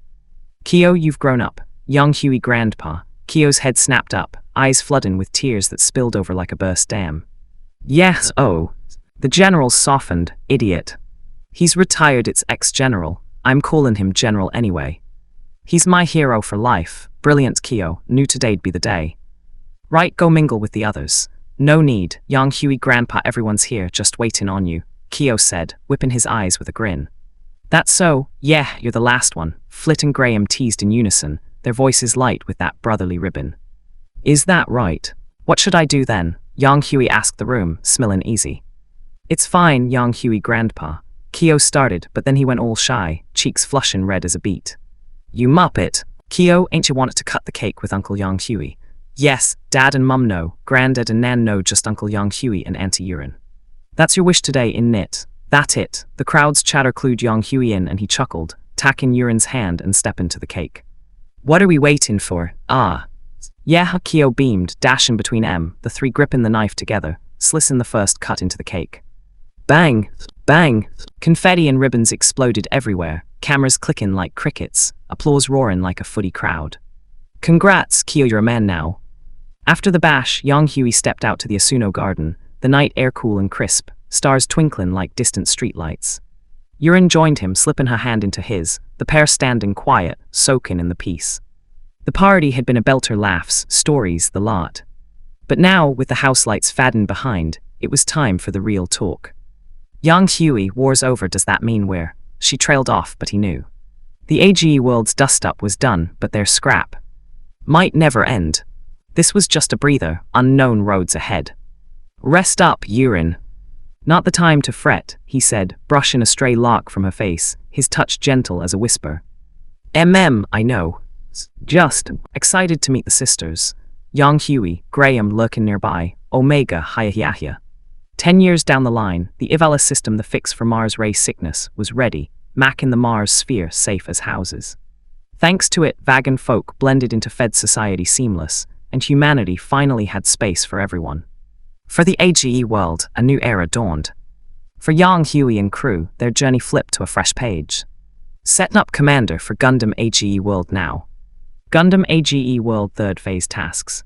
Secure EXADB success, destroy Guardian SID success, in final battle prevent second moon destruction success, develop cure for Mars unknown disease 20 years early success, rewards boosted. Rewards gained, construction chance once, building reinforcement chances twice, skill draw chances twice, skill reinforcement chances twice. Resource pack, medium, created new Gundam series deviation, 11% provided Earth Federation with advanced tech. Advance in Fed research by over 50 years deviation, 8% ensured Commander Hendry Bruiser survival deviation, 1% ensured Urin Elseal survival, an early informed promise fortress. Leading her to B-rank pilot deviation, 15% Dizel Galette early death deviation, 12% Groduk Ainoa survey. Val natural death deviation 4% Wolf Enical, Albright Lorraine, Remy Ruth, Seric Abyss, Shanalua Mullen, Luanon, Dean Anon. Survival deviation 10% Zehart Galette survival, deeply influenced by Commander, massive change deviation 13% Framnara, Dole Frost, Obadister. Diet Lance survival deviation 4% founded Celestial Being Squad, achieving countless merits. Train in many elite Fed pilots deviation, 9% Gundam AGE-2, not destroyed by SID. Asamasuno not become in space pirate deviation, 6% Gerard Nailford, Lena Spriggan survival, join in Celestial Being Squad, Angola Zuo early join in Celestial Being Squad deviation, 5%. Total deviation 121%, over 100%, gain in Gundam AGE world connection to Promise Fortress. Commander, please set connection point, establish two-way passage. Done and dusted, not bad. Yours, Yang Hui asked Graham. Skill draws twice, reinforcements twice, small resource pack, Graham replied. Decent, we need resources most, Yang Hui said, pleased with the whole. Construction and reinforcements were all right, but without knowing the rules for folk moving between worlds, expanding Promise Fortress wasn't urgent. But resources. Gold dust. The research tree had loads of dim icons waiting to light up, like solar furnaces and Veda. Even using his test zone to unlock M would guzzle heaps, way more than they had. And producing after research. More spending, probably steep. So tasks wrapped. We head into this Promise Fortress of yours soon, Flit asked. Yeah, proper looking forward to it. Endless worlds, endless journeys, let's crack on, Uncle Yang Hui, I'm buzzin', Assam said, bouncing with excitement. I won't fight, but I can help. Dad, Mum, uncles, aunties, don't leave me behind. I'm itching to see other worlds' Edens. Where Lord Zehart goes, we go. Yang Hui, Graham, and Urin were surrounded by the crowd, the whole Asuno clan bar Kyo. plus Zehart, Framnara, Anoa, Aged Wolf, Millet, and Moral Old Mates, all top talent. After the Ivala system, cure and prevent Mars disease, finished, Yang Hui gathered them, spilling the beans on him and Graham's true selves, and promise Fortress's secrets. At first, like Huang and the others, they were gobsmacked, thinking it'd wind up. But once convinced, excitement hit like a storm traveling infinite worlds, endless adventures. Only a total layabout would pass. Zehart held back at first, duties to Vagan and all. But Yang Hui solved it by inviting Lady Dolan to promise Fortress. With deviation over 100% inevitable even without Mephise's count, World Link meant people flow. Non-fighter Dolan could join no problem. With Dolan in Promise Fortress, her lifespan locked, she could stay in AGE World, stabilis in Vagan. As a trusted figure, having someone in the know at the top helped mask the Fortress early on, gradually tacking control of the Federation, eventually revealing Promise Fortress to the AGE World step by step. What? Dolan's Vagan? Come on, Infinite Worlds Fed vs Vagan. Small fry. All from AGE World. And Fed high-ups. What a bunch. So Dolan was a chess piece for controlling AGE World, alongside Algrius, securing it. Course, Algrius had conditions stabilize politics fine, but give him chances to command in other worlds. He fancied himself a tactician, battle was his jam. Ready anytime, but one snag where to put the two-way passage, Yang Hui asked. Everyone pondered deep. Entrance spot was crucial humans, never short on ambitious sorts. If one targeted Promise Fortress, trouble. What about Vagan? Dolan suggested. With me and Zehart holding the reins, any schemer gets nipped in the bud. Nah, if Feds use it to pressure Vagan. Feds too risky, most dangerous. Here. Asuno place no one's bustin' in, Assam offered. Nah, too small for big flows, Yang's firm then. Safest spot, Flit said. Yes, but if we're gone long, who keeps the underlings in line? Yang Hui worried. You've got that private lab, right? Folks, there are your diehards, elites all. They vanish for ages, normal. Decent size too, Graham reminded. Blimey, forgot that, Yang Hui slapped his forehead. Perfect spot, but... Your brain enlightened, Yang Hui eyed Graham weird. Graham, Chinese letter, Chinese letter, Chinese letter, Chinese letter, ha ha ha. Enough jawkin'. Everyone ready for a miracle? Yang Hui asked, grinning at the group. The crowd buzzed with excitement, eyes wide as saucers, hearts racing like kids waiting for fireworks. The air crackled with anticipation, the room feeling smaller as the weight of the unknown pressed in, promising wonders beyond their wildest dreams. Chapter 225. Wrapped up, deviation over 100% a week later, Yang Hui turned up at the Asuno gaff for Kyo's common of age do, the place humming like a proper East End knees-up with family and old mates crammed in. Besides the Asunos, Zehart had dragged along Framnara and his 3 shadow-like guards, sticking close as glue. As Kyo's little flame, Wendy was there, all bubbly and bright-eyed, with his pals Dean and Lou tagging, along even some battle-hardened chums from the front had rocked up to wet the lad's head. Those 3 guards, proper vice-captain sorts, had taken a right battering in the Lagrami scrap, heads lopped off by Yang Hui's own hand. But he'd let him live when he could keep in good talent on side to work for he was just smart, in knit. Lou's health had been dodgy as a 3-pound note, but with the medpod holding her steady and the suppressants getting a fancy upgrade, she could nip out for a bit without keelhilling over. Mind you, how did Lou and Wendy pull off Bane rivals for Kyo's affections, and thick as thieves at the same time? Was the Asuno family tree finally sprouting double branches? But that was just side chatter, not worth losing sleep over. Yang Hui, you're here. Yurin slipped her hand into his, leading him inside through the lively crowd to where Kyo stood, the room suddenly going quiet as a church mouse, like someone had flicked off the music. The buzz died flat, everyone holding their breath, eyes flicking between Yang Hui and Kyo like they were watching a tense penalty shootout. They all knew the beef Yang Hui's icy treatment, since Yurin nearly copped at cause of Kyo's wide-eyed foolishness. Years on no thaw. Him showing up for the bash. Big if it'd melt the frost. Yang Hui grandpa. Kyo kept his noggin down, not daring to meet the gaze, his voice small and wobbly like a kid, owning up to smashing a window. Yang Hui just stared, expression blank as a fresh slate, then let out a long sigh that hung in the air like smoke from a dying fire, heavy with unspoken weight. He reached to ruffle the lad's hair, but Kyo was grown now, eye to eye with him, so he settled for a solid pat on the shoulder, firm but not unkind. Kyo, you've proper grown up. Yang Hui grandpa. Kyo's head jerked up, eyes flooding with tears that spilled over like a tap left running, his face lighting up with a joy that could melt ice. Yes, oh. The general's come round, you div. He's retired ex-general, I'm sticking with general. Hero forever, brilliant Kyo, new today do it. Right, go mingle with the rest. No need, Yang Huey grandpa, everyone's here just waiting on you, Kyo said, whipping his eyes with a grin that split his face. That's so, yeah, you're the latecomer. Flit and Graham ribbed together, their voices warm with that cheeky brotherly banter. Is that right? What should I do then? Yang Huey asked the room, chuckling soft. It's all right, Yang Huey grandpa. Kyo started, but then he went all bashful, cheeks glowing red as a traffic light. You muppet! Kyo, ain't you been banging on about cutting the cake with Uncle Yang Huey? Yes, not Dad and Mum, not Granddad and Nan, just Uncle Yang Huey and Auntie Urine. That's your big wish today, in it? Oh yeah. The crowd's chatter clued Yang Huey in, and he laughed, tacking Urine's hand and stepping to the cake, the sweet scent of icing filling the air. What we waiting for? Ah. Yeah, Kyo beamed, dashing between the three gripping the knife like a team, slicing the first cut with a satisfying crunch. Bang! Bang!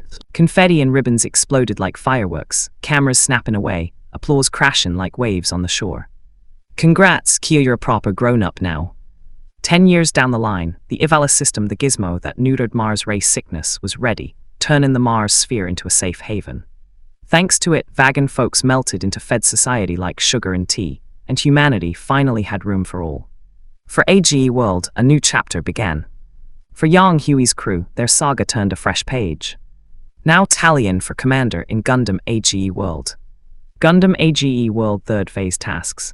NAB EXADB success, Smash Guardian Sid success, in final scrap save second moon success, whip up Mars mystery disease cure 20 years early success rewards bumped up. Rewards build chance once, structure upgrade chances twice, skill pull chances twice, skill boost chances twice. Resource bundle medium, crafted fresh Gundam line deviation, 11% gave Earth fed heaps of advanced kit. Pushing fed research ahead over 50 years deviation, 8% kept Commander Henry Bruiser kickin' deviation, 1% kept Urine Elseal alive, tipped off Promise Fortress early.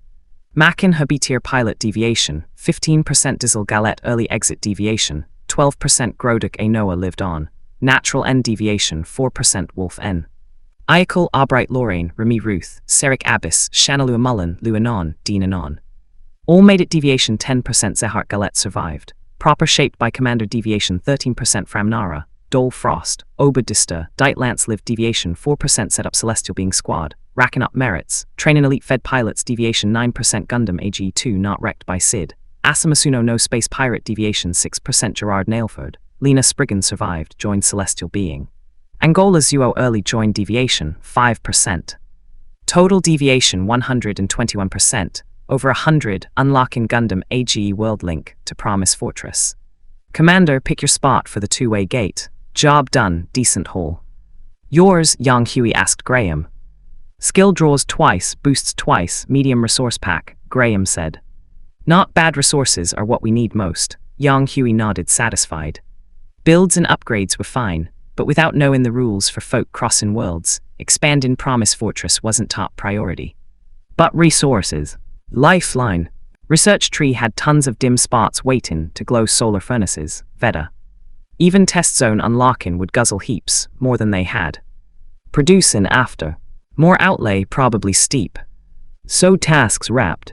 Head into your Promise Fortress soon, Flit asked. Yeah, proper buzzin' for it. Endless worlds, endless adventures, let's get crackin' Uncle Yang Huey, I'm itchin', Assam said, bouncing excited. I won't scrap, but I can help.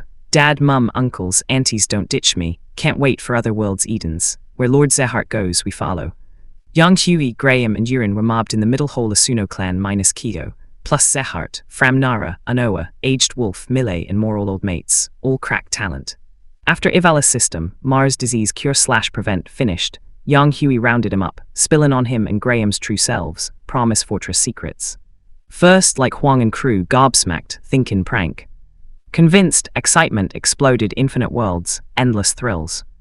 Only a total wasted pass. Zehart held back initially, duties to Vagan. But Yang Huey invited Lady Dolan to Promise Fortress. Deviation over 100% inevitable, link meant flow. Non-fighter Dolan fine. Dolan and Fortress, lifespan locked, could stay in AGE world, stabilis in Vagan. Trusted, known insider at top, masked Fortress early, gradually controlling Federation, eventually revealing to AGE world. What? Dolan's Vagan. Infinite worlds fed / Vagan small. All AGE folk. Fed bigwigs. Dodgy lot. Dolan chess piece for controlling AGE, with Algrius locking it down. Algrius wanted shots command in other worlds. Tactician at heart, battle his passion. Ready when you are, but snag, where's the two-way gate going? Yang Huey asked. On deep, thanks. Spot crucial ambitious sorts everywhere. Target Fortress. Trouble. Vagan, Dolan suggested. Me and Zehart hold reins, squash schemers quick. Nah, Fed's pressure Vagan. Fed too risky, most dangerous. Here. Asuno place no bustin' in, Assam said. Nah, too pokey for crowds, Yang's firm. Safest, Flit said. Yes, but us gone long, underlings act up, Yang Huey worried. Your private lab. Diehards there, elites. Vanish ages, normal. Decent size, Graham reminded. Blimey, forgot, Yang Huey slapped forehead. Perfect, but. Your brain lit up, Yang Huey eyed Graham odd. Graham, Chinese letter, Chinese letter, Chinese letter, Chinese letter, ha ha ha. Enough messin'. Ready for a miracle, Yang Huey grinned at the group. The crowd buzzed excited, eyes wide, hearts racing like before a big match. Air crackled with buzz, room shrinking as unknown's weight pressed, promising wonders beyond dreams. Chapter 226. Return, the secrets of Promise Fortress. The world swam back into focus with a faint, dizzying lurch, like stepping off a roundabout that's been spinning too fast. As their eyes blinked open, a wave of stunned silence washed over the lot of M, replaced by gasps of pure, unadulterated shock as they took in their new surroundings and themselves. Blimey, I'm young again. It's more than that in knit. All the old aches, the stress from the scrap. It's all just gone. Yeah, you're right. Feel light as a feather, I do. So this is Promise Fortress. Proper magic, spot on. This is Promise Fortress. Welcome everyone. The voice, calm and unfamiliar, drew their heads round in a flash. There, standing by the far wall, was a group of 4 strangers they'd never clapped eyes on, led by a sharp, brainy-looking woman with coffee-colored hair that tumbled over her shoulders. A shimmery, snow-white phantom of a thing floated silent beside em. The second Yang Huey saw Sumeragi, and Wang Liu-mei he didn't say a word, just strode over and pulled them into a tight hug, burying his face in their hair like a man coming home after a lifetime away. Welcome back, Sumeragi and Wang Liu-mei murmured, their voices soft as silk against his ear. Yes, I'm back. Graham headed over to Setsuna, Lyle and Tyria, giving each a quick, solid embrace.